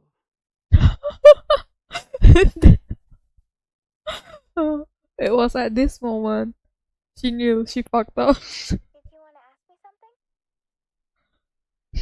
Have you seen a girl of about 5'3" here? In a white dress, curly chestnut-colored hair, green eyes, small hands. I may have seen her. When I first arrived, I saw a girl who matched your description coming down the hallway. She was carrying an empty basket. I presumed that she'd been shopping in the town nearby. If I recall correctly, she didn't check out. Thank you. She slumps her shoulders and the light in her eye dims. She says no more. How can we find this room? It's just in the hallway, number 707. Look for a door covered in red. But the thing is, there's no red door. Oh no, she's back, isn't she? Looks like the phone got disconnected. So So Barbara's in that room that Stefan saw, number 707. I'm going to find it. What about you? Heading into town for Kayla? After a brief silence, Argus speaks. I did notice a weird spot in the hallway earlier. The maid's footprints were going back and forth like there was an entrance there. But I didn't see no signs of a door. She scratches her head with the barrel of her gun. I wouldn't be surprised if you died by your own gun one day.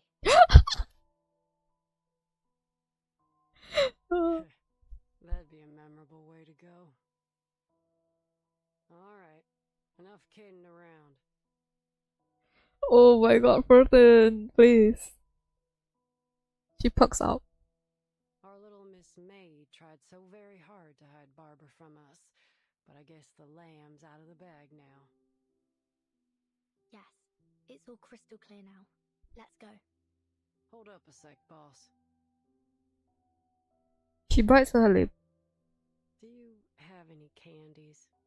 I'm running on fumes here, and I ain't got no way to replenish my stash.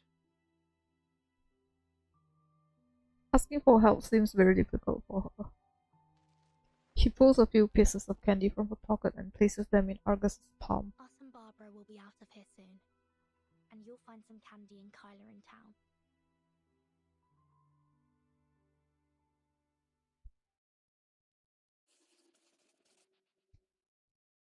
To be continued.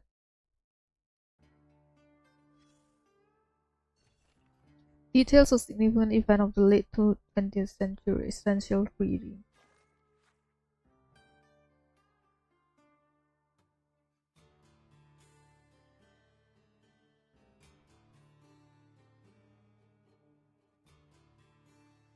Wait, what?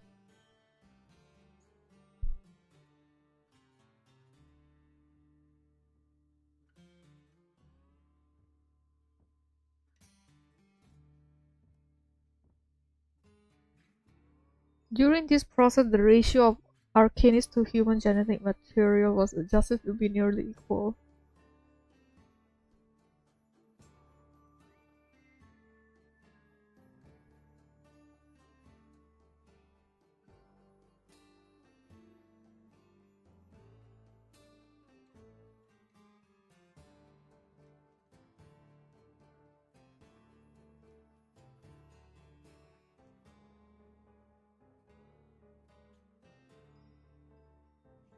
What's a Finn Dorset though?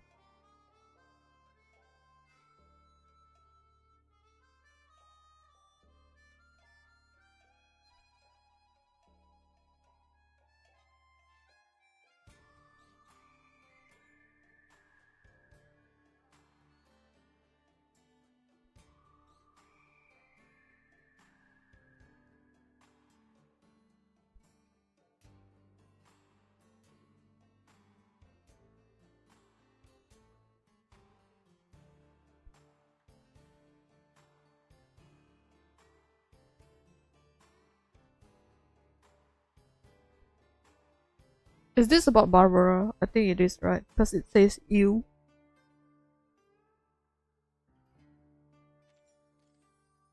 The front desk call. Dial the number and the service. Dial the number and service swiftly follows. A good motel should offer nothing else. Oh, we found the red room. Oh my god, we found the red room. So creepy even from the diorama.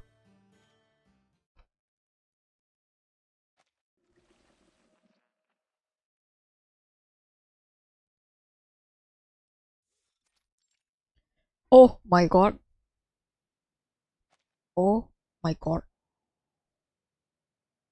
In the center of the red room stands a snow white crib. The hanging curtains sway slightly like pulsating veins. Oh my god. An Arcanist with the head of a sheep stands there, silently observing the translucent fabric. Footsteps draw closer, but she doesn't turn to face them. Are you not satisfied with my services? You put me in here! What do you mean, satisfied? No matter what, you shouldn't have cut the phone off.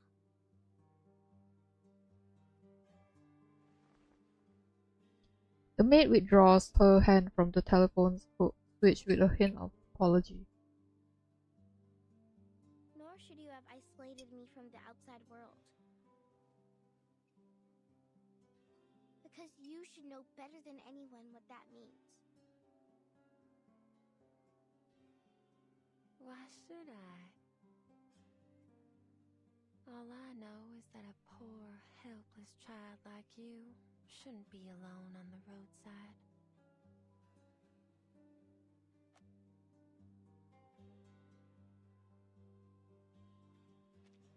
Where's your mother? Didn't she tell you to be careful?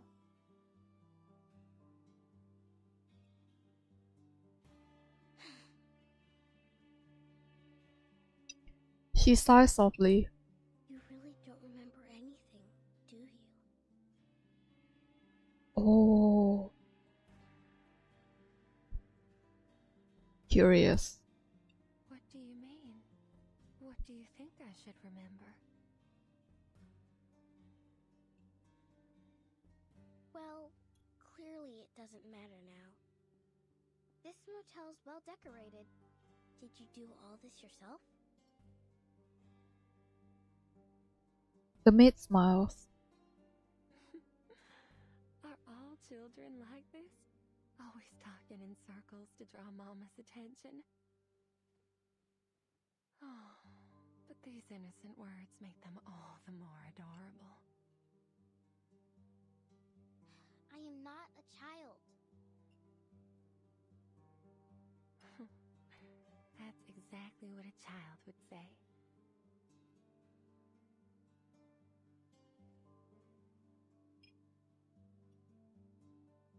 She yields helplessly.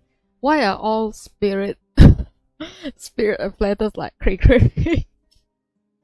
I've always felt a familiarity with you, like I've known you for a long time. Except for A-Night. A-Night is still a gentleman. Can you tell me about it?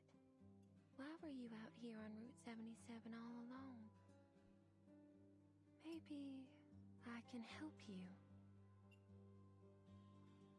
Have you heard of Atu?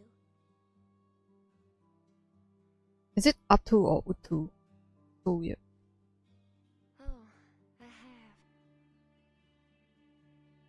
It's a magazine about fashion, trends, and the avant-garde. My brother loved that magazine, but my father found it unacceptable. To think his eldest son would read those softies magazines instead of working on the farm. Kind of surprising to hear that you have a brother. Fashion, trends, disco. These aren't things a Texan man should pursue. At least according to my father. In the end, my father destroyed all my brother's disco records, along with his plane ticket to Los Angeles. That's toxic, my guy. Perhaps that's for the best. He avoided the riots. What do you mean? Huh? Nothing. So, what do you think?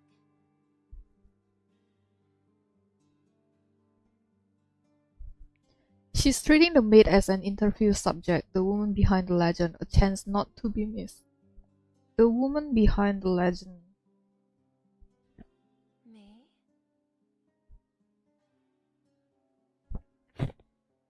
She looks somewhat surprised. Why should I have any opinion? Huh? Let me rephrase that. What impact has this had on you? Oh. Tuesday ponders for a moment, then shakes her head. But what happened between them has nothing to do with me, does it?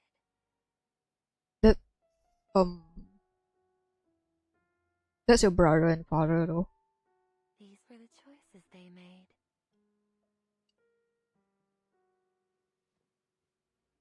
Okay.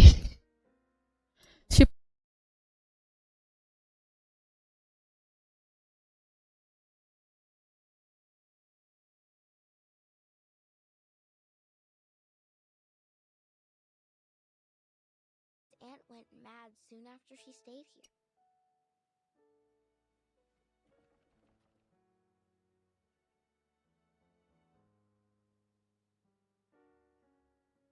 The windows rattle gently, emitting a faint sound.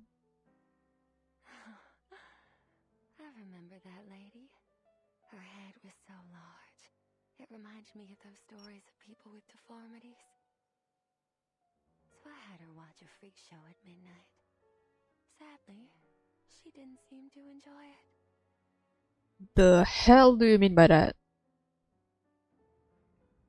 A harvester starts up in the distance. The sound of the engine fills the room. Oh my god, they're gonna crash the room. At this time of year, the farmers run their combine harvesters on the fields non-stop. The harvest is a joyful time of year, but the accompanying noise always frightens the children. I mean, I thought that they were gonna, you know, Ferdinand and Argus is gonna like just ramp through the motel room with the harvester. Stories of how naughty children get too close to harvesters and get caught in them, losing a hand or even a head. Fields, machinery, children with severed limbs. These stories are exactly what my motel's missing. She's becoming kind of like, okay, I want to make my motel popular, so I'm just gonna, you know, make it a supernatural motel. The window rattling grows more frantic. What's the rat silent?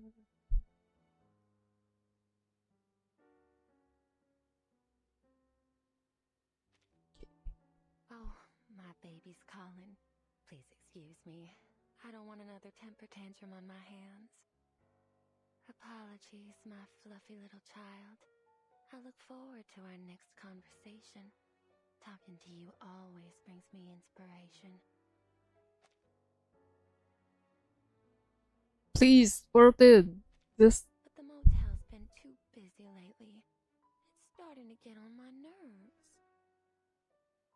The maid speaks slowly, her face flushed. Her cough is weak, like a sickly child. Oh, see, this is what I mean. How could I bear to send you out on your own? You'll stay right here in this cozy little room until you're fully recovered. I don't need this special treatment of yours. Staying here won't cure my illness. Oh yeah, so okay, that is Barbara. The note. Just get some sleep. You'll come to your senses after a good rest. She has lung infection, and what is up with Spirit being the bad guy? Right? He's Soul, then you. Ina is not though. I'll see you soon. Click is also not. The maid lightly steps out of the room. Barbara watches as the door vanishes. That's fucking creepy. Oh. She looks at the pool of blood in the hallway where the officer's body once was. How many times have I told you not to eat things off the floor? Excuse me, what do you mean by that?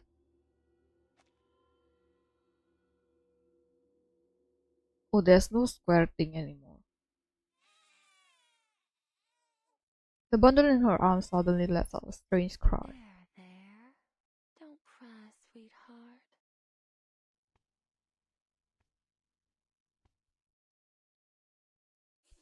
To be continued. Okay, we have 10 more minutes. Can we?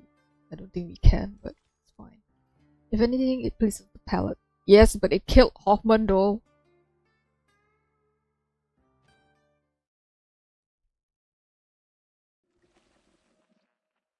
Pick Craftsman candy.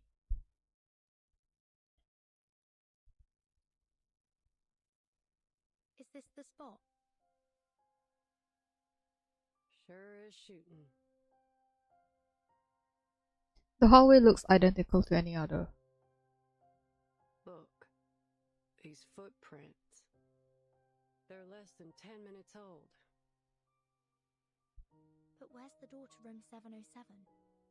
I can sense some energy fluctuations nearby, but they're definitely not from arcane skills. She presses a palm against the wall. What else could produce such intense energy? Is it the ray? Oh, can I help you with something? The maid's voice comes unexpectedly from behind them. Miss Tuesday, I've got a question for you. She stares intently at the maid, her gaze sharp, as if she's finally caught the scent of her prey. Do you know how to get to room 707? 707? Yup. What I've been looking for might just be in that room. I'm usually more than happy to satisfy the requests of my guests, as long as it's within my power. But this one crosses the line. Shame. Looks like negotiations are over. And thence we came forth to see again the stars. So the font difference is arcane casting, okay? After a brief moment, a glimmer of emerald light reignites in her eye. Using arcane skills so frequently is bad for your eyes. Didn't your family ever tell you that? Her voice carries genuine concern. So you knew what we were doing all along. Of course. You weren't exactly subtle in your actions. What did you expect? True, true. But you've reached your limit now. 3. Huh? What's that supposed to mean? 2. Screw this. Your mind games won't work on me. 1. I'm scared to press it.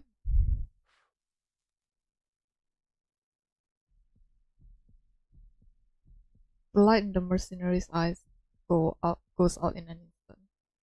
Her eyes widen. Huh? Who turned the lights off?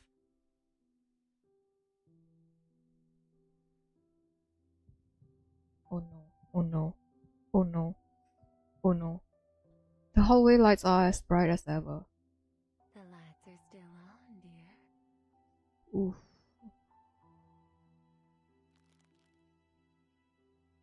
Argus, please. Lilia, where? Argus doesn't respond. She pulls a plasma candy from her pocket. Her hands tremble slightly, causing it to slip from her grasp and fall to the floor with a clack. She picks it up and places it back in Argus's hand. You rely far too much on Picrasma candy. It can't solve all your problems. Oh no! Oh no! Her eyes! Her eyes! It's not green anymore. She tosses the candy into her mouth and chews it along with the dust from the floor. Oh no! They usually work wonders for me.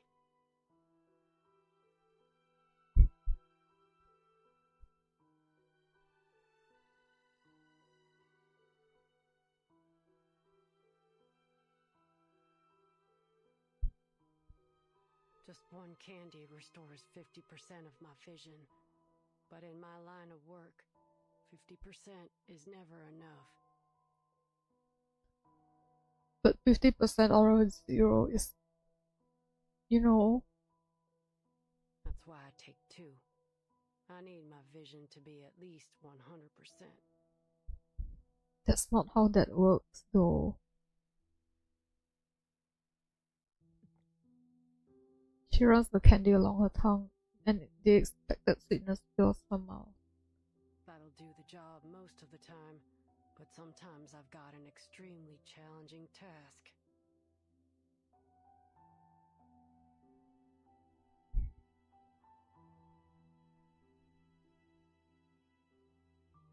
That's when I eat a third candy. At that point, it's getting extremely dangerous.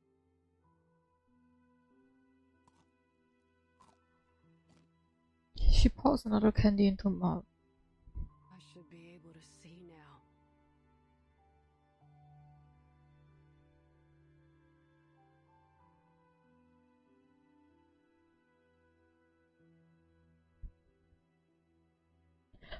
Why does nothing good ever come from Precrasma?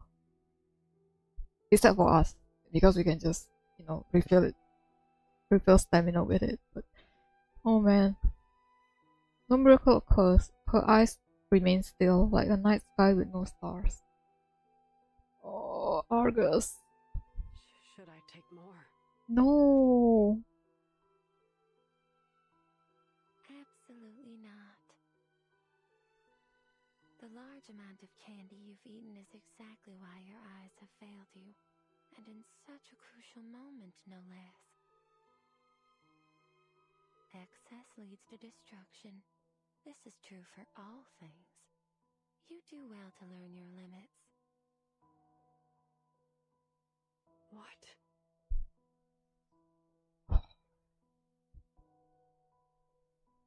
I also had to be careful not to frighten those children too much.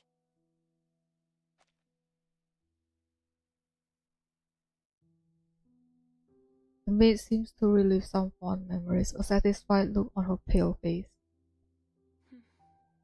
You've always put your faith in these candies, haven't you?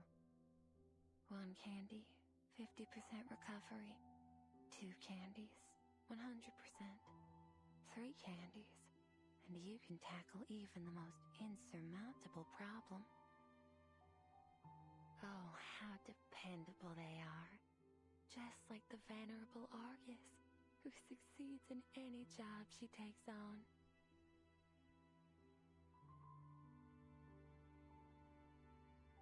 She chuckles.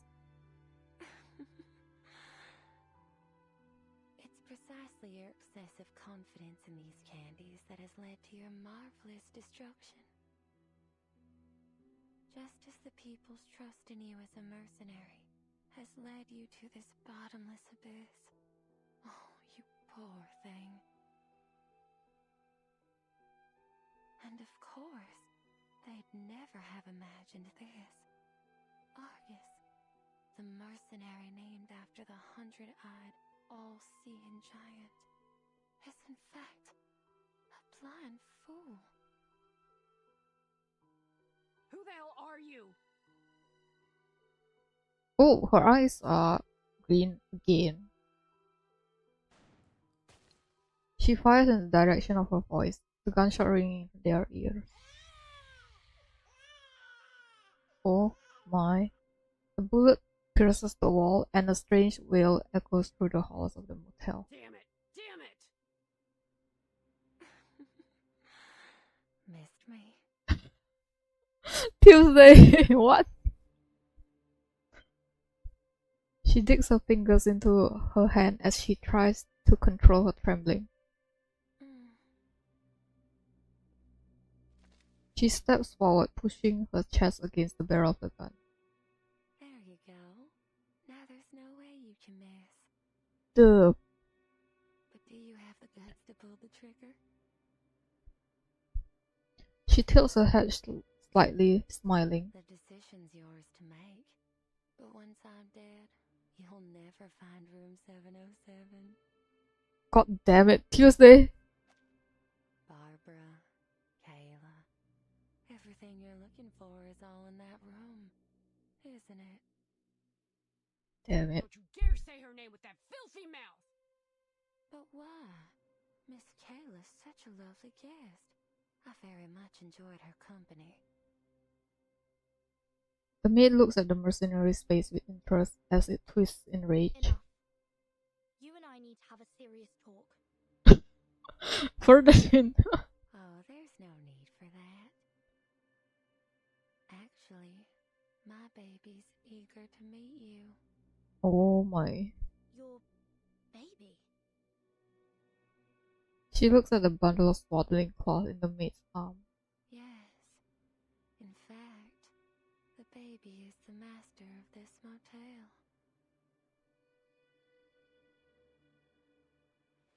What? She holds out the bundle. I think the two of you ought to meet each other first. Here, hold it. She places it in her arms. The bundle is much lighter than she expected, not the weight of a child. This is... She sees the carpet beneath her transform into a quagmire. She sees the carpet beneath her feet transform into a quagmire. Tuesday stands on top of the mud, smiling at her. The mercenary shouts are dulled, as if she's been plunged underwater. She hears hurried footsteps approaching from a distance and feels the once light bundle become as heavy as lead. Something engulfs her ankles, pulling her down into a world of endless darkness. An emerald flame struggles to light up, and the mercenary lying on the ground tightly grabs her hand.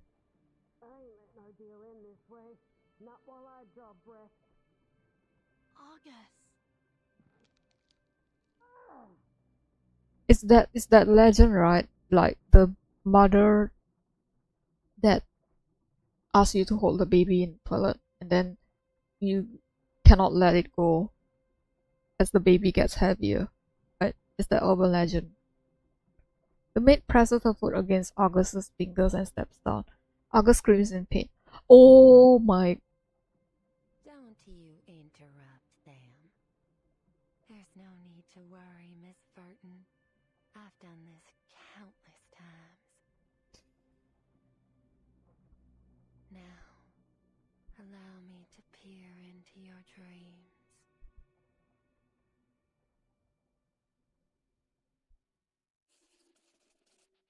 To be continued? Oh my... Oh my god. The pot... Argus! Argus! Argus just went whoop, whoop. The puddle on the road ahead is long, so the road ahead is long. Try not to let it soak your shoes.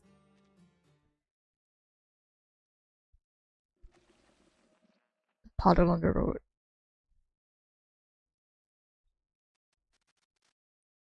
The sounds of the world fade into total silence, and when she opens her eyes again, there's nothing but darkness. Where am I? It's the room, isn't it? 707. Oh. That's new. A cool drop of water falls on her nose. Is that rain? I can catch anything with a toss.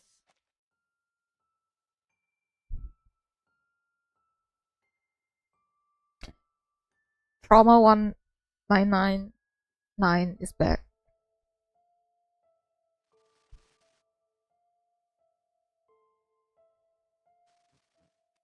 Burton, that's why you gathered us here, right? Oh, don't do this to me, yay!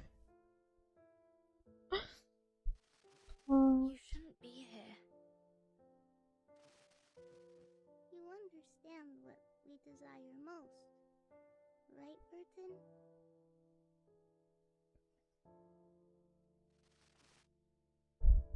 The falling rain surrounds them. The children watch curiously.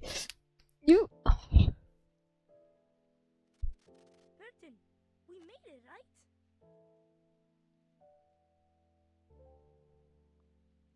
Yes, you guys did. You guys did make it. Why is it still raining? Don't be such a baby, Isabella. Haven't you seen rain before? The children reach out. as they try to catch the raindrops in their hands. No!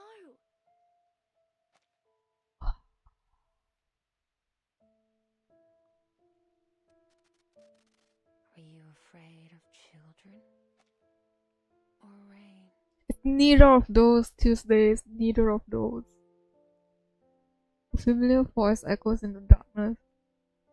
No, I'm not afraid of them. Rain is common. It's always falling somewhere in the world. It's merely an ordinary weather phenomenon.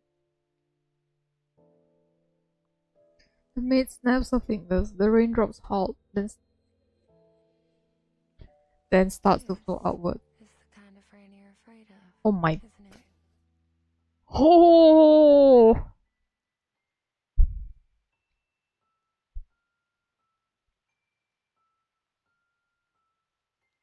You know what, 14, don't, no worries, we got an umbrella from the foundation. You know, it's fine, it's gonna be fine. It's gonna be fine, okay? It's gonna be fine. I've never seen rain fall outwards. Is this some creation of your imagination? Still, I don't see why you'd be afraid of rain falling in reverse. Ooh, if only you knew, if only. Would you care to enlighten me, dear child? Miss Tuesday, please. Stop trying to get in my head and tell me where Argus is. Stay strong, 14, stay strong. The maid ignores her and steps closer. Before I met you, I never thought that a person without fear could exist in the world. I've never once guessed someone's fear incorrectly either. You really are something else. You didn't guess incorrectly. These reversed raindrops have brought utter chaos to the world, pulverizing people under the crushing wheel of time. You should be thankful you've never seen it. Exactly. It can't stop us anymore. Because the umbrella's here. Yes, it's gonna be okay, it's gonna be okay. Oh, she opens the umbrella. At least now, when the storm comes, I can hold up the umbrella and protect my companions. And although this ability has come too late for some, we still have a future to protect. Why are you so obsessed with people's fears? Your hands have been trembling with excitement this whole time. The maid clasps her hands under her chin. Her face flushed like a blooming flower. So I wasn't wrong at all. Why waste your time with that mercenary? She may look tough, but she's hollow inside. Have you ever eaten a macadamia nut? Crack the hard shell, and you'll find the delicious center. Who could resist the soft texture and rich flavor of fear?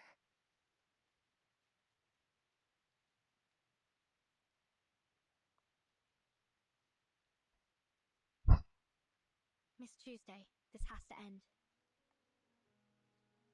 You were the one pulling the strings here, aren't you?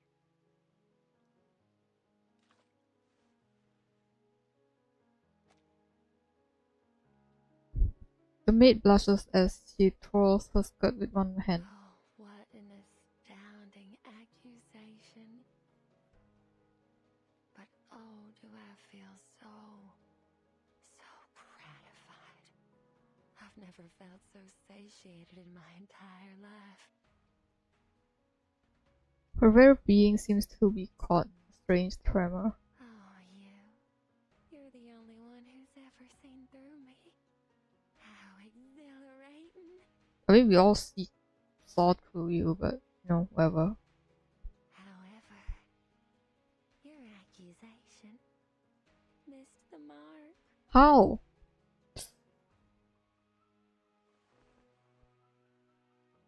Oh my god, what's this? She stretches out her hand. They look especially pure under the rain. You see my hands? never once tainted by a single drop of blood. I take great pride in it.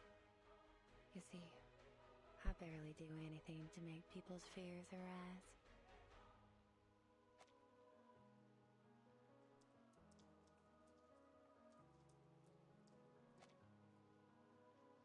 Her hand trembled with excitement. I would never injure anyone. Fear created through physical harm is its crudest and most base form. What I crave is the fear that lingers in their hearts forever. The maid's cheeks flushed a faint pink. The kind of fear that, even years later, when they recount their experiences here to their friends and families, a seed of fear is planted in the listeners' hearts. Oh my god, she really is crazy. She's trying to do the haunted hotel experience.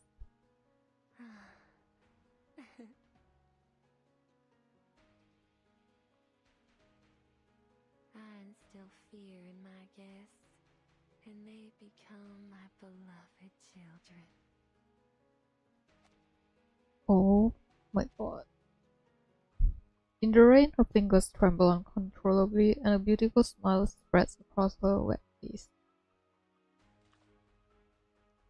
Where is she? Where's Argus? Well, I suppose she's experiencing her own fears right now. Under that hard mercenary exterior, she's tormented by them. Can you imagine that? Tell me again why she is in the suitcase instead of Argus. Sorry, Miss Tuesday, but I'm not interested in this vile obsession of yours. So she's gonna be in the suitcase though. The one with the umbrella walks deeper into the darkness.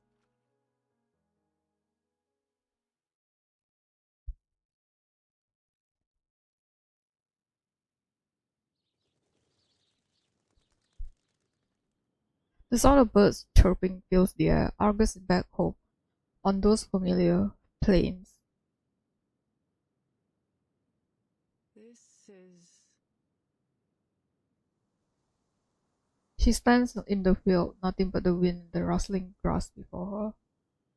Howdy, Argus. Long time no see. We thought you'd never come back.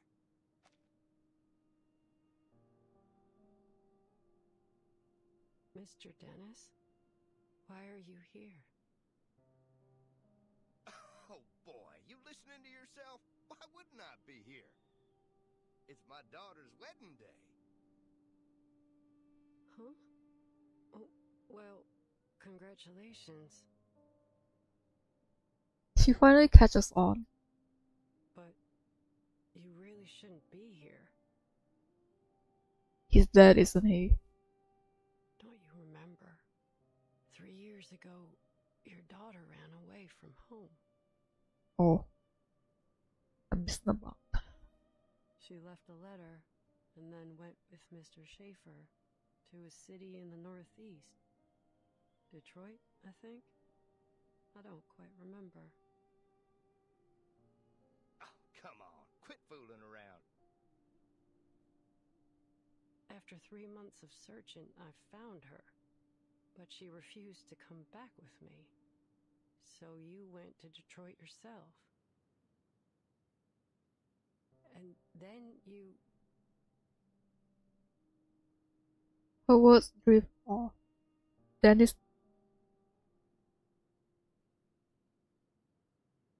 I did not miss the mark. Dennis died in Detroit while looking for his daughter. At least that's what she remembers. Oh my. But how can that be? He's right here, standing in front of her. In any case, I'm sorry I couldn't bring her back.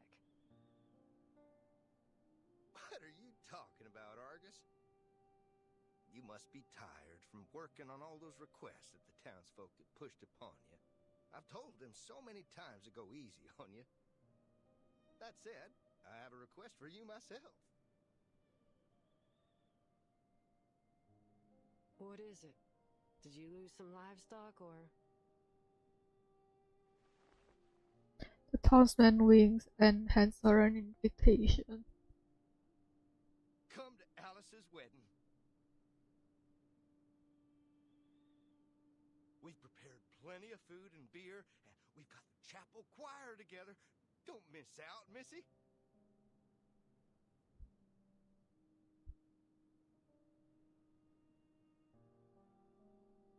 Sorry, I won't be there.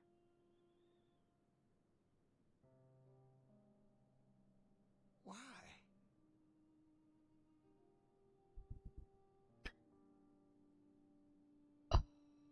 Why Argus? I need to deliver a letter to Mrs. Mary's husband. She can't go herself because of her bad legs, you see.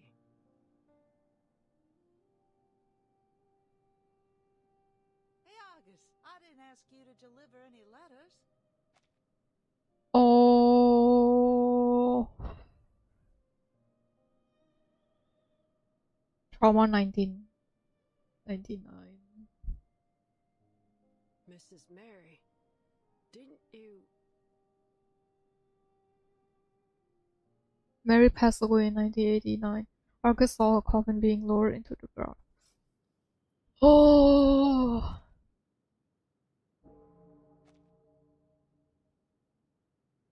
Another person declared that is now standing before her, smiling brightly. You're still alive? What kind of nonsense are you spouting? You really ought to take a proper rest. Today is Alice's big day. We should all be at her wedding, don't you think? Oh, my sweet child, why are your hands shaking?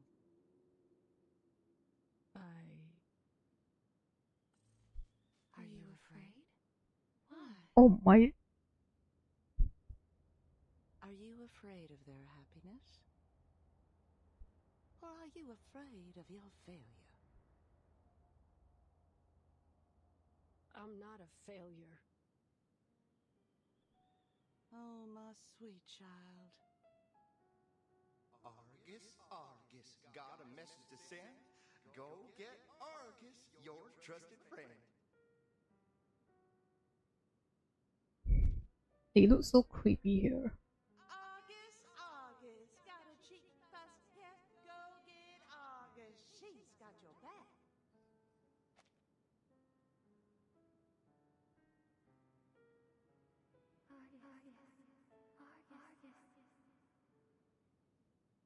A foreign voice echoes through their mouth and surrounds her.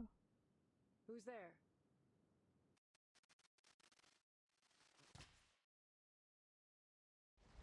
Her surroundings recede like a tide, leaving only a girl in white standing before her.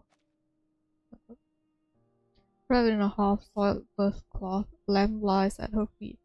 The girl's hands are covered in blood and amniotic fluid. Her smile is as pure as a dove. It's me, Kayla. You haven't forgotten me, have you? Kayla. It's getting dark. We should take them back. Ain't no way they'll make it through the night out here with their mama hurt. And you can't see a thing at night. Yeah, we need to go back now. Can't delay any longer.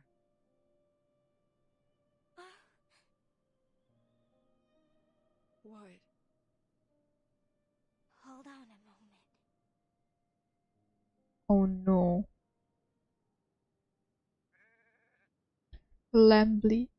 Oh no. What are you doing?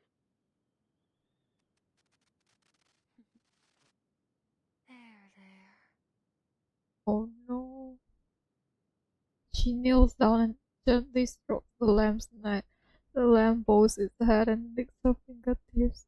They're still wet with amniotic fluid. Oh no! Oh. Kayla smiles and tightens her grip around the lamb's neck. It lets out a piercing cry, sending a distant flock of birds into the air. The cry becomes weaker, more strangled, and then silent as the life is squeezed out of its body.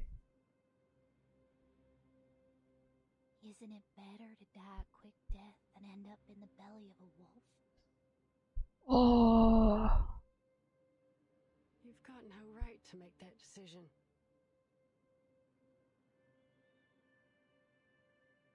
No living thing is born to simply die.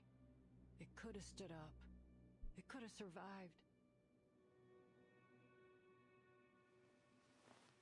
The girl gets to her feet. We can go now. Oh no, I've always thought that they went back into town with the lamb.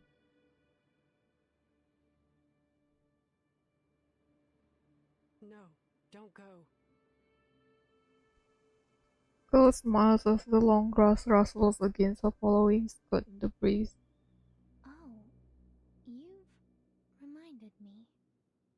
There are 2 problems left unsolved. Those 2. Over there. What do you mean? Argus looks into the distance. Oh my god. Dennis and Mary are standing and smiling at her. Kill them. It would only take 2 bullets. 3 seconds max. Oh my god. As long as they're alive, they'll come after you just as hard as you hunt the targets of your missions. I'm sure you know that better than I do. Why should I kill them? Do you need a reason? Just do as we've always done. I say, and you do. No need to think about it. Isn't that what you pride yourself on? Oh my lord. A mindless tool that blindly follows orders. That's all a mercenary needs to be. Isn't that the so-called value of a mercenary that you always talk about? No, it ain't true. What's with the hesitation anyway? It's not like you give a damn about other people's lives.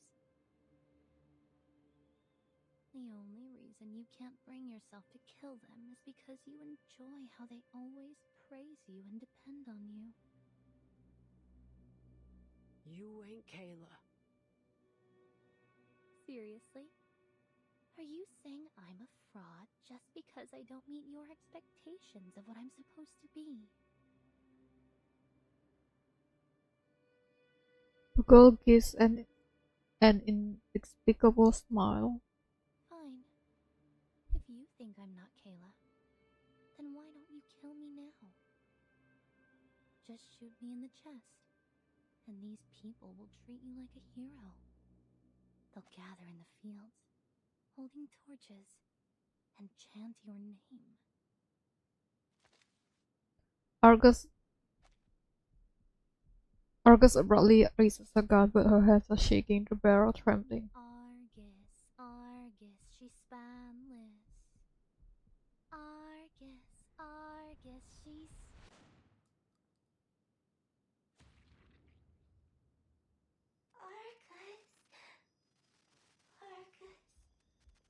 The deepest despairing external danger. If there were a deceitful spirit eternal hesitation, we only have our own 2 legs to stand on.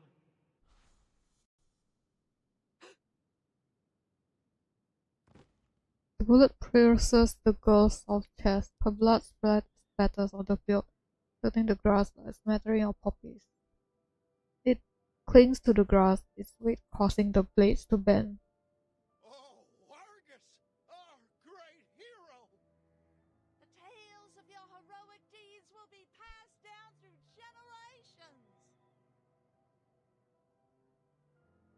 She ain't Kayla. Now, you're lying to yourself again. Of course she's Kayla.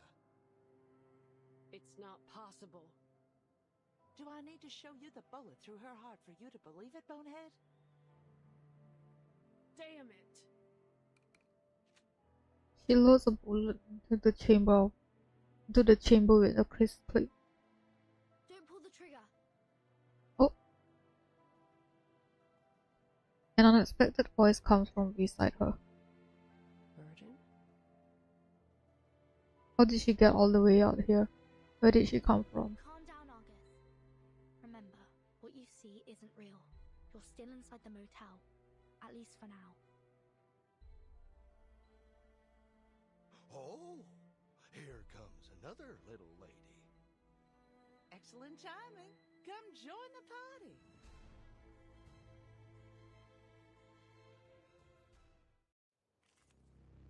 Ooh! Are you serious? We need a beast. Oh. That's good enough. Right, yeah. My duty lies with you. A sharp blade. Time to heat up the forge. Oh. With steel. Benefit from reading. 8th Street style.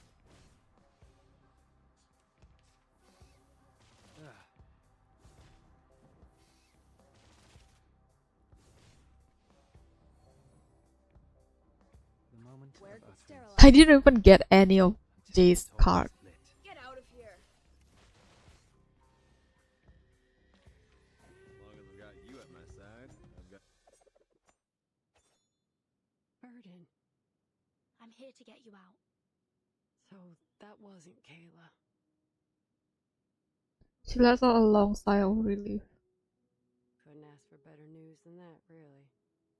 No, it wasn't. Let's get out of here. She reaches out her hand in invitation. Okay. Argus reaches out. She feels like something abominable is chasing after her. That if she stops, the shadow of confusion will come and swallow her whole. And this hand is her only salvation, her escape from this labyrinth, so she grasps it tightly. She ain't Kayla. She declares this with absolute certainty.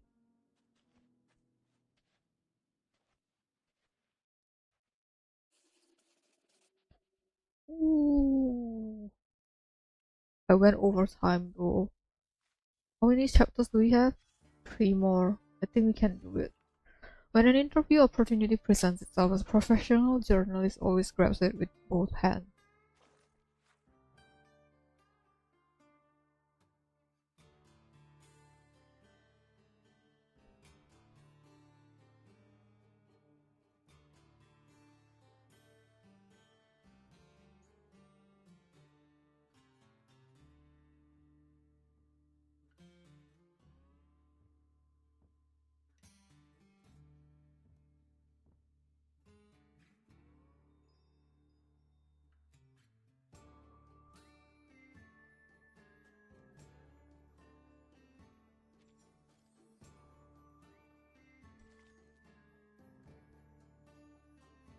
No one wields greater power than she, for she is the mother.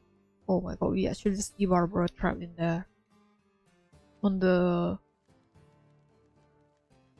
front desk call. Yeah. Oh, I forgot. Okay, let's do this then.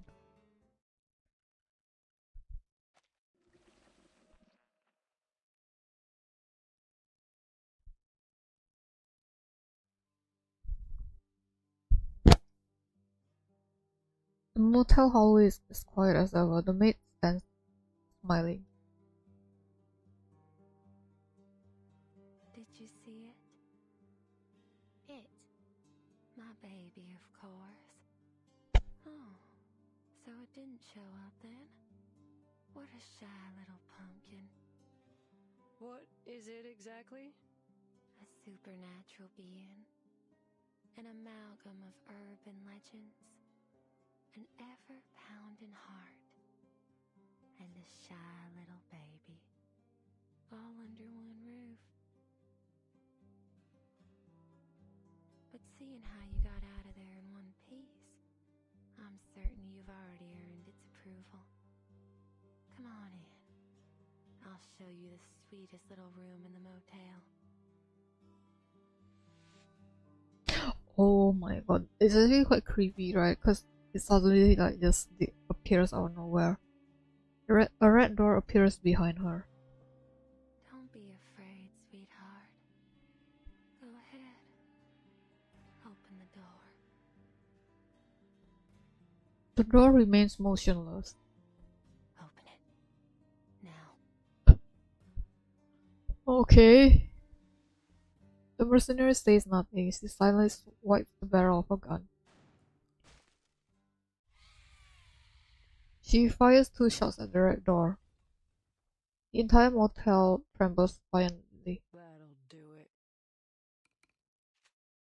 Before she can reload, the ground starts to shake beneath her feet and a deafening sound reverberates through the hallway. The maid's eyes widen in surprise. Why didn't I think of that? Okay. Your eyes haven't recovered yet, have they? Such poor aim. Let me lend you a hand. Ooh. Listen to Mama.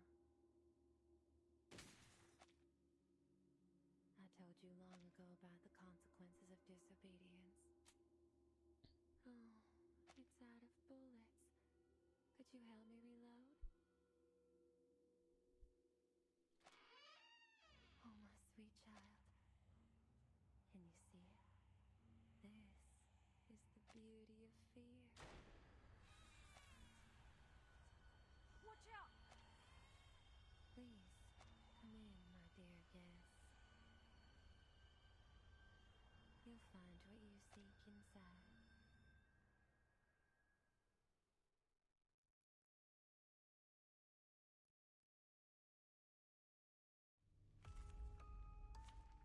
Ooh.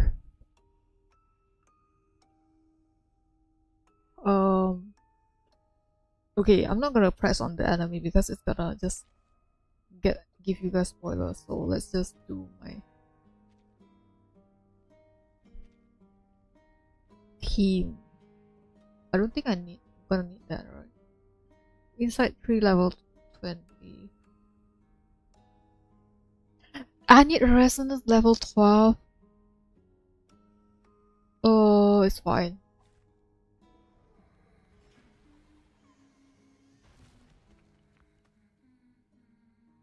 Excuse me? Oh my.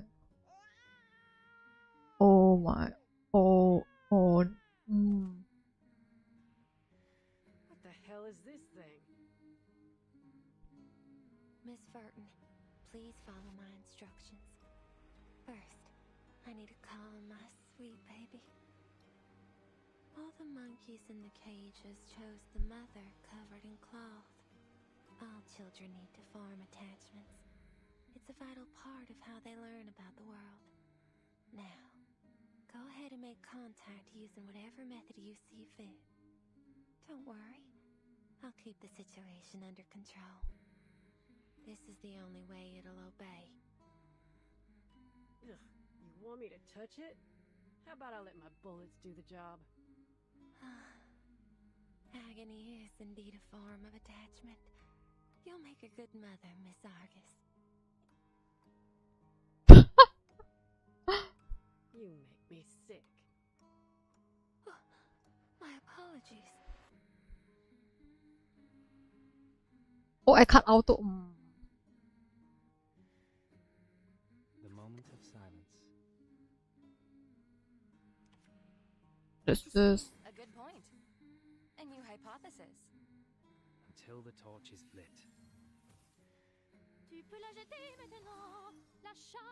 No other study could show you this. Oh my god, baby damage. Oh no. I didn't bring healer because I thought, you know, it's gonna be fine. It's not fine. It's not fine at all. Debuff. Debuff. You. You. A new hypothesis. Benefit from reading. I should have probably bring Lucy on this battle. Taking another look.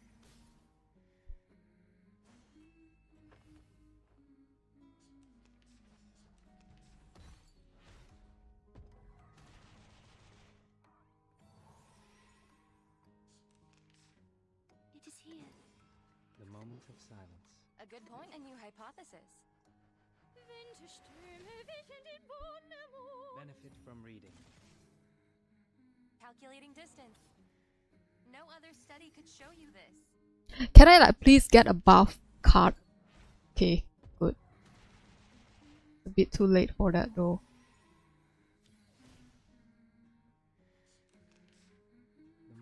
Okay, no.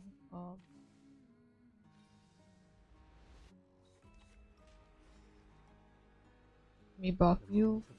An academic question, and you had a good point. Till the torch is lit. Limited scale, infinite lines. Behold. Taking another look.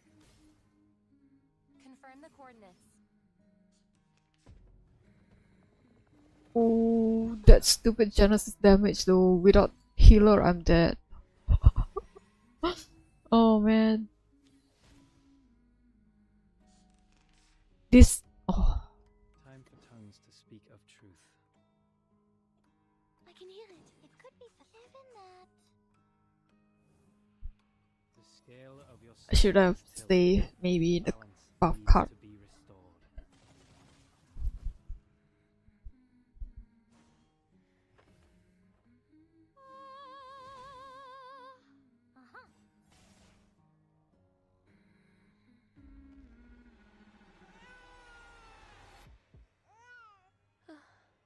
It's crying in pain.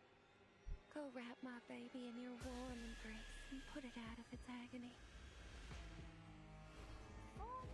It's a bubble.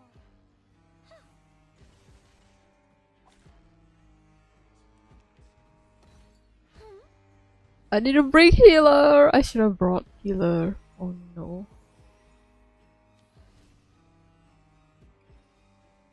What's this? Okay, let me buff.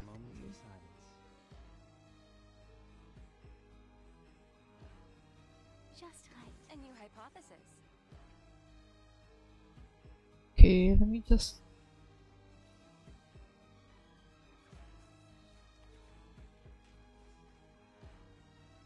The moment of utterance. Just right. A good point. Could be found. This is exactly the honeyed comfort my baby desires most. But it can never be allowed to taste its sweetness. It'll always be dangled just out of reach. How exhilarating. Please, continue. I'm gonna fail this stage. You know that, right? Tuesday. We walk in long nights. The benefits of field mapping. Time to check my calculation. I didn't bring healer. Oh no. That. You know what? It's doom. I didn't bring healer. Okay, let's try that again and bring a healer. I'll bring you. I'll bring you. You. Okay. Program activated.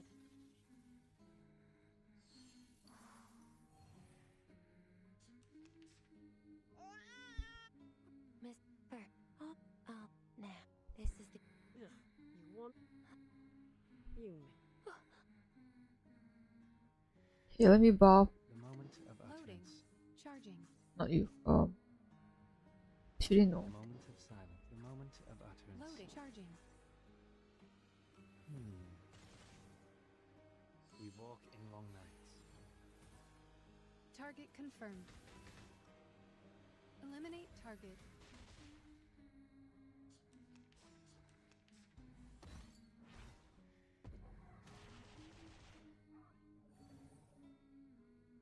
No worries. The moment of It's so much easier with a healer. It's so much easier with a healer. For your cooperation. benefit from reading. I thought that 6 heals is gonna be enough, you know.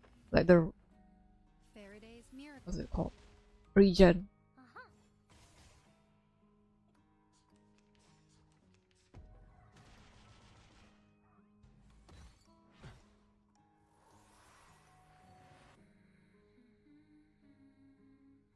moment of utterance. Charging. Loading. It could be found. Until the torch is lit. Eliminate target. Aim and shoot. Intersect and divide.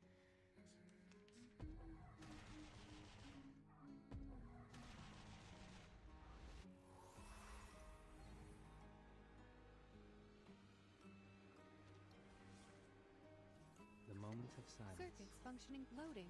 Relax.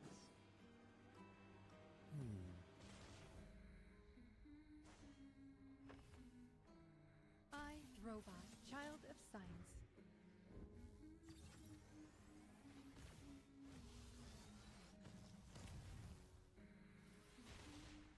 Target confirmed. I smell the scent of mint oil.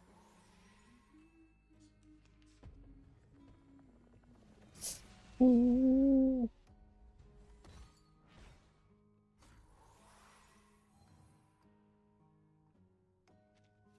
Okay, I think it should be enough, right? Should.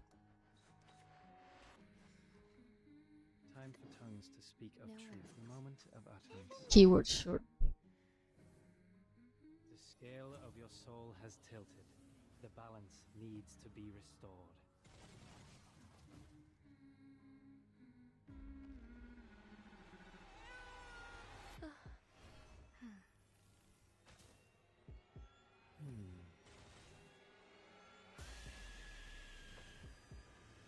Time to check my calculation.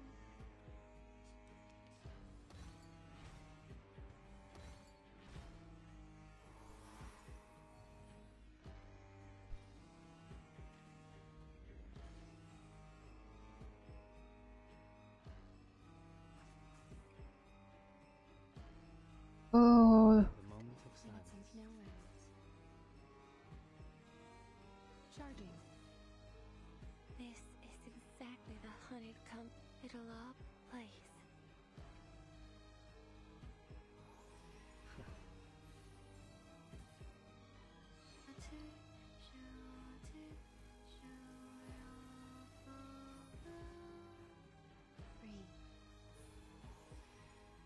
The light that illuminates all. I should have read what the first tile card means though. I think I'm doomed again. Stay balanced. Let's check. The moment of utterance. It could be found. Given that. Benefit from reading. Intersect and divide. Huh.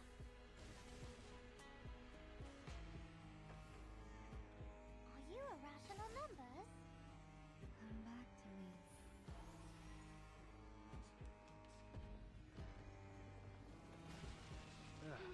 Is dread like undispellable? Oh. That's my buff! Oh my god. Where's my buff?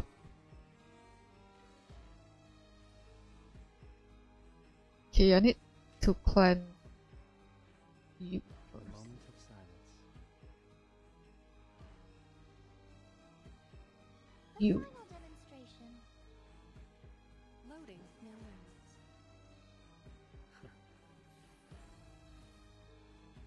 It's dispellable though, why? Why do I not get the first star card Aim anymore? and shoot. I smell the scent of mint oil. Ooh. Hang in there, hang in there.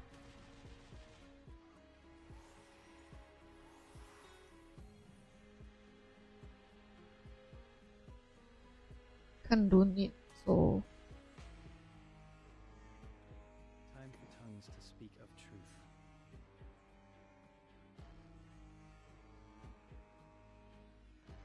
The moment of utterance. Relax. Charging. need to keep attacking because The scale of your soul has tilted. the limit is 12 round Balance for 3 needs star. to be restored. Until the torch is lit. Come back to me. I don't know, hopefully it's There is enough. miracle. Oh my, You. I can inflict intoxicating pain upon it, which is precisely why I became its mother.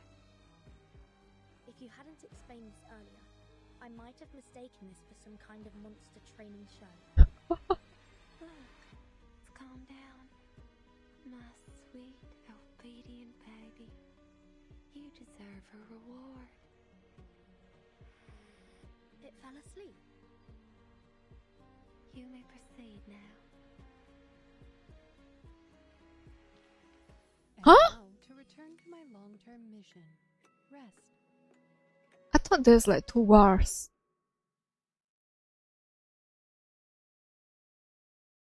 Okay. When I found it, it was still called Sweet Home.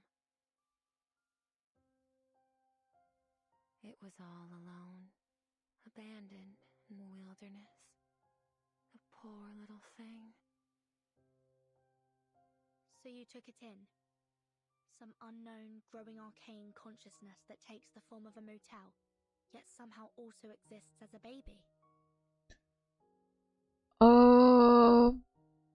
Yes. Tuesday. Okay.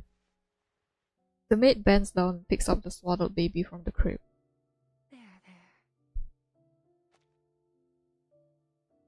But it seriously impacted the lives of the locals. Oh, Miss Verton.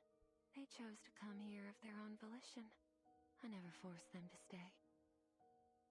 But after leaving, some of them went mad or even committed suicide.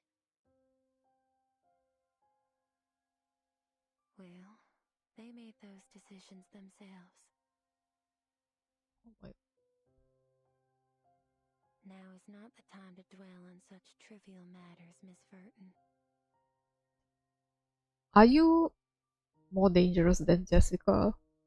Because in my opinion, you kind of are right now. Haven't you been searching for Miss Barbara? She points to the open door.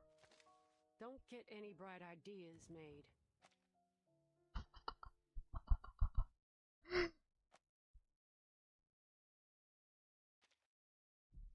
Her eye shines emerald again as she presses the barrel of her shotgun against Tuesday's back. If Verdon gets so much as a scratch, I'll blast your chest open. Along with your baby. It looks bad from this point, but Go inside, boss. I'll keep an eye on her.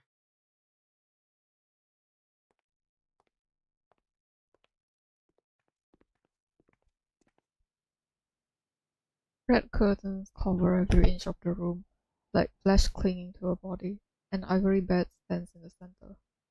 Here you are, Miss Verton. I'm so glad.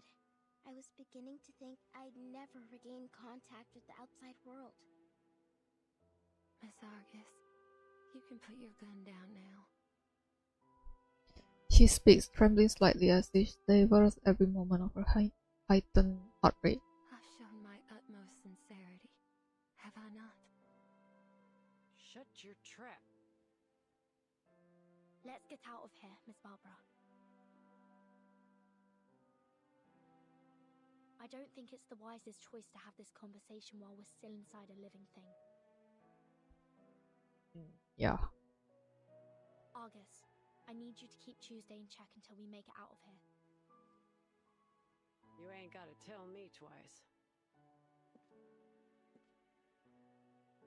A beam of light shines in through the window. Dawn is breaking.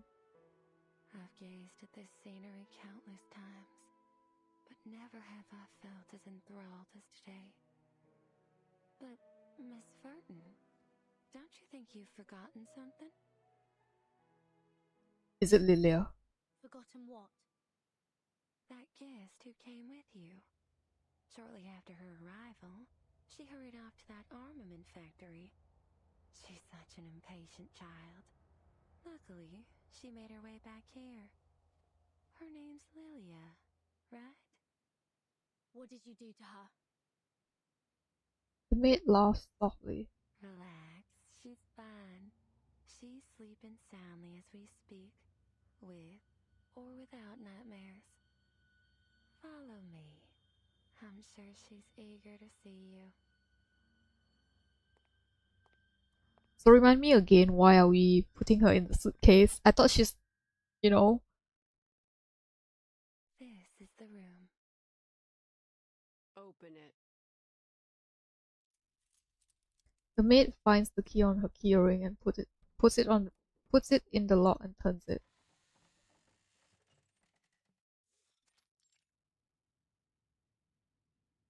The room is empty. The room is empty. What do you mean, oh? The maid frowns, her annoyance visible on her face. The owner of the suitcase rushes to the window and looks down. Oh. Did she actually jump through the window? Lydia is sitting exhausted below. Their eyes meet. Vertin, there you are. Listen, those Manu scum have already wormed their way into the town. We can't go there. You look terrible. I couldn't sleep at all in that haunted room. Every time I closed my eyes, I saw all kinds of creepy stuff. Can you come down here, Capitan? Talking like this hurts my neck. Okay. Oh man. Such a riot. Really is such a riot. To be continued. Okay. Ow.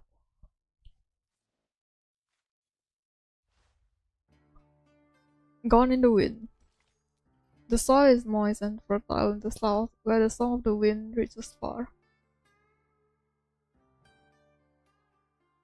Okay.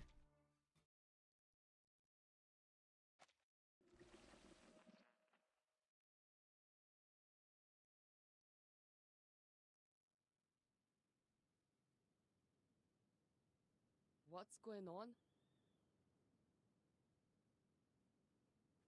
Outside the motel, the rising dawn paints the earth a deep orange. Lilia looks confused as they approach. Are you okay, Capitan? I'm fine. I have good news and bad news. Don't bother with the order. Just lay it on me. The good news is, we found Barbara. The bad news is we've got a new problem. This motel is the manifestation of a living consciousness that constantly generates urban legends and spreads fear. It might turn into a supernatural arcanist in the future. We can't let it grow here unchecked. We need the help of the Foundation to keep it under control.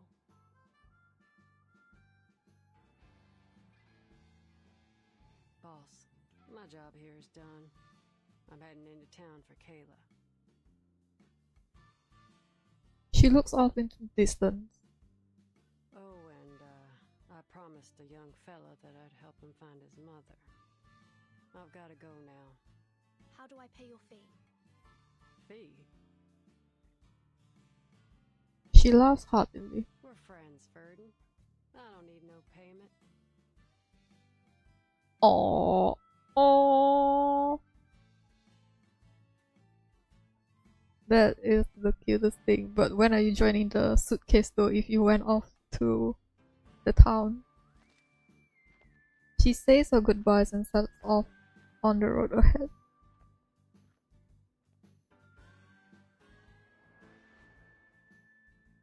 Alright, Capitan. Any progress on finding Erd? Keep pressing the wrong thing. The little ship's ears twitch. That's why you came looking for me, right? I'll ask the wind for you. It's the least I can do. She closes her eyes. Did she doze off? The gentle breeze caresses her ears like an invisible thread being woven between them. I'm listening. Is that why like people on Utu like can just spread the news everywhere? Oh, I heard it. The answer. She opens her eyes. A distant wind told me that Miss Erd's latest submission came from the Sao Paulo Veterans Residence. Oh, it's the next chapter. The article she submitted was an excellent piece, but Atu doesn't know anything beyond that. Okay. I suppose we'll all have restful sleep and sweet dreams tonight. I've collected the material I needed for the upcoming feature interview. I bet the readers will enjoy it. I'll be sure to include your name on the byline, Miss Tuesday. Me? I don't think I contributed anything. Quite the contrary. You played a significant role. If it weren't for you, I wouldn't have realized my inner fear of losing communication with the world. First-hand experiences like this are invaluable to an editor. Oh, with the way you put it, I almost regret letting you go. I won't be returning. The interview's over. Oh man. She closes her little red notebook. If all goes well, you'll be able to read about it in the next issue of Atu. I'll take my leave now. Goodbye.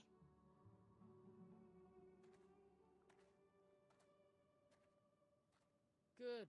I can't wait to leave this place. Lilia. We can't leave yet. Oh my god, Lilia's gonna. I just contacted the Texas branch. Their staff is on their way here. They have to investigate this supernatural being as soon as possible. And they'll be here soon, I presume. Oh. Oh no. I can feel their energy fluctuations of teleportation rituals.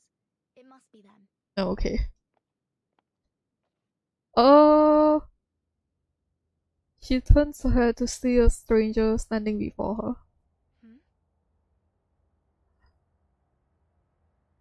The girl in front of her has chestnut hair and carries a woven basket on her arm. Looks like you guessed wrong, Capitan. I met her in town. Name's Kayla. Kayla? The girl smiles brightly at her. Do you know someone called Argus? The girl's smile becomes more gentle. The name doesn't ring a bell. How strange. What kind of parent would name their child after a 100-eyed giant? You. Ooh. You must have mistaken me for someone else. Kayla's a common name after all. Like Emma, Anna, or Catherine. More importantly, miss, you look... I do wonder if Argus mistakenly saw her eyes as green, because right now it's blue. Because she is almost blind, right? The girl smiles once more. Although I've never met you before, you seem familiar. Shut it! Shut it!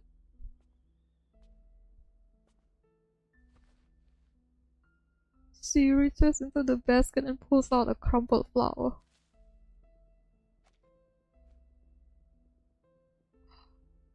A pale moth lands on a petal, gently fluttering its wings, its scales shimmering in the morning light. Oh my god. I hope you have a wonderful day. Thank you. The girl tucks the flower under her arm. Are you a guest at this motel? The girl nods. What happened here? The St. Pavlov Foundation has taken over. I suggest you find alternative accommodation, given the dangerous incidents that have occurred here. What should I do? All my things are still inside. The Foundation staff will take care of it for you later. You can trust them. Can't I just go and get my things now? I would advise you to wait until the Foundation staff arrive. Oh, I can look after myself. No need to worry about me, miss. The girl winks and pushes open the motel door, promptly disappearing from their view. Defend! Vernon! Defend! Oh my god. That girl. Lilia breaks her long silence. What about her? Never mind. It's probably nothing. Are you gonna comment on her eyes? The light from a teleportation disc flickers nearby. Apologies for our delayed arrival, Miss Burton. We'd been unable to locate the motel until about 10 minutes ago. It's as if something was deliberately interfering with our sense of direction. While the Foundation staff is busy assessing the situation, a faint sound echoes from the depths of the hotel. That's why defend it for the... Oh my god, I can't believe you really let her go through door.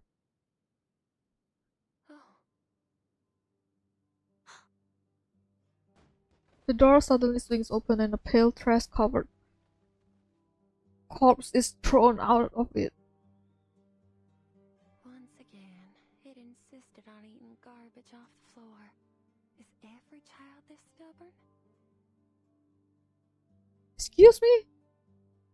Huh?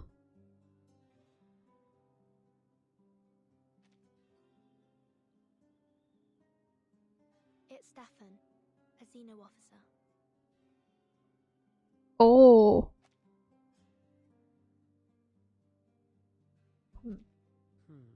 Stefan. Sounds familiar. The staff member flips through his records, quickly finding the information he's looking for.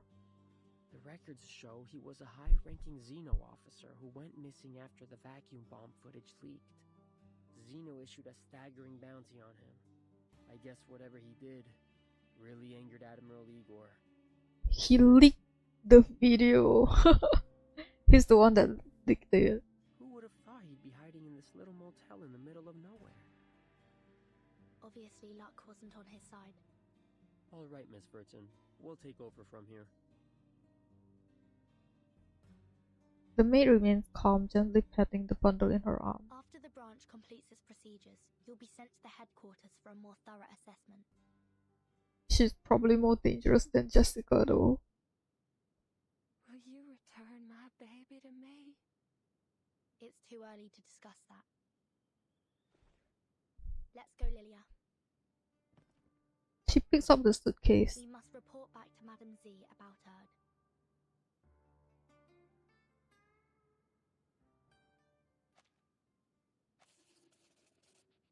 I'm actually quite curious because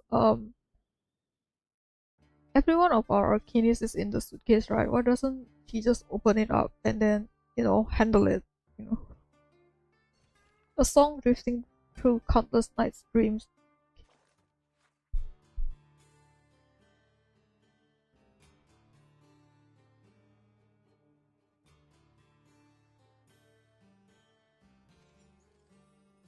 I'm getting more and more delirious, not gonna lie. For hostesses, cleanliness is next to godliness. Fortunately, this hostess wishes to clean is all for it.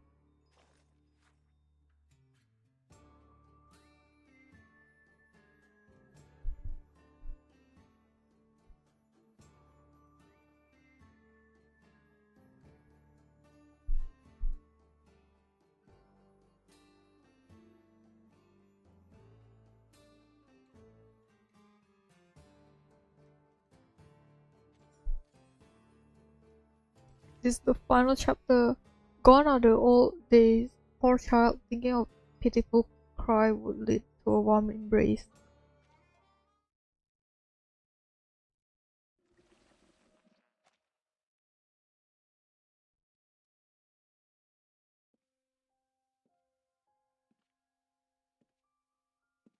Oh dear. It seems a lot transpired while I was away. After a moment's thought, she dials a number on her phone. A few rings later, the call is answered.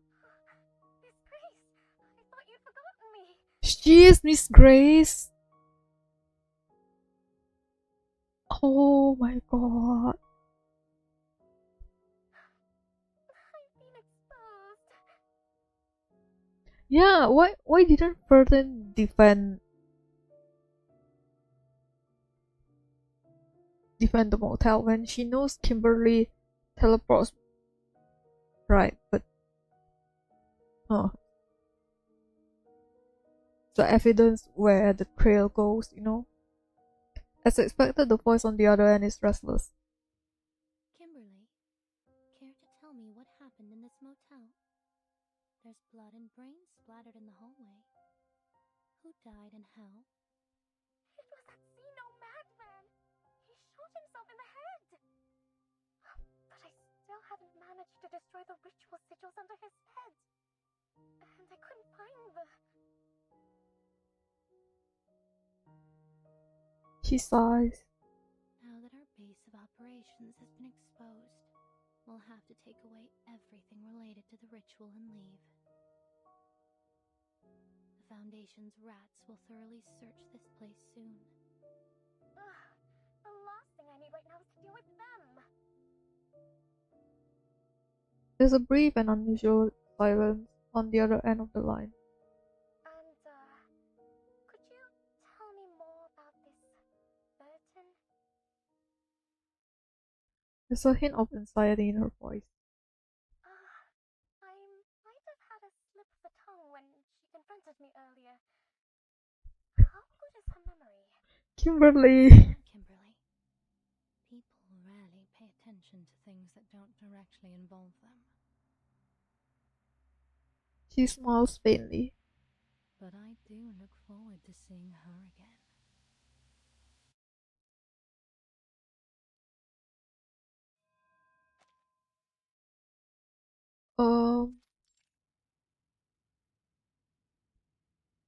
We're just here to have a conversation, Ms. Tuesday. Relax. I found it in the wilderness. You mean the motel with arcane powers? Just to confirm, the base form of this arcane consciousness is a heart-shaped fetus, correct?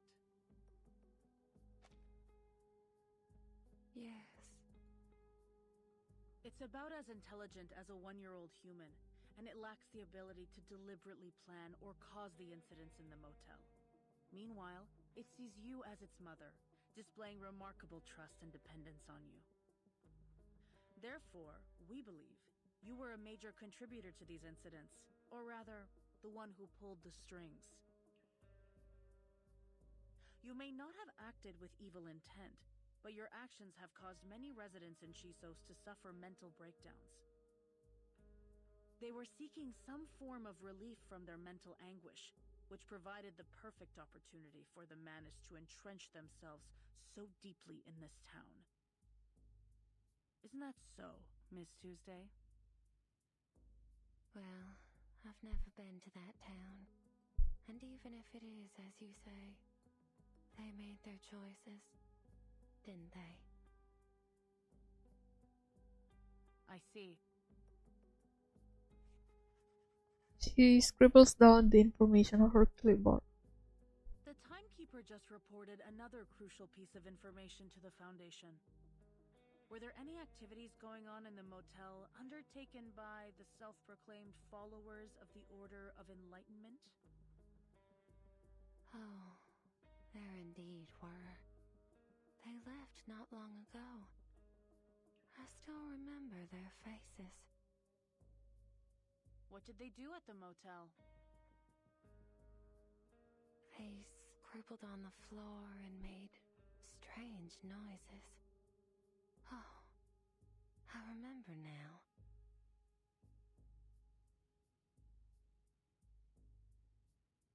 Whatever it was they were trying to do, it was a total failure. One poor girl became trapped inside their mirror. Oh my god. Is this Kayla that got trapped in the mirror and something else went inside her body? She never stopped trying to escape. The mirror would make banging noises all night long. Is that why she is called Miss Grace instead? We didn't find anyone trapped in a mirror during our search. And her eyes are not green, it's blue. Well, that's sad, I suppose.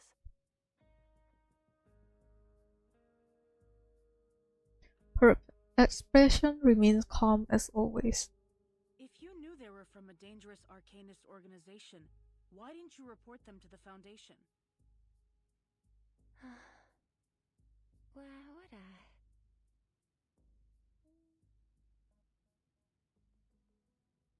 She licks her lips. Fear doesn't frighten me.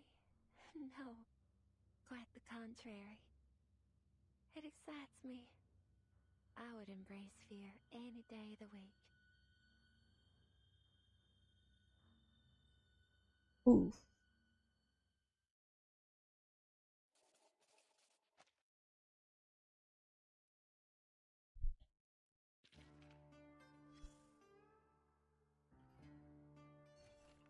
Now that the Foundation staff have taken over here, it's time for the routine cleanup procedure with Yuxalin and Heat.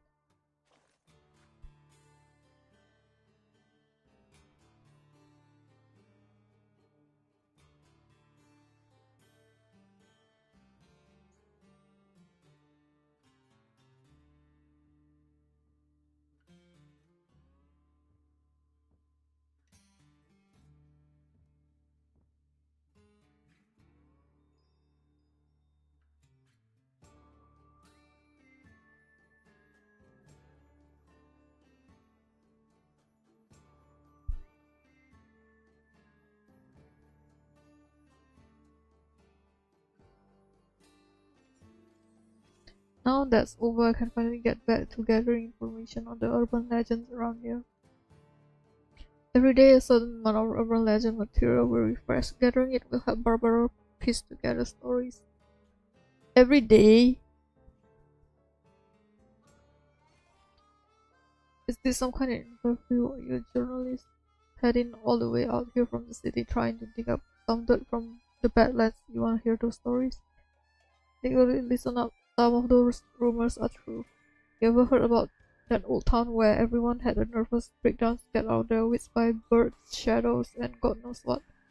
And about those drivers who stayed at that motel, running for their lives at the crack of dawn, pedal to the metal. They're my friends, my clients, my favorite bar owner. How could I not believe them? We did what we could to spread the word. We wanted to get this thing covered in a small article in the Southern Voices. That's exactly how these stories get around, see? Oh, fresh urban legend material. Let's take a look. Okay. Okay. People have told all kinds of details about urban legends. I wonder how the story will unfold. Tap here to add keywords to shape the story in this direction. I have this was already.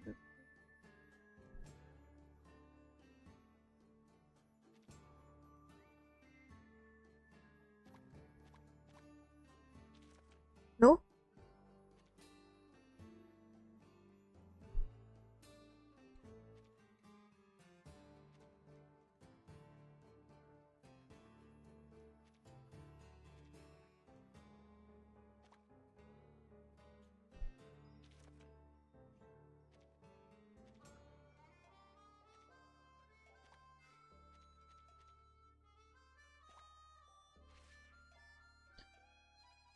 The woman was understandably spooked. There was no way she'd answer a situation like this. The copy I know.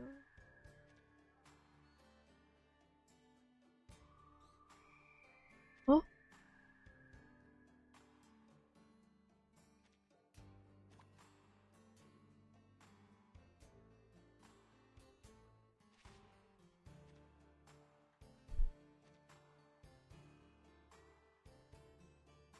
I don't know.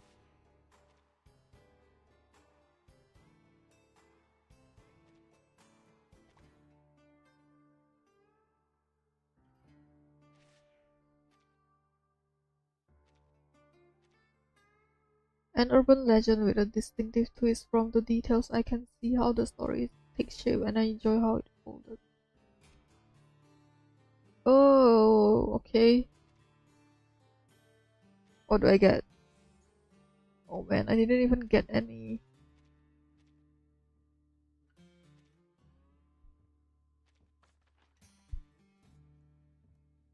Didn't even get anything. Oof. Okay, I think let's get the Unilocks. Then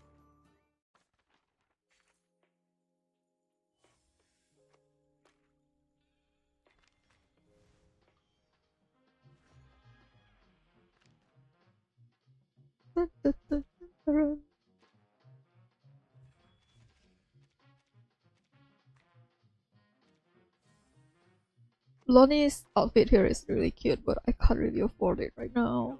So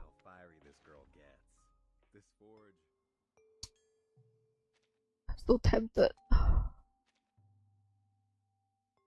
Okay, 41. 70. Let's do this.